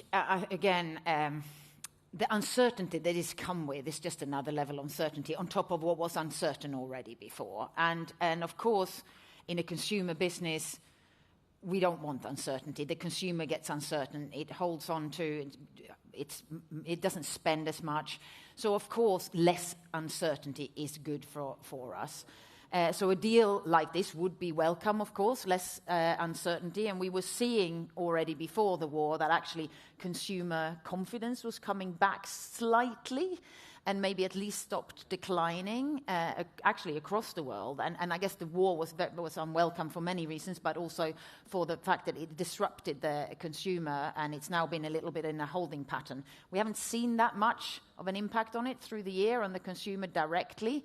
So it's going to depend very much now on what happens, whether this now holds as a deal, and if it does, hopefully the consumer will get back on track and feel a little bit more certain about the future. And that certainty is what will be helpful for having a bit more predictable future. But then, of course, this is the world of volatility, as previous speakers say, so we will hope that there's nothing after it. But this will, of course, be welcome from an uncertainty point of view. Mm-hmm. And you actually have really deep experience in the drinks industry. I think you spent about 2 decades at Diageo earlier in your career. So could you put the current economic slowdown and geopolitical context into context for us? How has it ever been this tough before? No. I think this is as uncertain as it has been. I mean, we've all gone through the COVID years, and it was one event that happened, and you sort of read through it, and in the beginning it was uncertain because we didn't know how it was going to play out. Then you were starting to see the inflationary pressure. You started to see how people behaved. So there was one scenario to play around. As much as it was uncertain, it was one scenario. I think what we're seeing now are several scenarios on top of each other. So it becomes a little bit difficult to discern what's again, coming back to my first point, what's structural versus what's actually behavioral. And then, of course, the longer the behavioral is impacted by some sort of cyclical factor, they might become structural. So what we're dealing with now, I think, is what we're trying to do is to try to... Volatility is kind of structural. It will be here. So gone are the days, if I go back a couple of decades, where you sort of said if there was a shock, you dealt with that shock and you saved your money and then you spend into your growth opportunities, into your brands or what you wanted to do when that was secure and safe. Now is the time we need to do both at the same time. We need to become resilient enough, both strategically and operationally, so that we can maneuver the uncertainty, but we can't wait to spend for the future growth until it's stable, because we don't know when it's going to be stable again, and the uncertainty is going to be there. And that require, operational resilience, strategic resilience, but also a certain culture in your company to deal with, to take it forward. So I guess that's what we're doing, is that we're seeing that this layers of uncertainty is probably going to continue, because even if one is taken away, the next level are still there. So it's a challenge. But if you get a bit flexible in your capital allocation, you make sure you've got a portfolio that's got breadth, that takes on the consumer the way I talked about it before, and you are happy with and you're very clear on what your priorities are. You just have to move your capital allocation accordingly. And it's not it's something you need to build in as a system, because I think it's going to be needed for years to come. Yeah, and speaking of that resilience and that investment, I think the drinks industry faces a huge potential impact from climate change, right? Increased risk of drought and extreme heat impacting hops harvests, for example. So how do you kind of maintain focus on mitigating those risks when there's a million other things to distract you? So that is a really good question, and we actually think that's pretty straightforward, because all of that we can talk about while we're doing it, and the world is maybe sort of taking a little bit of the foot off the gas when you in certain places. We're doing the opposite.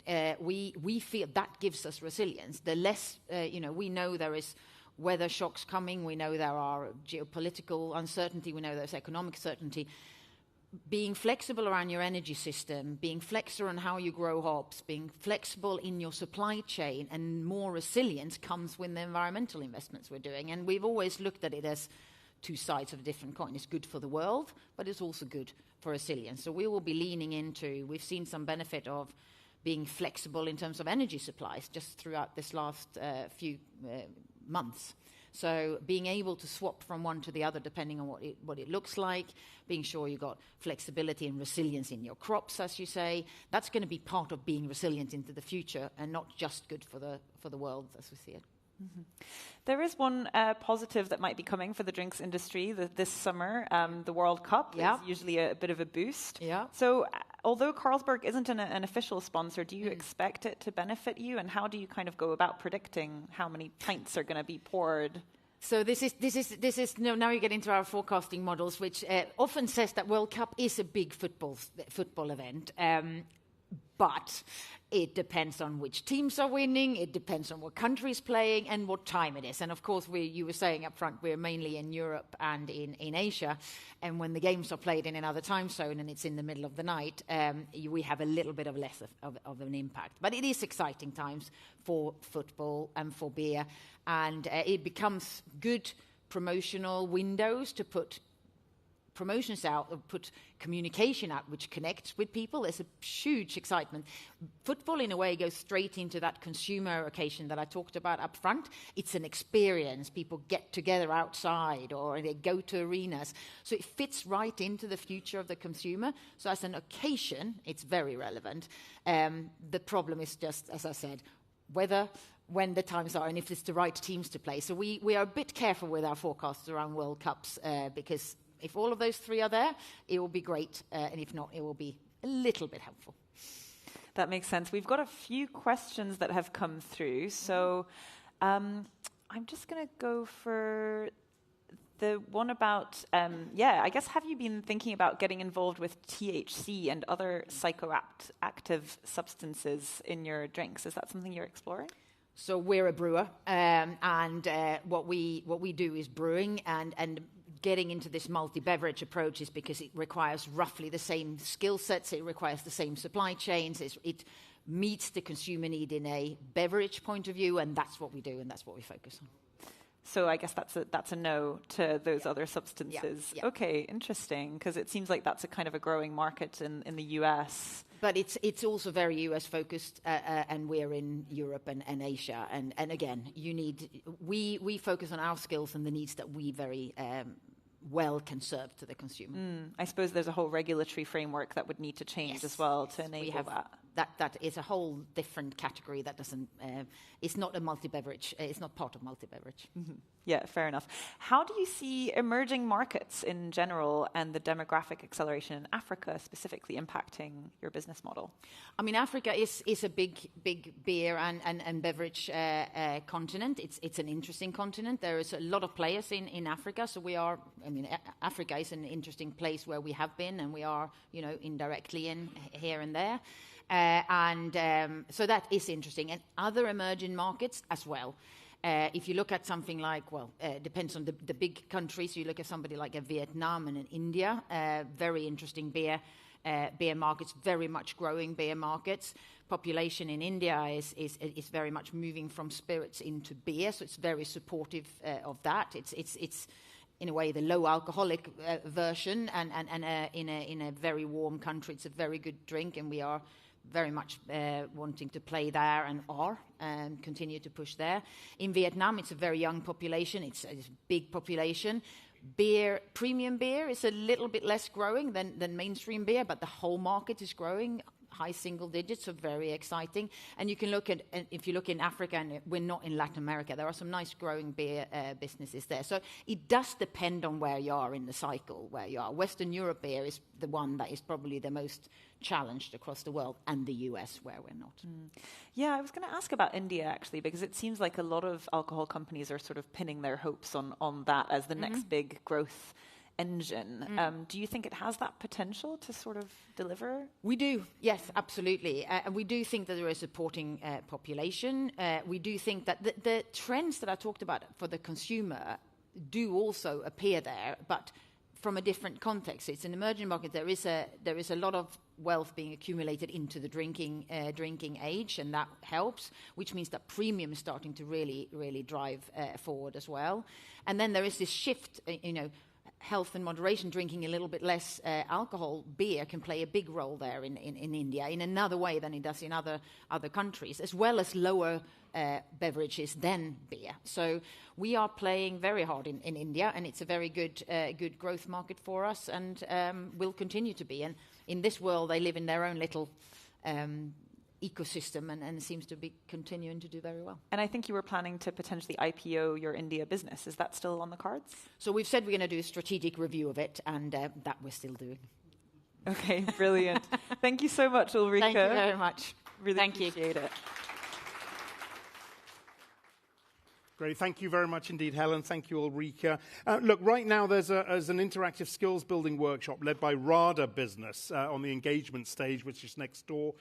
Spots are limited. It was really popular in New York last year. So head there if you want to join it. On the world stage in this room, we're going to turn our attention to navigating the Iran conflict and the fallout, which continues to be felt far and wide, nowhere more so than in the Gulf region itself, of course. Philip Jones, the Royal Commission for Al Ula's Chief Tourism Officer, will discuss how tourism is being redesigned in the Middle East. Please welcome Fionnuala Sweeney, who's going to lead this conversation.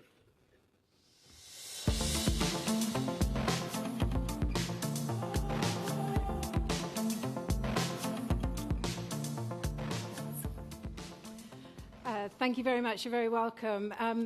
This is a very interesting segment we're about to have, because I think a lot of us have an idea about what we think developments are like, or tourism developments are like in the Middle East / Gulf part of the world. So, but for those of you who don't know, I'd like to ask Philip, first of all, what is the development of Al Ula? So Al Ula is one of the giga projects. It's a civilization that's been around for 200,000 years, and last 7,000 years continuously, and it's the first UNESCO World Heritage Site in Saudi Arabia. It's in the northwest corner of the country, and it's about a 6-hour drive from Jeddah. and about a 4-hour drive from the Jordan border.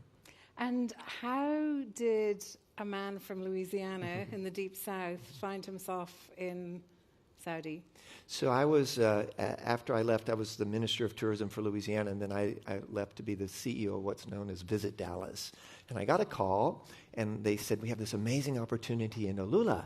And I said, so where in Hawaii is that? That sounds amazing. And they said, no, it's in Saudi Arabia. And I said, yeah, no, thank you. I'm not interested in working in Saudi. And they said, no, you have to see this place. And they flew me over. And when I landed, it was just one of the most mystical, magical places that I'd ever experienced. It's surrounded by mountains, and you have the largest oasis, one of the largest oases in the country, 2 million date palm trees in the middle of the desert. So it's incredibly green, and you have 7,000 years of civilization full of archaeological sites and monuments and tombs. And so we didn't have to start from the very bottom. We literally had the assets in place. We needed to build an ecosystem to support a tourism industry because the Vision 2030, one of the missions is to transition and transform the economy of Saudi Arabia, and tourism is one of the pillars that they've identified. And so they wanted individuals with years of experience in the sector to come in and train local Saudi men and women for jobs in the travel and tourism industry. I'll get to that in just a moment, but let me ask you, again, experience in Louisiana and Dallas, like you're working with UNESCO sites essentially in Saudi. Right. So what experience and could you bring to a project that, while you may not have been starting from scratch, as we associate a lot of the giga projects in that part of the world, you were actually having to develop, as you've just put it, an ecosystem. Yeah, we had to build, an airport. We had to build roads. We had to build the infrastructure to support a visitor industry because the county is the size of Belgium, and the population is 40,000, so it's very sparsely populated. And so what we had to, there wasn't a lot in place from a tourism infrastructure perspective, so we had to really go in and put in place the sort of the nuts and bolts of a tourism infrastructure. And so we've done that for the first few years, and then in 2020 we opened the first Hegra, which is the first UNESCO World Heritage Site, has 111 monuments and tombs. So if you've heard of Petra, that's the northern border of the Nabatean Kingdom. Alula and Hegra is the southern border of the Nabatean Kingdom. And so we have 111 monuments and tombs in one location. So people are astounded when they come. And when they're there in Alula, they're there with one person or two people, as opposed to Petra with 1,000 people. And so it's very bespoke, very individual, and very, very mystical. Is it Western in design? How involved is the local community in it? How do you begin to build that ecosystem around these sites, some of whom are 1,000 years old? So Alula was closed for the last 100 years, basically. Madain Salah, as it was called, which we now call Hegra, was closed to the public. And so we opened it and our other heritage sites in 2020, and that was the beginning of the journey. And I think the first year we were open as a tourism destination, we built a couple of hotels. We're now up to almost 7 hotels that have been built. We're opening a Hyatt later this year. We have an Autograph Collection under construction, and we've announced the 6 Senses and 2 Amman hotels as well. So we're working through that process, but we didn't have enough inventory to support the visitor industry, and so now we're up to 1,000 keys. And so last year we hosted 320,000 visitors from around the world to Alula, and it's one of those destinations that you have to see it to believe it. It's really special and stunning and authentic. And talk about sustainability. Is that something we associate with giga projects? Certainly for Alula, we have a manifesto where every project we build and develop is done sustainably, and because we want to be in it for the long run, right? And we have 7,000 years of history and heritage, so we want to make sure we protect and preserve that. It's been around for 7,000 years. We need to keep it around for another 7,000 years. So everything we're doing is done as part of a master plan, and only 50% of Alula will be developed. The rest will be a national park. And we have 6 national parks and reserves that we're developing. We're reintroducing the Arabian leopard. There are only 140 left in the world today. And now we're breeding in captivity. We've bred 32. So the goal is by 2030, we'll release 50 Arabian leopards into the wild. So we're rewilding, repopulating. We planted 1 million seedlings last year, so 147,000 of them were used for hotels and other visitor assets we're building, including museums in Alula as part of the journey to develop the destination. You mentioned mentioned a tourism figure of 320,000 last year. I mean, what does at capacity look like? 320,000. we had full occupancy, during the season. Now, what happens is, our goal is to get to 1 million visitors by 2030. I think realistically we'll probably get somewhere between 700,000 and 800,000. And then how do you balance that volume of visitors with keeping the ecosystem in place? And where does sustainability come into it? And if I may just jump ahead, just to give you some time to think, it's also what about the actual business of making money, because it's not a charity. Indeed. I mean, the first phase, it was very much funded by the national government, the Ministry of Finance. Now we're in phase 2, where we're looking for partners and investors to come in and help offset costs associated with building hotels and other visitor assets. And may I ask what's in it for them? A good return, because Alula is probably it's the crown jewel in the tourism of the tourism product in the Kingdom of Saudi Arabia. Because it is so unique and so special, we're working very hard to preserve and protect it. We want to keep it authentic. We want to manage the numbers. We don't want to have over-tourism. And we're very, very careful in how we go about selecting partners from the various brands, along with the experiences that they have. And, our NPS, Net Promoter Score, is in the 90s. I've yet to meet a single person who's come to Alula who left going, it was all right. Everyone goes, wow, this is amazing. I've never seen anything like it. It's stunning. Why doesn't the rest of the world know about this place? But at the same time, you can anticipate 1 million visitors top a year. What kind of visitors are you looking for if you want to balance sustainability with a solid financial business plan and growth? The reality is we're a premium luxury destination, so the average daily spend is considerably more than it is in the rest of the kingdom, because to stay in our hotels, you're spending 5,000 SAR, or about $1,500 to $2,000 a night during our peak season. And the hotel brands we've selected are all premium luxury. So we're sort of and by design, the Crown Prince of Saudi Arabia wants Alula to be sort of the premium luxury gateway to the rest of the kingdom. There's lots of 4- and 3-star properties all around Saudi Arabia, but for Alula, we're focused on high-end visitors who are, interested in cultural heritage experiences. We've just finished a bunch of research. 70% of our visitors are interested in a cultural experience. 70% are interested in a heritage experience, and 60% are interested in arts and culture. So we're investing in a contemporary art museum, a museum of the Incense Road, and we have a massive project called Wadi Al Fan, which is Valley of the Arts, which is an investment in large public sculptures in one of the most stunning valleys in Alula. And who provides the cultural experience for the visitors? I think you said 40,000 people live in Alula? So we've created about 2,000 jobs in Alula in the tourism sector, and many of them are locals who are, residents. Their families have been residents for many years. Most of them are women, which is interesting. And we have a program called Rawi, which is storyteller.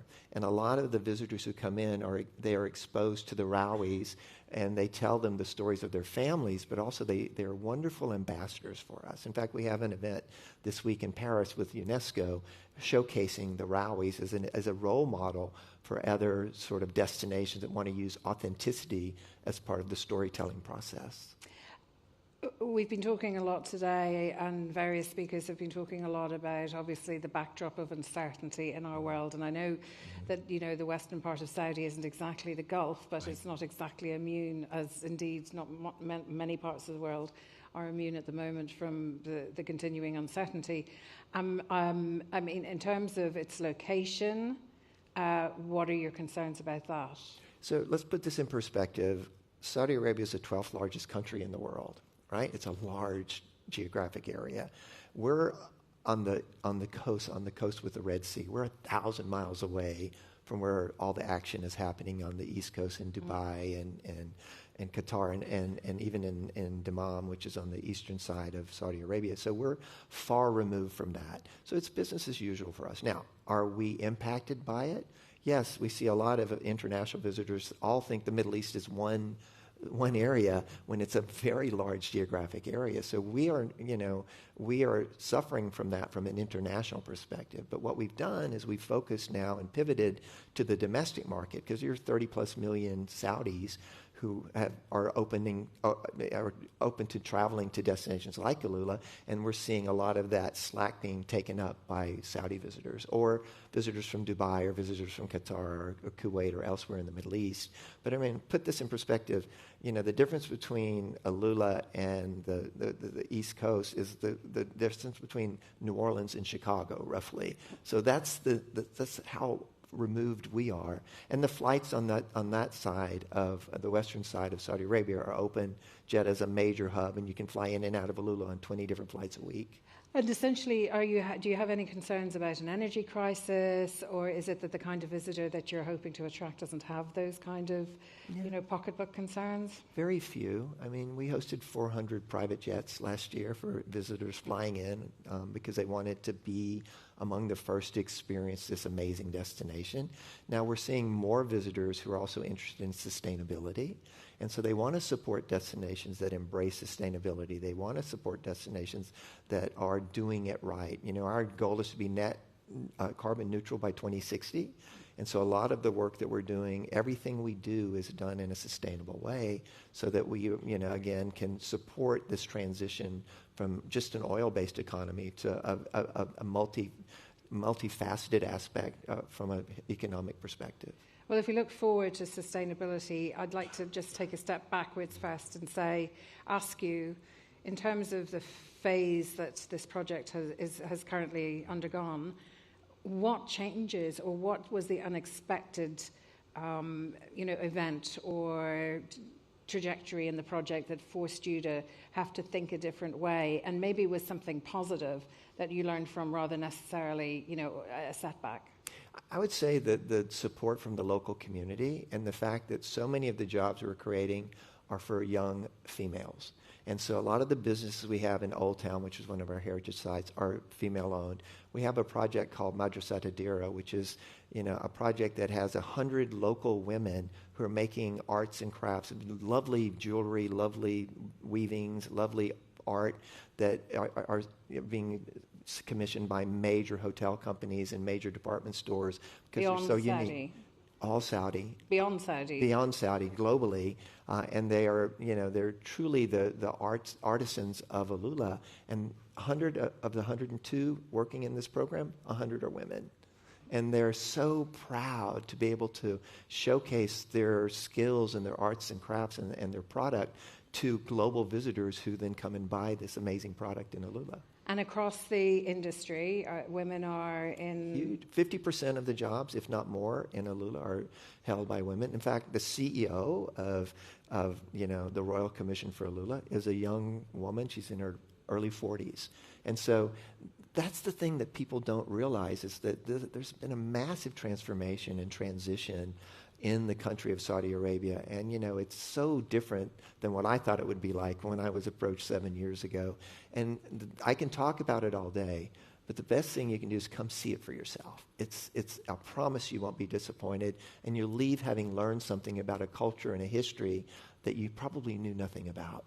Just go back to the fact that it's 7,000 years old and you want to preserve it, presumably, for the foreseeable future and beyond into another 7,000. How do you balance that and continually balance that desire to be a business, to entice visitors, to keep the tradition, and importantly, to keep the community involved and engaged?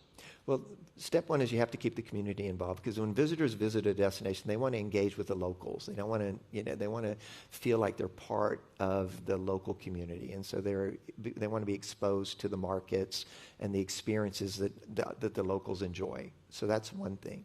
The other aspect of it is to make sure that as we go through this journey together, that everything we do is authentic and real and unique. It's not copy cutter. It's not Disneyland. It's not Dubai. We're the anti-Dubai. I mean, Dubai's great.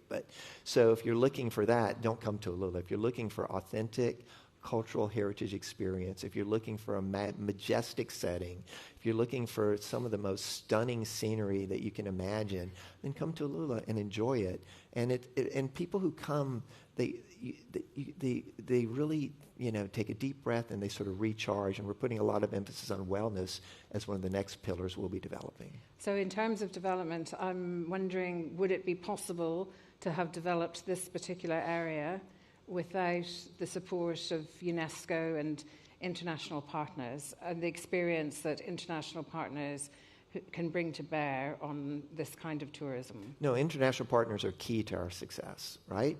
Now, you want it to be real and authentic, so we're engaging locals and a lot of the young Saudi men and women who've embraced the change happening. Put this in perspective, 75% of the country of Saudi Arabia is under the age of 35. So it's a young country, and so they're embracing these opportunities. And so we want to make these opportunities available to them. But at the same time, we need the support and expertise and the involvement of the international community because it's an international destination. And so we want to make sure that, when you come to Lula, you'll see signs in English and Chinese now.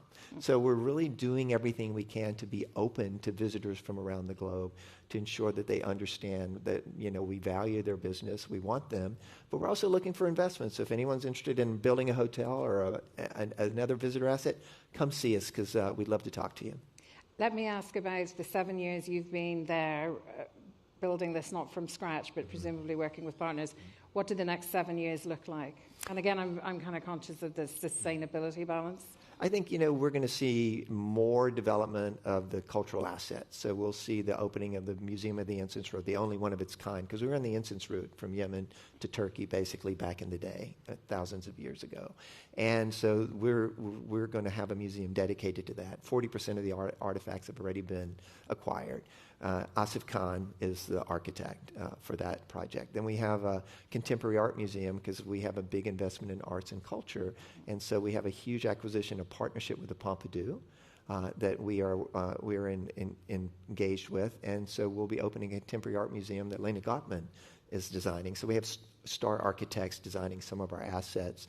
And then we'll see more hotel development. We've announced the Six Senses, the Hyatt will open, the Autograph Collection will open, a couple of the Amman projects will open. And one of the most unique hotels in the world is a project being designed by the French architect Jean Nouvel, and he's carving the rooms into the rocks, just like the tombs used to be for the Nabateans back at 2,000 years ago. It's going to be one of the most stunning hotels in the world when it opens in 2030, 2031.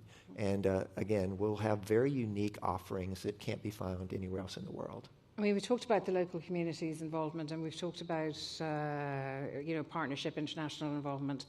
What about the domestic tourist industry, which we associate with largely being religious? Mm-hmm. Is this something that is attractive or appeals to the domestic traveler? And do you want to appeal to the domestic traveler? Definitely. I mean, because of what's happening geopolitically, a lot of the visitors coming to Lula today are from within the Kingdom of Saudi Arabia. Now, we're not a religious tourism destination. We'll take visitors who are here from Mecca or Medina, and if they want to experience Lula, they can. But that's not necessarily our core target market. Our core target market are the international markets, around United States, Europe, Asia, and then, the region. But again, these are people who are well-traveled, who have the disposable income to pay the rates that we have, and who want to experience and enjoy a destination that is very unique globally, and one that is sort of the crown jewel in the kingdom's tourism offerings, because we're sort of the benchmark for many of the other projects being developed in the kingdom. We'll leave it there. Thank you very much. Thank you so much. Thank you.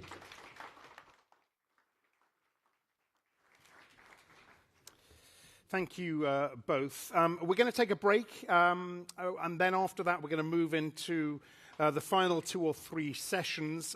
First up after the break is a real treat, a live recording of our own Econ World podcast, which is entitled Brexit, Is That It? We're then going to shift to conversations about AI, including its impact on the music business.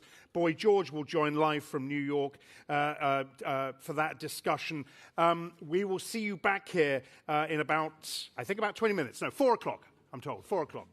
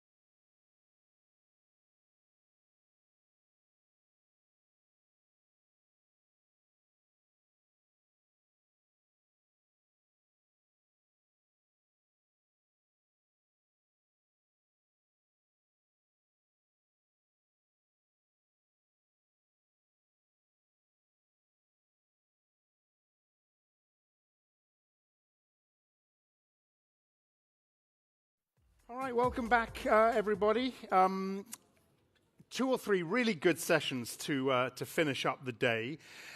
We've got a treat for you now. Please welcome Reuters Econ World host Carmel Crimmins. This will be a live recording of her and our Reuters most popular podcast. She will be talking with Europe editor Rachel Armstrong, who you saw earlier on the editor's briefing, and Reuters UK and Ireland bureau chief Kate Holton about Brexit. Is that it? So Carmel and Rachel and Kate, come on out.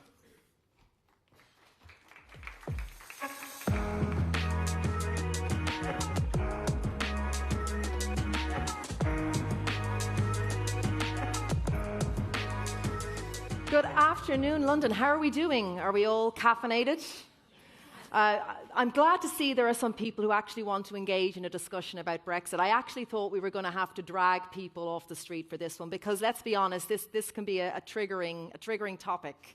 So clearly we're all gluttons for punishment. Now, this session is being recorded for my podcast, Reuters Econ World, and most of the audience for that show are American. So when they think of British politics, they think of rowdy House of Commons sessions. They think of people shouting, "Order!" So if you feel like heckling us, or if you feel like agreeing with us and you want to shout out, "Hear, hear," go for your lives. We're also going to get you to vote during this session. And I don't know if we can have the questions perhaps appear on the screen. Bear with us while we do this. We get the questions on the screen.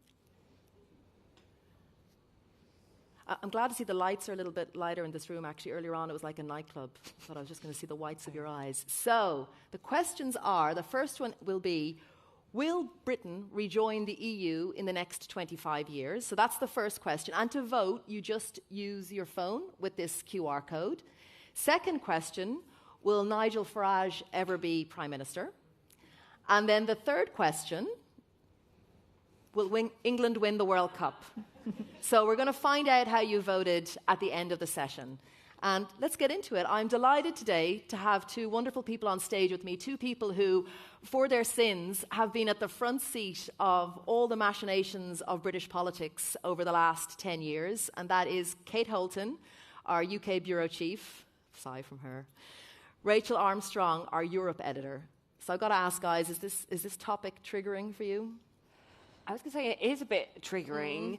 As people remember, it was incredibly emotive and febrile in the UK when this vote happened. And I can remember it was clearly that stage of life where I went to a wedding on the Friday after the Brexit vote and on the Saturday. And you just remember it dominated the conversation, like these poor people's weddings dominated the conversations.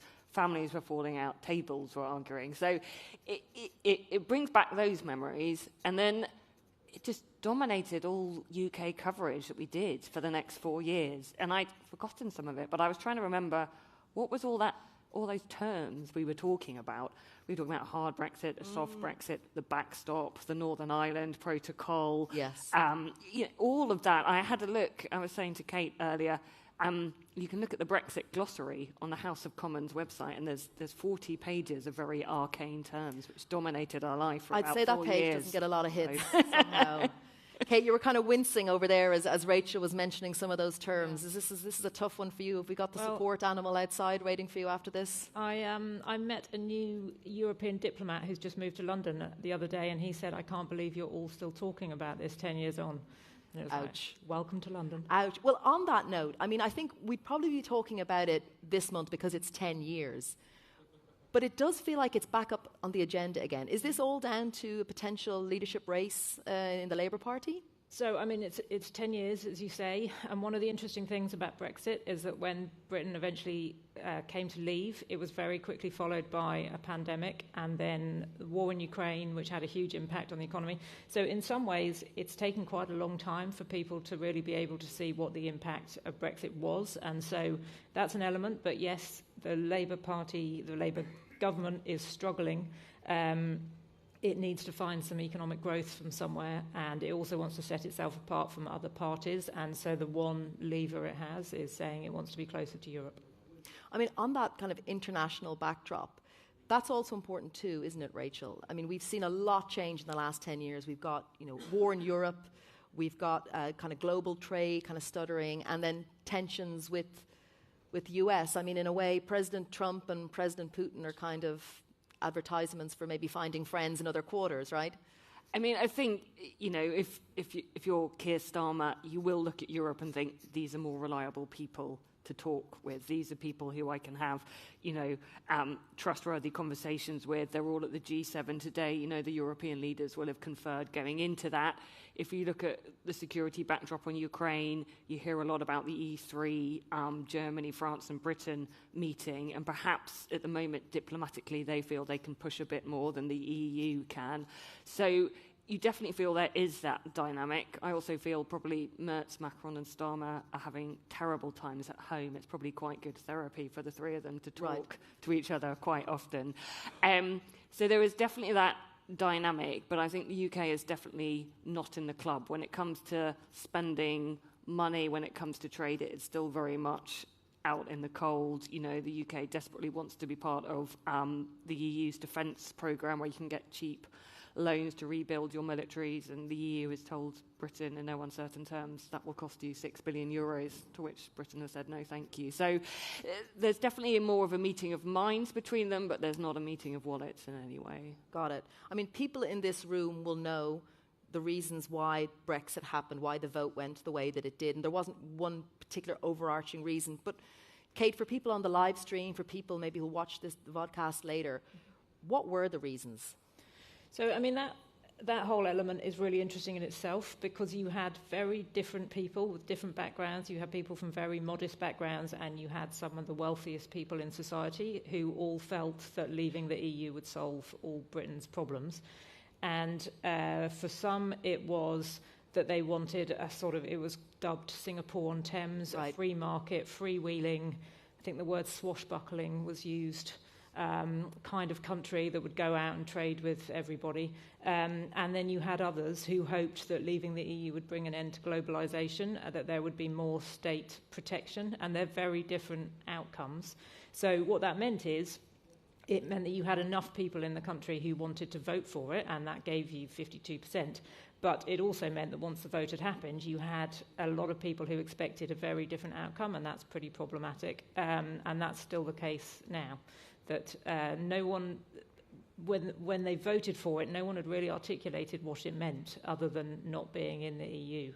And so that's part of the pain of the last 10 years.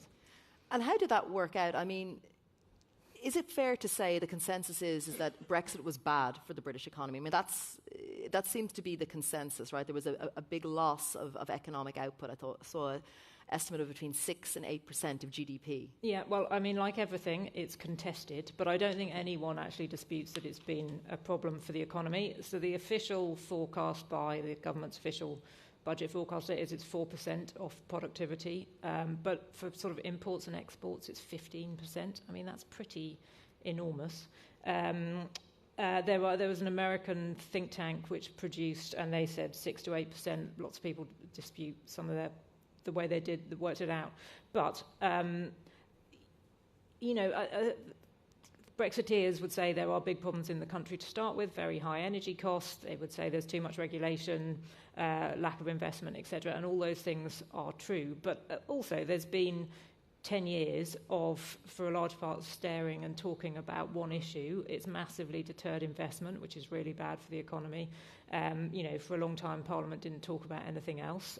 And this is at a time when the world's changing really rapidly, and that's all quite problematic, I would say. I mean, to be fair to the Brexiteers, we also had a global pandemic. Mm-hmm. We had we still have the war in Ukraine, which pushed up energy prices. So some of that will also have negatively affected the UK economy. But if we compare it to its European peers, it's definitely a laggard, Rachel. It is a laggard, and I think there are a few measures where it's particularly interesting where it lags behind. So, as Kate mentioned, productivity is one key area.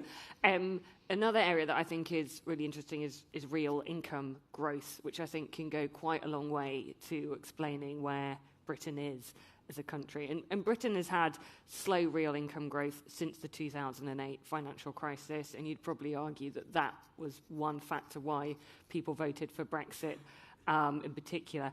It has got the slowest real income growth of the major European countries. And particularly interesting is that the lowest 40% of earners have seen their real incomes decline over the past 10 years. And I think if you think about some of the levels of dissatisfaction there was in this country going into the Brexit vote, and then there is now, and then you see that figure, then that starts to explain a lot. Yeah, and then you've small businesses as well, are particularly badly affected, right, by the increased sort of red tape that's required now to trade into Europe. We've done a series of stories to mark the 10-year anniversary. One that I think went this morning was on two brothers. They both work in logistics. That was a cracking story. You should check that out on Reuters.com. Yeah. One was for Brexit, the other was against it. 10 years on, they still don't agree with each other. But the one who thought Brexit was a terrible idea has managed to make quite a lot of money out of it because they have been the advisors on how to fill in all the paperwork, of which there is a lot. Every crisis is an opportunity. Yes. Now, Rachel, you ran Reuters coverage of financial services when Brexit kicked in. And I remember at the time there was a lot of... I was working in New York. I was running the file there. There was a lot of doomsday predictions. I think, in fact, JP Morgan boss Jamie Dimon flew over to the UK and warned, I think, that thousands of jobs would be pulled if Brexit was voted in. What has the actual impact been on the city? Yeah, so that's very interesting because, these doomsday predictions about the city, they weren't just outliers. I can remember you'd go and talk to the CEOs of banks and funds in the build-up to the vote, and they were all saying, we will have to move thousands of jobs if this happens. I think there were predictions from some think tanks that about 100,000 jobs from the city would go. Jamie Dimon, he was here, as you say, just before Brexit. I think he said they would move 4,000 jobs. He was talking at their big operations centre in Bournemouth and gave that warning. I don't think that went down very well. Interestingly, they've just got planning permission to expand that operations centre in Bournemouth massively, and they're building a huge new EMEA headquarters in Canary Wharf. Okay. So there's no one particularly good estimate of how many jobs have moved, but it's been far below the 100,000. It has been a few thousand, and they've not all congregated in one place. We used to do a lot of stories about, will it be Frankfurt, will it be Amsterdam, will it be Paris that will be the new financial centre of Europe? It's probably none of them. London is still by far the biggest financial centre of Europe. All of those capitals have picked up a few jobs and a bit more business, but nothing like on the scale that was promised. What has happened is that billions of pounds worth of banking assets that were linked to EU institutions and companies and people, they moved. The pipework for a lot of trading activity, that moved. But the actual kind of number of people, that stayed kind of the same. In fact, I thought I read a stat somewhere that employment in the city is at a record high, actually. Yeah. I mean, the city has also evolved since then. There's more tech companies working here, fintech. It's been a great place to move. I think perhaps what's worrying for Europe as a whole, though, is that everywhere is doing a little bit better, but nowhere is doing anywhere close to as well as what America is doing. Well, yeah, it's the North Star that is the US economy right now. And, of course, Elon Musk, SpaceX, I saw it, it's now bigger than Amazon and Microsoft. So it's just sucking all of the oxygen out of the room for everyone else, right? Yeah. Yeah, absolutely. I mean, I think I was looking, I shouldn't say this too loudly because we're on the same square as the London Stock Exchange, but I think the biggest IPO in London so far this year has been about £100 million. We're not even reaching £1 billion, let alone £1 trillion. Yeah. I mean, have there been any benefits? Because the argument was that if you're outside of Europe, you can write your own rules, and that is attractive to capital, right? If you can offer people sort of loopholes, innovative ways to trade. Have there been any benefits? So I think whatever you think about Brexit, there is an argument that the UK could move faster on regulation and set its own path because, if you're one regulator versus 27, that helps. So on AI, the UK has sort of gone between the US and Europe, and I think that's deemed to have been quite successful so far. On smaller areas like chemicals and agriculture and medical devices, a sort of a larger UK regulator has managed to make decisions more quickly, is taking a slightly different approach to risk. And so there are companies that will like that. Potentially, some companies would move to the UK to benefit from that. I don't think that offsets the loss of access to a huge market, but it's interesting. And in a time when the economy and growth is perhaps so tied to innovation and new products, etc., if you could stick to that, maybe that is something. However, we'll perhaps come to this, the loss of a huge market, of access to a huge market, is a big deal. The Labour government is now looking at ways that it can get closer to Europe, and it may actually end up reversing some of that independence. So it's not even clear that that's going to last. Yeah, talk to us about that, the political fallout, because that has been huge, hasn't it? Yes. I mean, the instability is just... Yeah, I mean, it's 6 prime ministers since the vote. And I can't remember. Really, 6? 6, wow. And potentially 7 in a couple of weeks' time. Indeed. Indeed. Hope you're all voting on that, by the way. I can't remember the stats, but if you think of the length of time that the likes of Blair and even Major and Margaret Thatcher were in power, it's a huge change. It goes back a long time since we had this level of instability. And the other thing that's kind of fascinating, and I guess this is not just Britain, this is a Europe global issue, is it sparked a complete realignment of British politics. So in Britain, you would have people, families who voted Labour all their lives because their parents had. And those people who, would perhaps have fresh memories of hating Margaret Thatcher were voting for the Conservative Party because what they were saying on Brexit was more important. And that shake-up, there's no sign that is going to be undone. And that also, I think, means that politics becomes much more unpredictable. You potentially, at the moment, have 5 parties that can get a highest chunk of the vote. So that makes it really unpredictable to call who is going to win a next election. It's still, though, with the kind of first-past-the-post system, that 2 parties, it's still hard to break that stranglehold, isn't it, if I can put it like that, because of the nature of the vote, the way it goes in? It is. Or do you think that's... No, I think it's changing because you've now got you've got 4 or 5 parties who may get over 15% of the vote. So you saw Labour win a large majority, but actually the vote was not that high. I think the first past the post works when you've got 2 parties. It becomes, I think, much more unpredictable. It's a long-running thing that maybe opposition parties or certain opposition parties say we should change the British political voting system, and then the second they get elected, they say, no, it's fine, actually, don't worry, we quite like it. So I don't know how that changes or if it will, but there's certainly more talk about it. What about the kind of the rise of the far right? Has that also been? Could we trace that also back to Brexit, or does it go back further? I'm not entirely sure. I mean, so I'm not necessarily saying Reform is far right, but Nigel Farage's party has led the polls. He's led every poll for well over a year now, which is pretty striking. There are definitely, I mean, I think in some ways the issues have not changed, but Europe's involvement in that. So the conversations are still about immigration. The conversations are still about a political elite, etc. It's just now people aren't blaming Brussels for that. They're blaming stuff closer to home, possibly. And Rachel, we've seen that kind of that political instability have an impact on the markets. Like the bond vigilantes definitely have the UK in their sights, don't they? They sort of keep very much a watching brief on the plans of the government. Yeah, I mean, I don't know if you recall last year there was a moment when the Chancellor of the Exchequer, Rachel Reeves, was a bit upset. She'd clearly, like many of us do, had a bad day. She was seen in Parliament look upset, and gilt started selling off, which is kind of, an unheard of thing. And I think we were looking at that. There's no one single factor.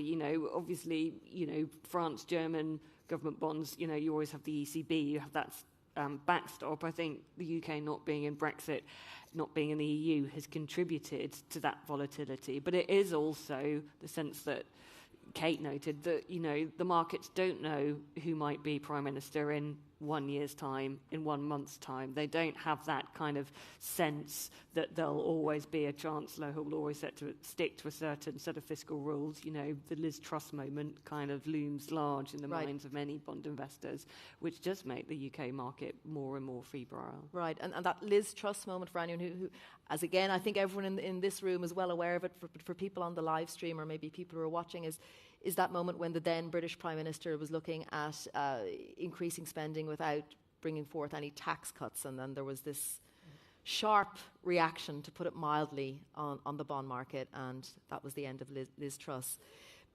A majority of voters, though, Kate, now believe Brexit was a bad idea and would like to rejoin. But how does that tally then with the support that we're seeing for reform? So reform doesn't talk about Brexit a huge amount. Like I say, it talks about the similar issues, but it doesn't particularly talk about Europe. I mean, if there's any... Why is that? I mean, if Labour talk about wanting to get closer, then they shout betrayal, and that is effective. But they've moved on. They want to talk about the current issues of the day. But what's interesting on the polling is, yes, a majority show that a majority of people think that Britain should rejoin the EU. But when you start to ask the question, do you want open access on immigration, and would you be willing to pay money to rejoin, the support gets to about 30%, 35%. So, Labour can turn to Europe quite often as this is what we're here for. We offer closer ties to Europe. But the relationship between the UK and the EU was always really difficult, including when it was a member. There is a press here that likes to zero in on the amount of money that's spent, etc., etc. So you can talk about rejoining, but the reality is it will cost money. It would probably take a referendum. That's another 5 years of Britain talking to itself and not noticing that the world is changing. That's all kind of a bit dangerous. So I don't know. In some ways, everything's changed, and in some ways, nothing's changed. Right? So the sense is that no one has an appetite for a rerun of the referendum in the UK? I don't think, not yet, no. What about in Europe, Rachel? Well, I think there's probably a few things. One is, you could see that there may be some people in Europe, they're looking at Trump, they were like, it would be much better if Britain was back in the club. They'd look at the Labour government, they think we may be able to start the negotiation, it would be long and painful, we could do it. But then they've got to think, well, hang on, Nigel Farage could be Prime Minister in 6 months' time, in a year. Do we want to begin negotiations which would continue with him? That would be madness. So I think, A, the political instability would make the EU a lot less willing. And also, the EU does not want anyone else to do what Britain did. So it needs to be very clear, even now, that if you leave, there is a cost. Right. And if you want to come back in, it will not be easy. So, Britain is going back into the Erasmus scheme next year, which is a scheme where students at UK universities can go and study at an EU university and vice versa. Did anyone here do Erasmus? Show of hands? Okay. All right. Nice. Only 2. Now, that seems like a win-win scheme. Very good. It will cost the UK for one academic year £500 million to be back in that scheme, and it used to cost between 2 and 300 million.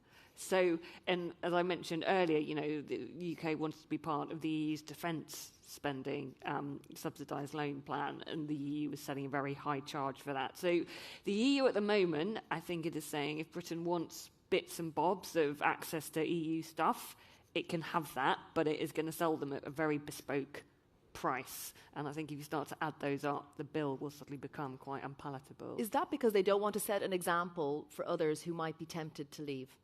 Yes, I think, in a word. Plus, what's the advantage of having the UK in? That they bring a lot of money. I mean, the other countries that are coming into the EU over the coming 5-10 years, Montenegro could be in 2028. Ukraine accession talks began. Yes. Last night. That will be a very difficult one for the EU to swallow. And those are all countries which are still relatively poor and would be taking up quite a lot of the subsidies. So if the EU wants Britain in, it wants Britain in with a big fat check, please. So, Kate, it seems to me then, there's no appetite for a referendum, but yet Labour's talking about let's get closer to Europe. So what do they mean? They mean easing access to markets. So the reset is on youth mobility. They can't call it anything that sounds like migration, so they have to call it youth mobility. And they're now actually calling it youth experience. Okay. Which is easier. So that covers a multitude. Yeah, yeah, have an experience. They want to ease barriers on moving food, so UK and vice versa, food exporters being able to trade with each other more easily, and they want to bring their energy markets together. The problem that Europe has is, or its issue is, as you've said, it doesn't want Britain cherry-picking the bits that it likes while saying, actually, we'd rather be more competitive on something like AI. So that's what they're wanting to show that they can make some practical differences that will make it easier, particularly for small businesses, for people going on holiday. So there's always a big focus in the British press on how long the queues are in European airports. I think some countries have said British tourists can use EU gates, some haven't, or different elements on travel. Yeah. So it's things like that. They want to show that they're making a tangible difference to people's lives by having a better relationship with Europe. But it takes quite a long time to get there. Does that mean, though, a customs union? Is that kind of what they're inching towards? I think, possibly in the long run, yeah. Customs union would mean sort of alignment on rules and regulations, particularly, but and it would cost money to do that.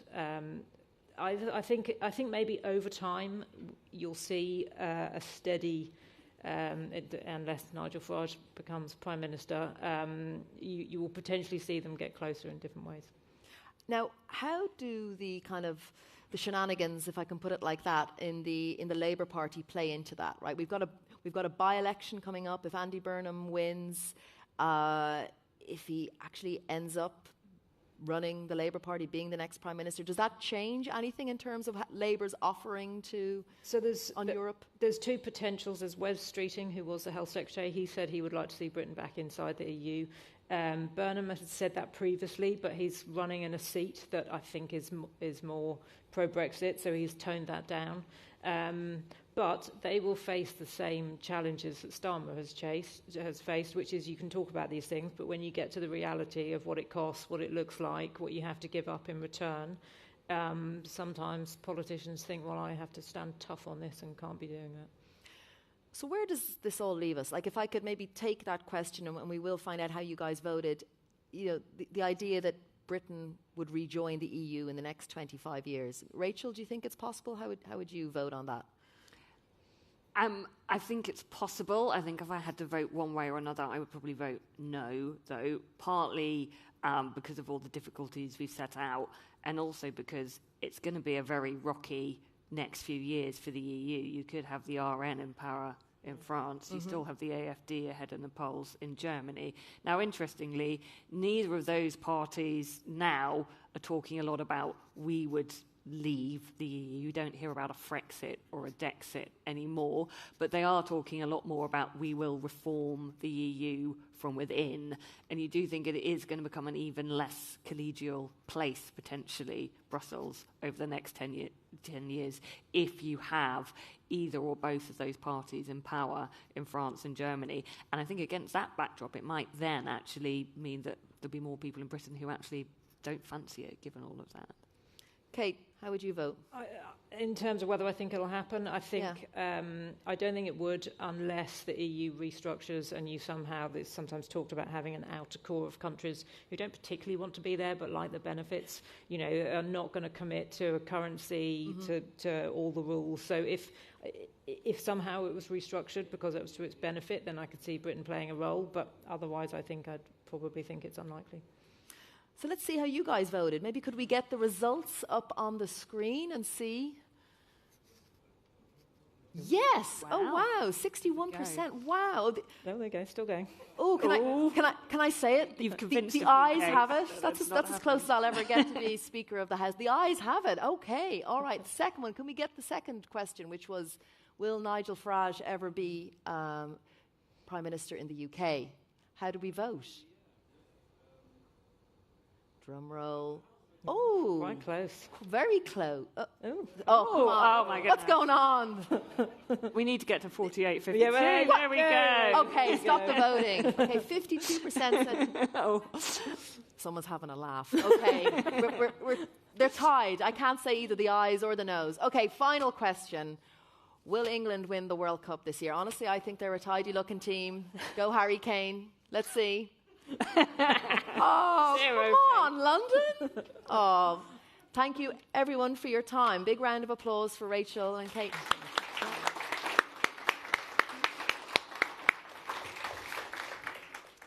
All right, thank you very much indeed, Carmel. Always a treat. Make sure you tune into that podcast. We've got two final sessions for the day, both focused on tech and AI. The second one includes Boy George, so please don't miss that one.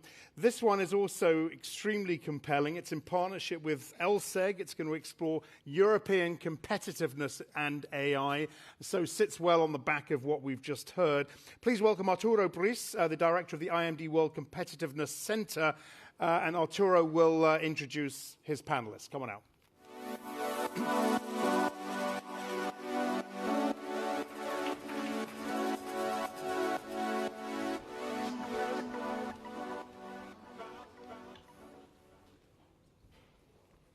Good afternoon, ladies and gentlemen.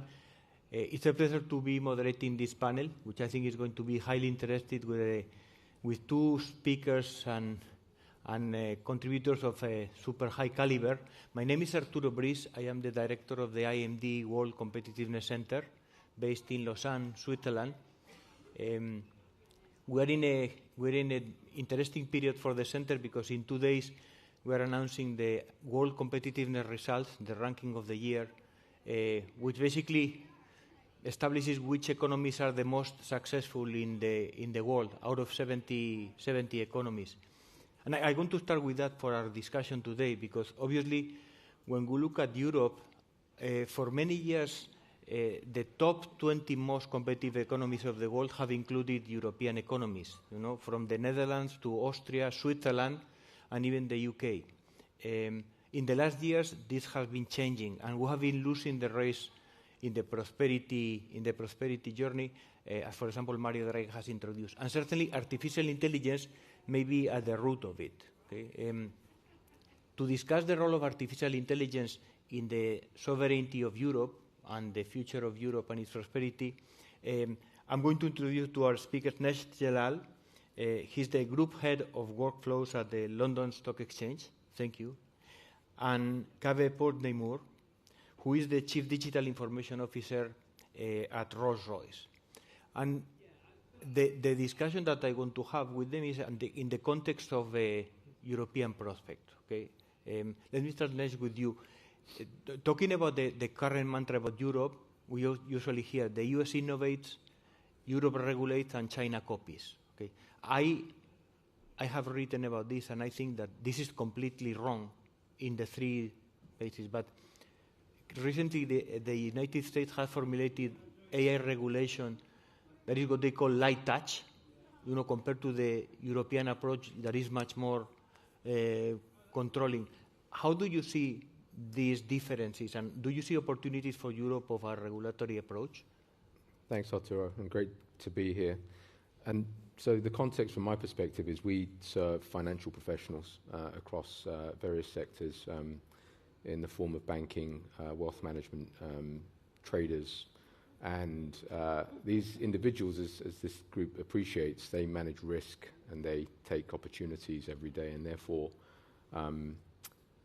trust is critical. And the irony about this particular framing is that it presents governance against innovation, but I would argue in financial services, governance unlocks innovation. And so for us, in practical terms, this means that by design, what we're thinking about is how we can demonstrate on a consistent basis the quality, the accuracy, the auditability of the insights that we serve our users to be able to take action. And a specific example of this is the transition of what we would historically describe as a terminal a single destination super app with the tools, the content that financial professionals require, and a transition to agentic workflows that enable our users to do things like perform deep research in minutes that would historically take hours or sometimes days. So happy to elaborate on that, but that would be my starting position. Thank you. And somehow related to that, Kavi, your organization obviously is in a key industry, and then you need to embrace AI, but you need to also combine, implementation and experimentation. And how do you do that specifically at Rolls-Royce when it comes to implementing AI solutions? Well, thank you, Arthur, again for having me on this panel. For those who don't know, I guess, Rolls-Royce is in the business of power, whether it's powering airplanes, engines, or there's locomotives or data centers. We generate powers, and we are across different industries, from civil industry, aerospace industry, to defense industry, to nuclear industry. And as such, you're dealing with a very regulated industry. And introducing technologies like AI, you have to take care around how you introduce technologies that are at best very probabilistic. You're trying to apply it into a very exact technical environments. Where you want human judgment, you want to be able to make sure that everything goes absolutely to 100%, and you've got redundancies built into your systems. So as such, for us, it's not about experimentation. It's about creating a clear hypothesis for the use cases that we have for applying AI, and being very clear around where AI creates value, and being able to systematically go through a process of testing that hypothesis, making sure that we develop a pilot, and then a prototype, a pilot, and then scale it up across the organization. And for us, success is when you get it scaled up.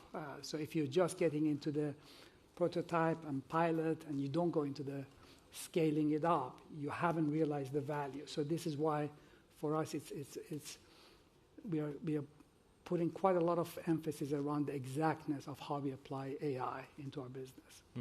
And as we were discussing earlier, in the future there will be many different technologies. What is the framework, your organization, to embrace all of these potential technologies that are going to come? And how do you allow for flexibility? So obviously you cannot stick to one single technology.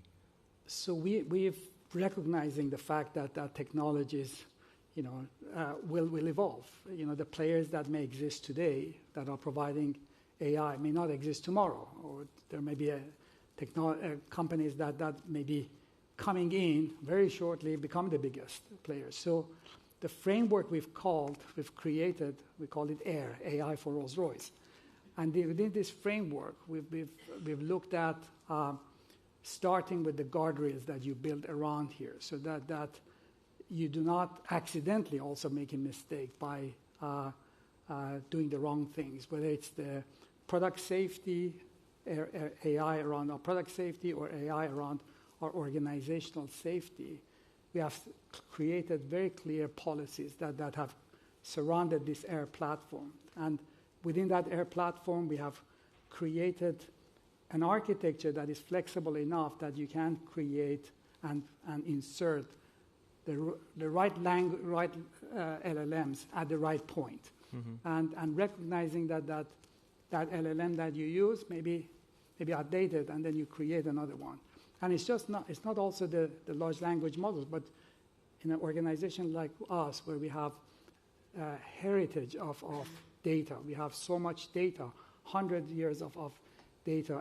If you think about an engine, an aircraft engine has got thousands of parts, and every one of those parts have got a history of data around it. So being able to make sure within this AIR platform, you've got the right governances around data, around the technology stack that you use, and the policies that you have are the framework we've created to give us that flexibility. Yeah. And I think you were referring, earlier to the importance of governance and the competitive advantage that regulation can give to Europe. But I think related to that, there's also the issue of trust, which I think, in our competitive ranking, we also see that one of the differentiating factors of the most successful economies today is that capital and companies, they trust the most successful nations because of good regulation, because of good institutions. So what is the role of trust when it comes to AI and implementation of solutions based on AI? And I definitely want to connect it to the point around the way you think about architecting that affords you the flexibility required. The way we've approached things has been similar in that, for decades we're in the business of effectively providing that trusted data for financial markets. And the underpinning of that is about the governance, is about the data quality.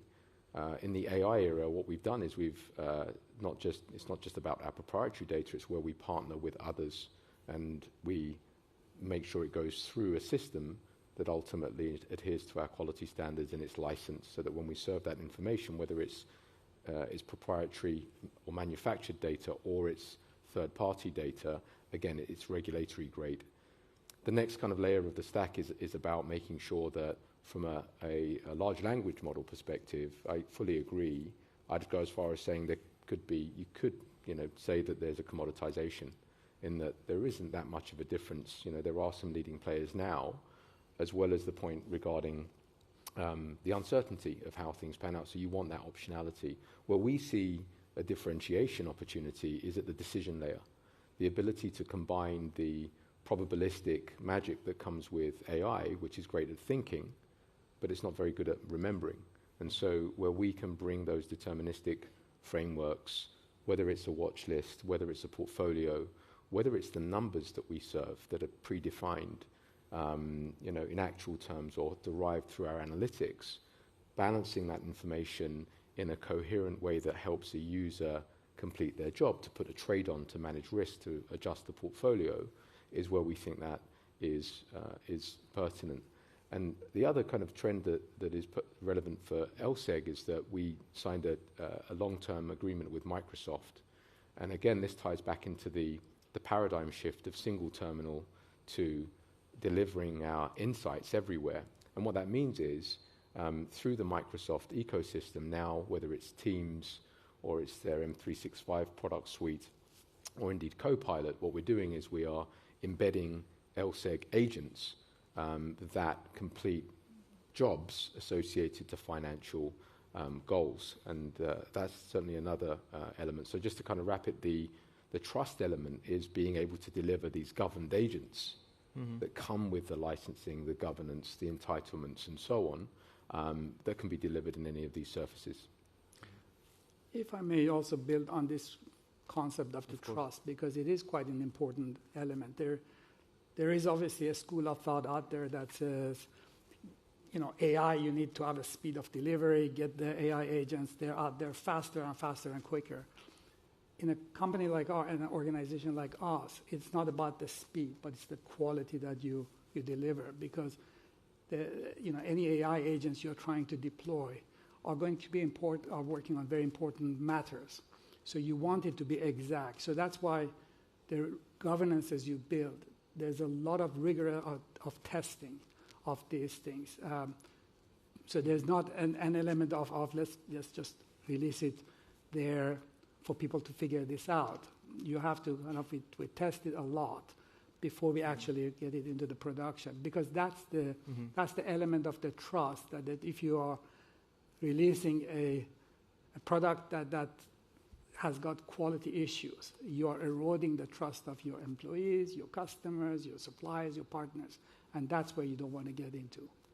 Perhaps I can just further kind of build with a couple of examples in that. And what's been it's intuitive and quite obvious, but it's also fascinating when you're seeing it in real time with financial professionals who just value the ability to look at an insight and then click a button that takes you through to the transcript, the underlying words in a document that was part of the fundamental insight, or the thinking process, the full transparency of how the model interpreted the question and then played back the answer.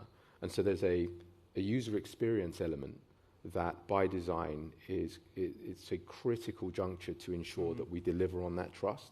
And speaking to different types of users, whether it's people on the desk or at the executive level, they need to be able to demonstrate that in order to make decisions on the back of it. But then in the back end, it's back to the evaluation process, the testing, and also it's about the accuracy of the response, but also ensuring that you're not answering questions that you're not supposed to. That's important too. I mean, to me, there are also two aspects of the trust issue. One is the trust in the technology and the faith that we can have in the solution that it gives us.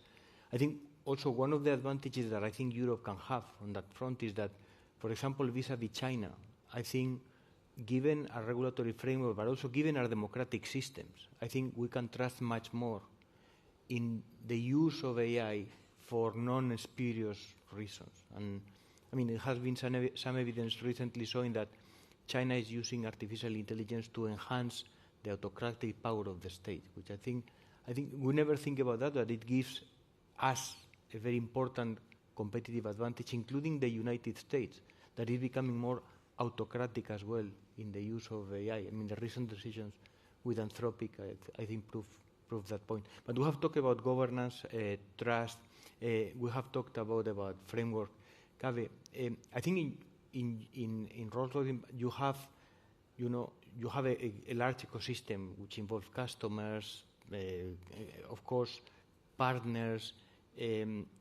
How do you deal with those partnerships? Because you cannot just develop AI solutions on your own. What is the importance of those partnerships? Again, I think as part of the framework that you have, you've got to be very clear on the partnerships that you're going to establish. And partnerships will be at different levels. For AI isn't just about the large language models, isn't about the data. It's also about the infrastructure that you have. The data centers you use in an organization like us where we can't just hold the data in anywhere. We have to have we deal with defense data of different countries. So we have to kind of abide by the sovereignty of those data and where that data gets processed matters also. So for us, it's all about making sure that we are establishing the right partnership with our ecosystem of our suppliers, making sure that you're choosing, again, you have the trust, the trust that you have established with those suppliers. With our businesses, we believe that the best ideas on AI isn't actually people sitting in the center and dreaming of AI use cases. The best ideas actually comes from the front end. We have very smart people. We've got some of the best engineers in the world out there. So, you don't create basically use cases there. You go to them and say, what problems are you trying to solve? What are the challenges that day-to-day you have? And you'd be amazed how much opportunities and use cases that comes up. So you establish partnership and trust with those frontline teams that are dealing with the day-to-day challenges that are going to ultimately own the AI capabilities that you're going to give them. Because at the end of the day, these AI capabilities, you give them AI agents, they're going to become part of your workforce. So you have to kind of take care of them and look after them and so on. You can't do that central. You have to kind of make sure that you do that in collaboration with your frontline teams. So in that ecosystem of partnership you establish, that value chain of from an idea to get it basically into live and realize the value, which is the most important aspect, and to make sure the safeguards are in place. That requires a partnership, and nobody can do it alone. Doesn't matter how big your organization is, partnership is key to making sure. And central to that partnership is the trust that you have, how you work with each other and delivering this.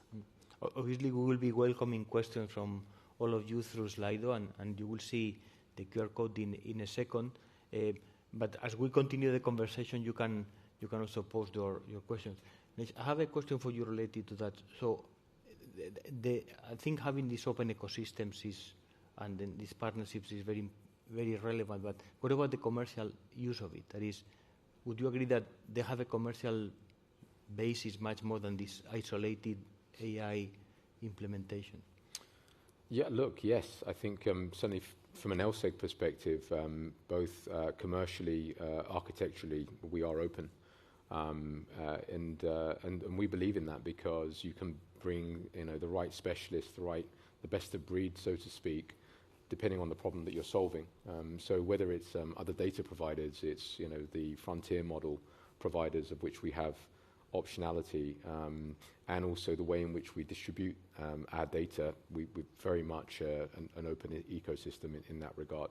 And one specific example is the integrations that we have built within Microsoft Teams allow us to deliver workflows that also include our partner agents, not just the LSEG created agents. So one of the partners we have are a specialist in pre and post trade trading type performance data, known as TCA. And in the context of a workflow between an asset manager and a bank trading desk, historically that type of communication is spreadsheets and phone calls, and it's ad hoc and very inefficient. Now you're in Teams and you're able to assess execution performance by interacting with an agent that delivers that information seamlessly. So these are real workflows, and we can see the tangible value from our users. Yeah. We can start taking questions from the audience. The first one, I like it because it makes already the statement that Europe will win. So it's not an if. So how we will win? Through regulation, infrastructure, or specialization? Who wants to take that? I mean, from my perspective, I think I don't know that there's a winner as such. What I would say is that if the US are well positioned in terms of frontier models, certainly Europe is really well positioned in terms of that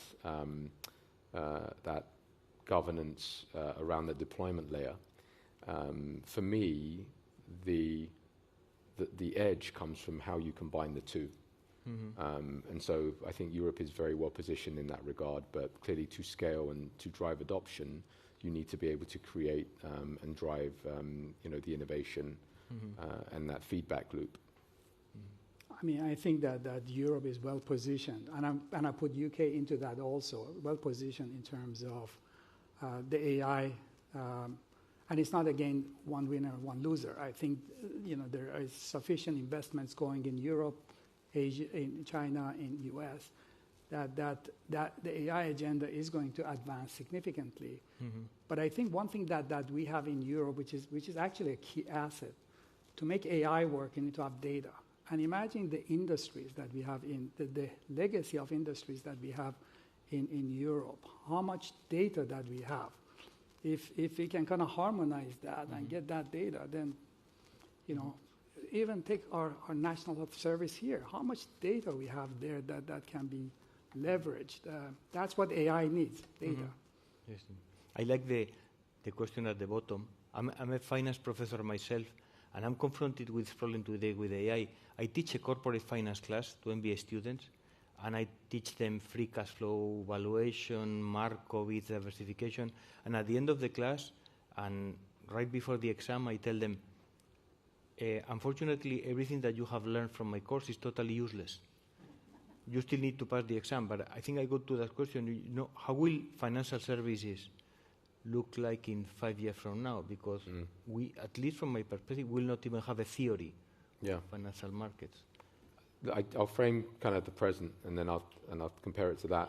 From my perspective, the present is about a lot of these terminals that are click and point, and there's a race at the moment to clearly integrate how these AI capabilities to help with discoverability, with task automation, with portfolio level kind of analysis and summaries and so on. But the convention is very much based on apps, which by definition are kind of individual experiences that you search, and everybody's kind of familiar with that world. For us, the way in which we're moving is what I would describe as headless. So what I mean by that is we are really focusing on that intelligence layer. So think about the ability to deliver different types of agents, whether it's to search, it's for deep research, it's to perform company intelligence, and to be able to take the right insights, the right visualizations, but deliver that everywhere. That's the orchestration framework that we've built, and very much at the heart of the workflows that we see in the future. Thank you. And Kaveh, this one is for you. What is the biggest execution gap between ambition and reality? This, I guess, is also more of a leadership question as well. Yeah, I mean, there's plenty, but maybe if I take one, I think the sovereign cloud natures that we have in various parts in UK is still not there yet in terms of, I know that there's investments going on in establishing sovereign clouds that you can host your data in there. It's still not there. I think there's work that's going on. That's also across Europe is also being worked on. But that's one of the execution gaps that exist today, or capability gaps that exist today. Ines, do you want to add something? Yeah, happy to kind of take another question here around capability and literacy across organizations. I think that it's documented that there seems to be kind of an increasing gap for those who are embracing the tools or have access to the tools versus those that don't. And I think this is real. And so I don't have a kind of a solution as such, but I would kind of want to acknowledge it and say that certainly from an LSEG perspective, this is of the utmost importance, and we've really prioritized the adoption of various tools. We're not prescribing one tool over the other. We're allowing it to play out, but we're kind of encouraging the use of these tools and the integration into our employees' workflows. If I may just pick this one also, for us training was quite important and awareness was very important, but before actually going into anywhere close to teaching about the tool training, we actually started the training around the what you need to be aware of about, because the AI can be a good thing, but it can also be quite harmful also if it's not used correctly. So we put a lot of emphasis around that part that people understand the guardrails on using AI, and at the executive levels, to the board levels, to down grassroots levels. We are continuing to drive that education and literacy around not just AI but also data, the importance of data, how to look after the data. I come from a business school, and I saw that this was a problem at the beginning with AI, because in the same way that you don't discuss internet-driven business model starting with the TCP/IP protocol, in many of our AI classes at the beginning, we were focusing too much on the technology, how LLMs work, and this is irrelevant for executives. I think it's much more of the second-order questions. How can you implement and which problems you can solve, but not how the technology works. Especially in a world that there's so much hype out there. There's so much hype about AI. To be able to decipher that for the organization to say what's reality, what is relevant to us, that in itself requires a bit of an education itself. Also, a connected behavior is over-trusting the answer to the extent that you're not validating it to the extent you would ordinarily. In the spirit of just over a minute to go, I'm happy to kind of do You're a fantastic moderator. You moderate questions. Better than there was a question on when wouldn't you want to answer. I think that the underpinning of trust and credibility is to ensure that you stick to your domain. If you start asking questions about something else, nefarious or otherwise, then you're not sticking to the scope. So that was what I meant by that. And there was another question on when does regulation become helpful for innovation or competitive advantage. Again, I think regulation underpins trust, and maybe in the context of kind of regionally, what does that put us? Again, from a financial services perspective, regulation informs governance. Governance unlocks the ability for us to create those trusted experiences. Okay. Because we have 30 seconds left, and in the best Swiss spirit, let me ask you a yes or no question. So currently 75% of the computing power in AI comes from the United States. Do you believe that in the next 2 generations we can catch up with the US in Europe in terms of computing power, data centers, AI applications? Do I believe? Yes. Bravo. I believe yes too. Thank you. That's it.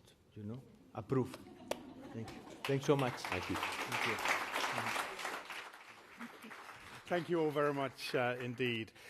Right, we come to our final session of the day. The use of AI, hotly debated, of course, everywhere from schools to the workplace, perhaps no more so than in the creative industries, film, music, art. In fact, just last week at the AI Summit here in London, I listened to the creators of the first full-length feature film. I think it was a 95-minute film that premiered in Cannes. It was produced entirely by AI in 2 weeks by 15 people at a cost of $500,000.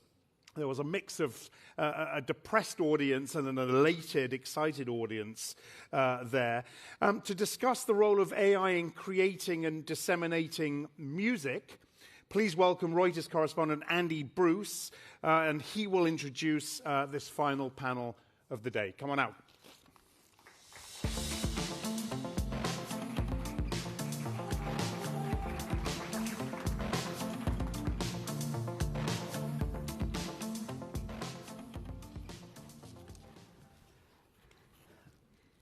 Good afternoon, everybody. My name's Andy Bruce. I'm UK economics correspondent at Reuters. I suspect I'm not going to be the star of this show.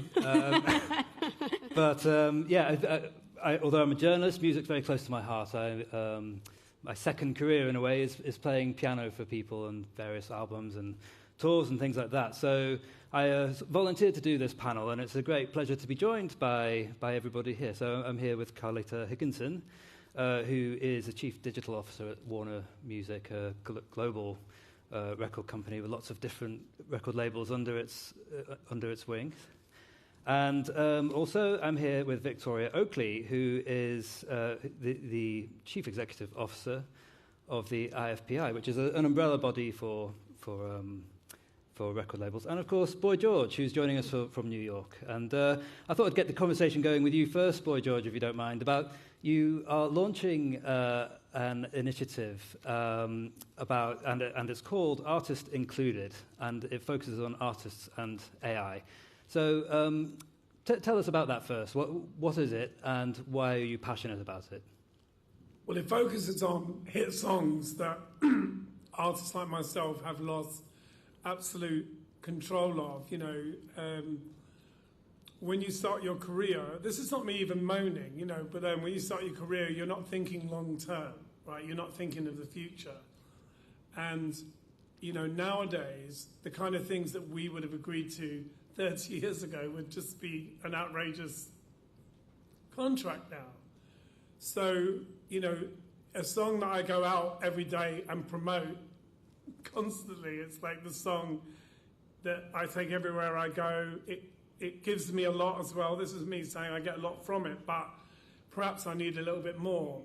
And so what I've done is created a situation where an artist like me, for the purpose of a particular hit record like Carmen Chameleon, can go in, re-sing it, try and capture the nuance of that original recording, literally remembering that there was no technology. We used a lot of reverbs and delays, and there was things that we just wouldn't have to do now. But the main thing is to kind of capture the essence of the performance, and it's not as easy as it sounds, because over the years when you perform a song live, it becomes more bluesy. It takes on a whole different experience of the road and what's happening in your life, and it becomes another thing altogether. So going back to the studio to create as close as you can, what we had to do was re-sing it and then luckily, our original producer, Steve Levine, had access to post-contract demos of me singing in my 19-year-old voice, you know. And somehow they put those two together, and after a few goes, they came back with something that I think could have been from the same sessions. Like, it's that close for me. And I would say that the comment I'm getting a lot from people is that it's warmer. So I think what you have is all the experience of who you are as a person and what you've been through, brought onto a subject that is so naive and young and not worldly, not travelled, hasn't been through much, but singing as if you understand what's coming. So I think there's such a massive human aspect to it, which I think is the great twist, is that the technology is making the moment possible, but the moment wouldn't exist without the human experiences. And I think everything that you do as an artist is about context. Why you were doing it, what you were wearing, what the political climate was, what was going on socially in terms of, you know, freedom of rights. All that stuff makes a difference to the kind of music that you make. And in the case, I know I'm sorry giving you a long answer. No, it's all good. In the case of Karma Chameleon, Culture Club were making this soul record. They're making this beautiful soul record that was a tribute to, you know, all the American soul artists that we loved. And I come in with Karma Chameleon, which was a total spanner in the works. A very Gemini thing to do, go, let's do a country track. And I had to literally fight with the rest of the guys to get this track on the album. It was the last thing to go on. And I was convinced that this was the #1 record. Having maybe had 2 minor hits, I actually had my first #1, but I became an authority, as all artists do. And I was like, this is a surefire winner. And look where we are. You know, we're still talking about that song. Yeah, absolutely. And, you know, this, you know, you've built this as an ethical AI project. And I wanted to ask you, Carlita, you know, what does ethical, responsible use of AI in the music industry look like? You know, I know Warner's had a couple of examples of maybe helping artists who've lost their voices and things like that. Could you tell us a bit more about that? Sure. I think one great example that I like to think about is the Randy Travis example. So Randy Travis was an icon country music singer. And in 2013, he had a debilitating stroke that caused him to lose his ability to speak, you know, primarily, and it really effectively ended his singing career. And so as the technology evolved, in 2024, he ended up working with his producers, his longtime producers, Warner Music Nashville, and they got together with him and his creative team. They trained a model, so similar to, you know, what Boy George is talking about. They trained a model, an ethical model, fully licensed, with the vocal stems, his vocal stems that he had licensed and owned vis-a-vis Randy Travis and the label. And they were able to get a vocal surrogate who re-recorded the music, and the AI mapped on top of that vocal surrogate's songs with Randy Travis's timbre, his style. Randy Travis went into the studio to produce this together, where he directed the storytelling. He directed the vocal performance in terms of the pacing and the style of it to create an entirely new recording. And it was an amazing and incredible way for him to work with this technology, get his voice back, to be able to sing again after, you know, having lost that. And so it was an artist using the tools in a creative way to really, you know, sing again. Great. And Victoria, for you, I mean, you know, your body represents, I think it's over 8,000 record labels, something like that. I mean, from your perspective, do you think AI is something that's going to help grow the music economy, or is it kind of too soon to say and it's actually more of a risk? No, I absolutely think it's an opportunity to grow, as you call it, the music economy, but also to create more and different opportunities for artists. So you've heard from Boy George and you've heard from Carlita about some of the frankly very cool ways in which you can use AI in the creative process. There's also the piece which is about licensing. What record labels really want to do and are doing is enter into licensing agreements with ethical AI models, and with that comes a new stream of revenue that frankly wasn't there before. And certainly what I see from the record labels that I have the privilege to work with is they absolutely want to make sure they can explore that and make good use of it for their artists, because they're always looking to make sure that their artists can reach new audiences and reach new sources of revenue. Yeah, and I suppose the thing about the expansion of AI, it's sort of different in every country, how they regulate it and things like that. I mean, I know you might have some strong thoughts on which countries are doing it well and which countries are doing it badly. I feel like you're leading the witness, Andy. Yeah. Look, I think this is really difficult for governments to get right, yeah? They're looking at this massive influx of tech and innovation, and they're trying to figure out, do they leave it alone and let it happen? Do they invite it in? What should the rules of the road be? So I have, as somebody who spent 20 years as a policy official inside government, I have a lot of sympathy for the people trying to figure this out. But my very strong view from the music business perspective is that what we want is an environment of business certainty where record labels, on behalf of their artists, can enter into licensing agreements. So, allowing the marketplace to do its thing, as it were, and to work and to thrive. The risk is that we're seeing a number of governments who think, and I think we've got some tech companies whispering in their ears and giving them all sorts of promises that may or may not bear fruit, but asking them to create all sorts of exceptions and rules that mean that these AI models should be allowed to absorb all musical content, other people's works, without having to seek permission or to pay for it. And that, frankly, from our perspective, is quite simply wrong. And I'm completely unconvinced by the argument that innovation will stall, AI will stop, etc., if you don't allow AI companies to have access to all music for free. That argument just doesn't add up for me. And I think it's perfectly possible to have an openness to innovation and to ensure that AI can access the things that it really needs to, whether that's around medical research or whatever it might be, whilst at the same time having the right rules of the road that don't get in the way of music and artists' work, and that licensing space to really grow in order to provide a source of revenue for artists. And Carlita, I mean, Warner being a very global group, what's your sense of which places are doing it right?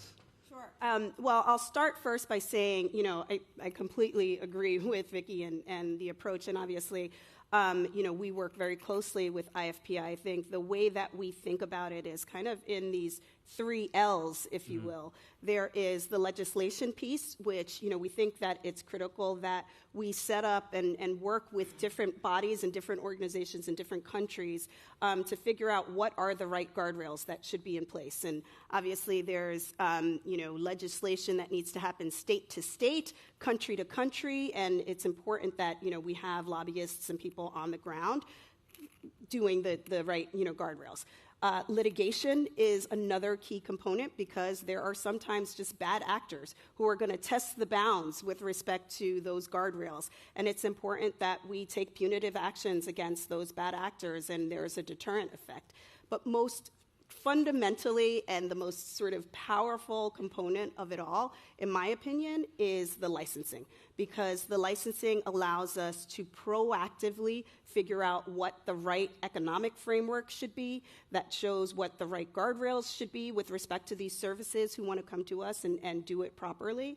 And it allows us to power what we need to do when we go in from a legislation perspective, when we go in from a litigation perspective, to demonstrate that there is this framework that exists and that there is a right way to strike these deals in a way that will be accretive to the music industry as a whole, while allowing for that innovation by these models. Yeah.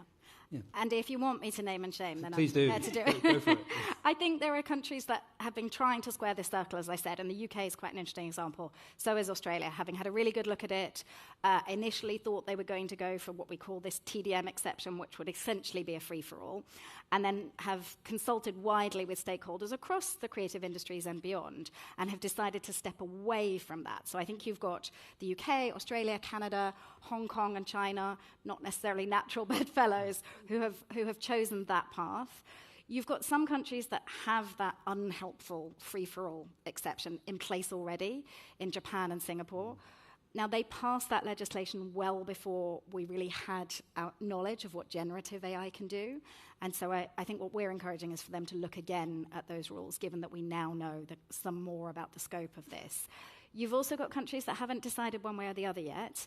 I've been keeping a very close eye on India, on Chile, on Thailand, and very much hoping that they hear these arguments and go in the right direction that protects their creativity and their culture, frankly. Yeah, I mean, in terms of like what the public think, I saw an Ipsos survey, and it found that 80% of the public want to see music that's used AI labelled as such, on the streaming platforms and things. But George, I wondered, what do you think about that? I mean, surely you wouldn't want, your latest version of Karma Chameleon with a big kind of AI label attached to it on whatever platform people are using. I think it's important to be honest about what you're doing. I mean, that's what makes it ethical. We're choosing to do it. It's not an accident. And, you're hearing all the time other people taking classic songs and turning them into doo-wop versions, and everybody's freaking out. But I think the truth of the matter is a good song is still a good song, right? And the most important thing is the idea. And that can only come from a human perspective. Why did you do that song? What were you feeling? What were you wearing, importantly? And, again, what was the social climate? What was going on for you emotionally? What is your relationship with the world? I personally think that always still matters.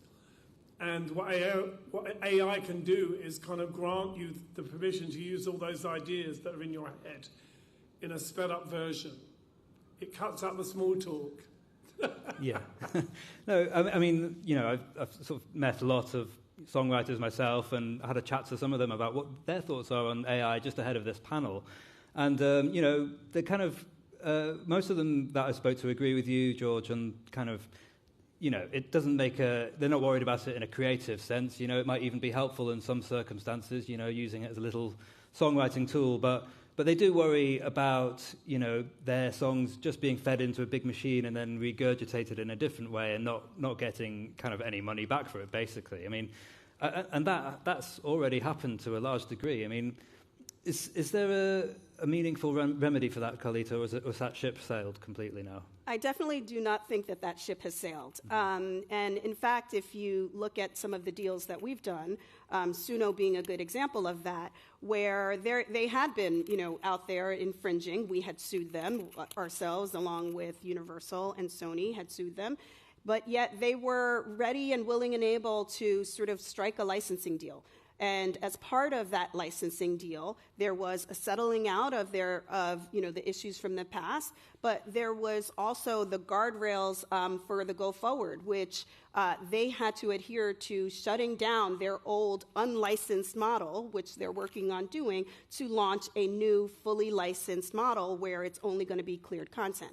As part of that, we have the economic framework that makes it, again, accretive to the industry. It's the right monetization principles that we've established in terms of that deal. Udio is another example of an entity that we had been suing, and they had come to the table. They were ready to license. They were ready to deprecate their old unlicensed model and figure out the right, economics for the go forward. And so I definitely think that there is, opportunity, lots of opportunity there for us to figure out what should be in place for actors who want to come and do the licensed models. Once we have all of these licensing arrangements, it also sets the precedent for the industry that the industry can see, and other platforms can use that as the example to do, the licensing in the right way. I mean, you may have seen Deezer, the streaming platform, has kind of announced it's going to filter AI-generated music. Does Warner support kind of limiting the visibility or the monetization of AI music? I think it's very important that as we do deals, both when we think about the deals with the new AI platforms, as well as thinking about the deals, our existing streaming services that may or may not be getting into it, that we're figuring out and stemming any dilution that would happen with respect to AI content that's just appearing, particularly AI content that hasn't been licensed, that hasn't been authorized by us in terms of appearance on these platforms. Those things shouldn't be monetized. What we are focused on is we are focused on centering and bolstering human artistry and licensed content on the platform. And so as we think about artist-centric and we think about the monetization principles around here, we lean heavily into that. Yeah. I mean, I think it's worth digging in a little bit further to some of what Deezer is doing, and I agree, it's super interesting. But what they're really showing is this huge amount of AI-generated tracks, and really by that we mean solely AI-generated. We're not talking about the sort of thing Boy George was talking about at the beginning, or Carlita was talking about, where you're using AI as an approved tool as part of the creative process. But really, we're talking about a direct prompt. You ask the machine to make a song. There's not much creative process involved at all. Those kinds of tracks, there are a lot of them out there, and that's really interesting. What Deezer is showing is that there is a sort of bit of a flooding of the marketplace with this kind of AI-generated slop, frankly, which is very, very different to an excellent piece of artistry with AI tools as a support. The other thing that's really interesting about the Deezer statistics is it shows that hardly anybody is listening to any of this stuff. So of the thousands and thousands of AI-generated tracks that are being or attempted to be uploaded to a platform like Deezer, nobody's listening to them. Which is an important context, because when we think about monetization and we think about that fixed pool, to the extent that people aren't listening to it, to the extent that there is content that's pure AI, fully AI generated content that's being used for fraudulent streaming, those things should be addressed, should come out of the share. Those things should not dilute the economic pool. Yeah. Excuse me. Just to return back to the kind of artist view, the idea that as a songwriter your songs will be used for kind of these unlicensed models, and bits of it might kind of turn up. Boy George, I mean, does that worry you? It doesn't worry me, because I think anything that helps you to become a better writer or a better sharer of your ideas, anything that facilitates that, whether it's sitting in a room with a guitarist, whether it's doing it with a computer, whether it's doing it with a piano, all of that stuff, I say write the song, put it to the side, write the next song. Don't worry about where it's going to go, because this technology will change. But I think as a writer, and as a kind of person that is obsessed with pop culture, you cannot ignore AI. It's folly to do so. Yeah. So you have to kind of try and grab hold of it and see where it can take you. But I still think, Bowie is always Bowie, Boy George is always Boy George, Madonna is always Madonna, and the next person to come through that noise will have to have something interesting to say. So people aren't going to listen if there's no message. The message is the essential weapon, whether it's with robots or a real guitarist. It's like, what are you telling me? What's the story? What's the narrative? And that can only come from the human imagination. Yeah. I mean, there's already been a couple of examples of, artists who've heard an album ostensibly by them that AI has written. I mean, if someone had written a Boy George album and completely through AI, I mean, what would you think? My favourite thing, actually, and over the past few years, there have been a lot of people that have come up to me and said, I wrote a song in your style using this app. And they play it to me, and I'm like, I would never write a song like that. I mean, first of all, the context and the subject matter will always be very personal. The way I look at love, the way I look at life, it is very individual. So, and the lucky thing for me is that I'm able to use jazz music, folk music, piano, jazz, anything that's always been available to me as a writer. I don't feel restricted. And I think what AI does is it kind of gets you to the point you want to make quicker. So it's time used in a positive way. But you still, I went on tour last year, I sang songs that I'd written with AI, but I played them with a real band.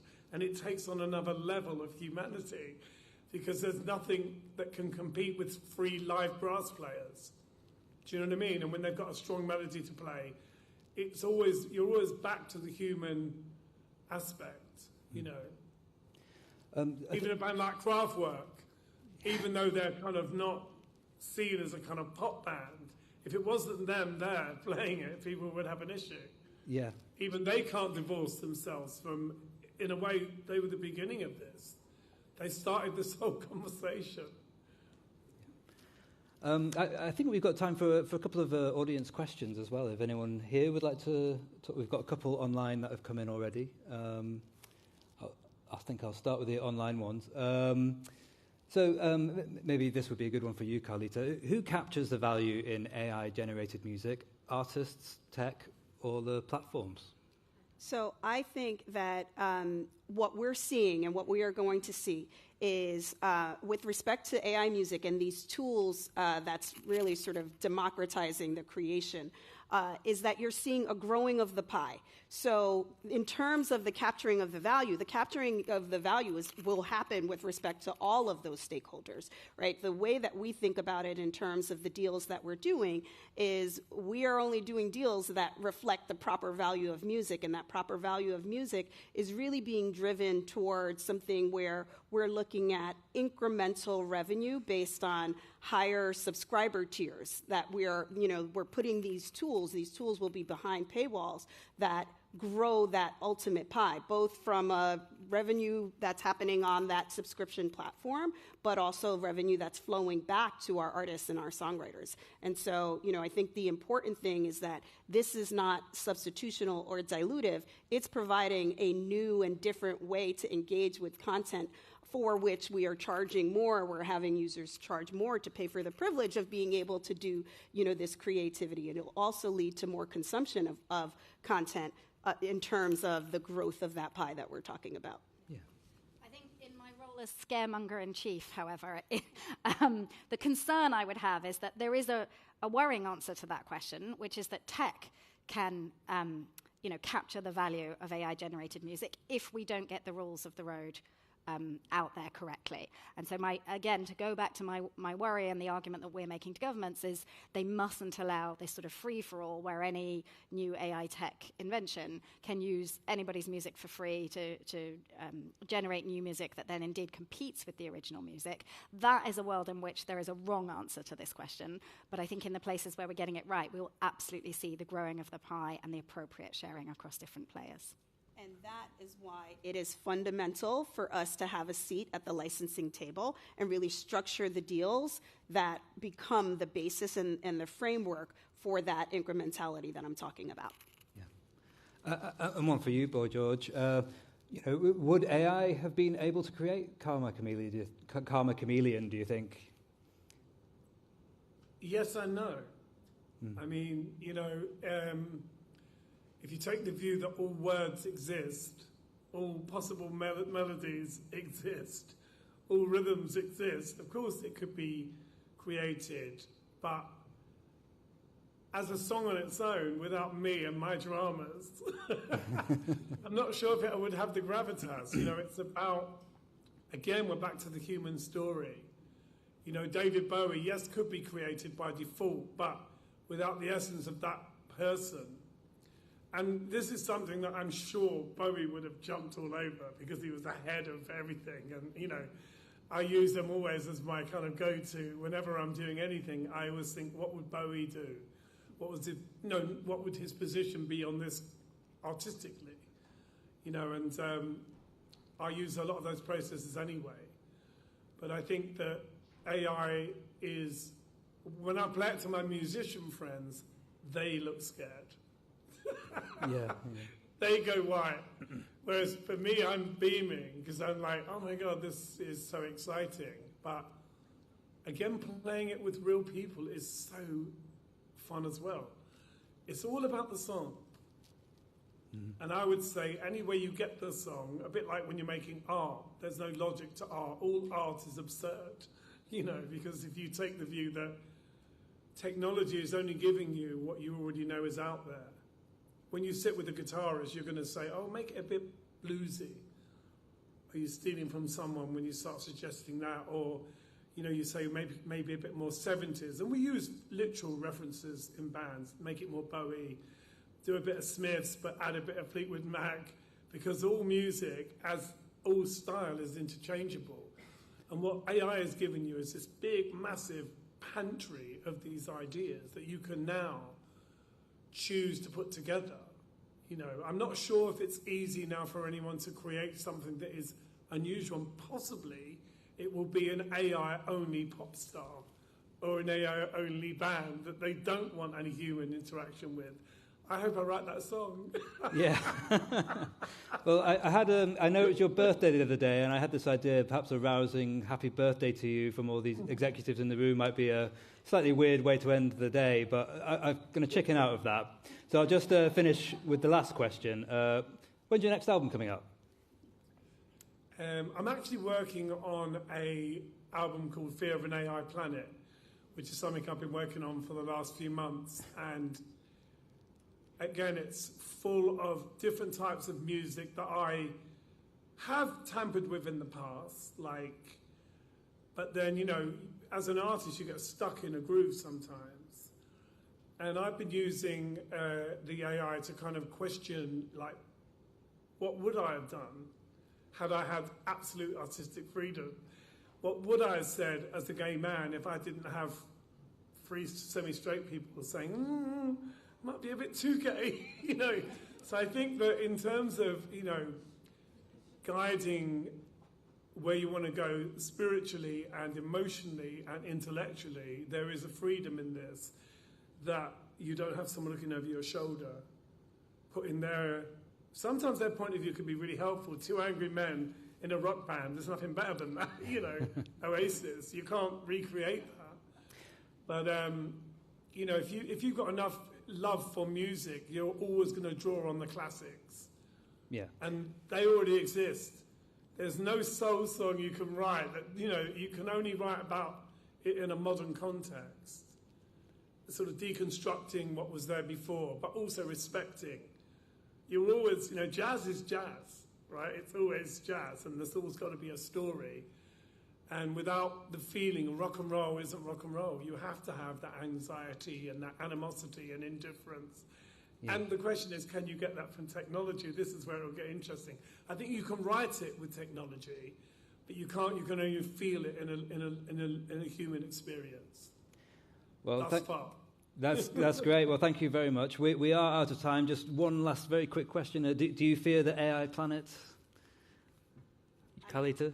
I do not fear the AI planet. I think, when I think about AI and what it can look like and what it can look like in the future, it's what Boy George is talking about in many ways, right? There is this tool that allows us to deepen our own human creativity that people can use, that deepens and enhances fan engagement with respect to content and being able to go deeper in content.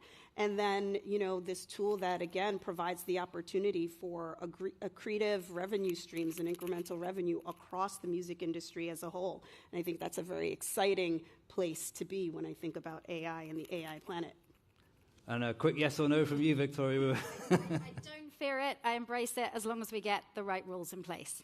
Brilliant. Oh, that's a very fitting end. And thank you to everybody. I copyrighted that title. Yeah. It's too late. It's out there now. Yeah. All right. Thanks again, everybody. And thanks, everybody, for a really interesting day's discussion. I believe there's some networking drinks, and Axel's going to tell you more about that. Yeah, I will. What a really refreshing way to end the day. Thanks so much, everyone. Listen, I'm going to do this really, really quickly. That's it for the inaugural Reuters Next here in London.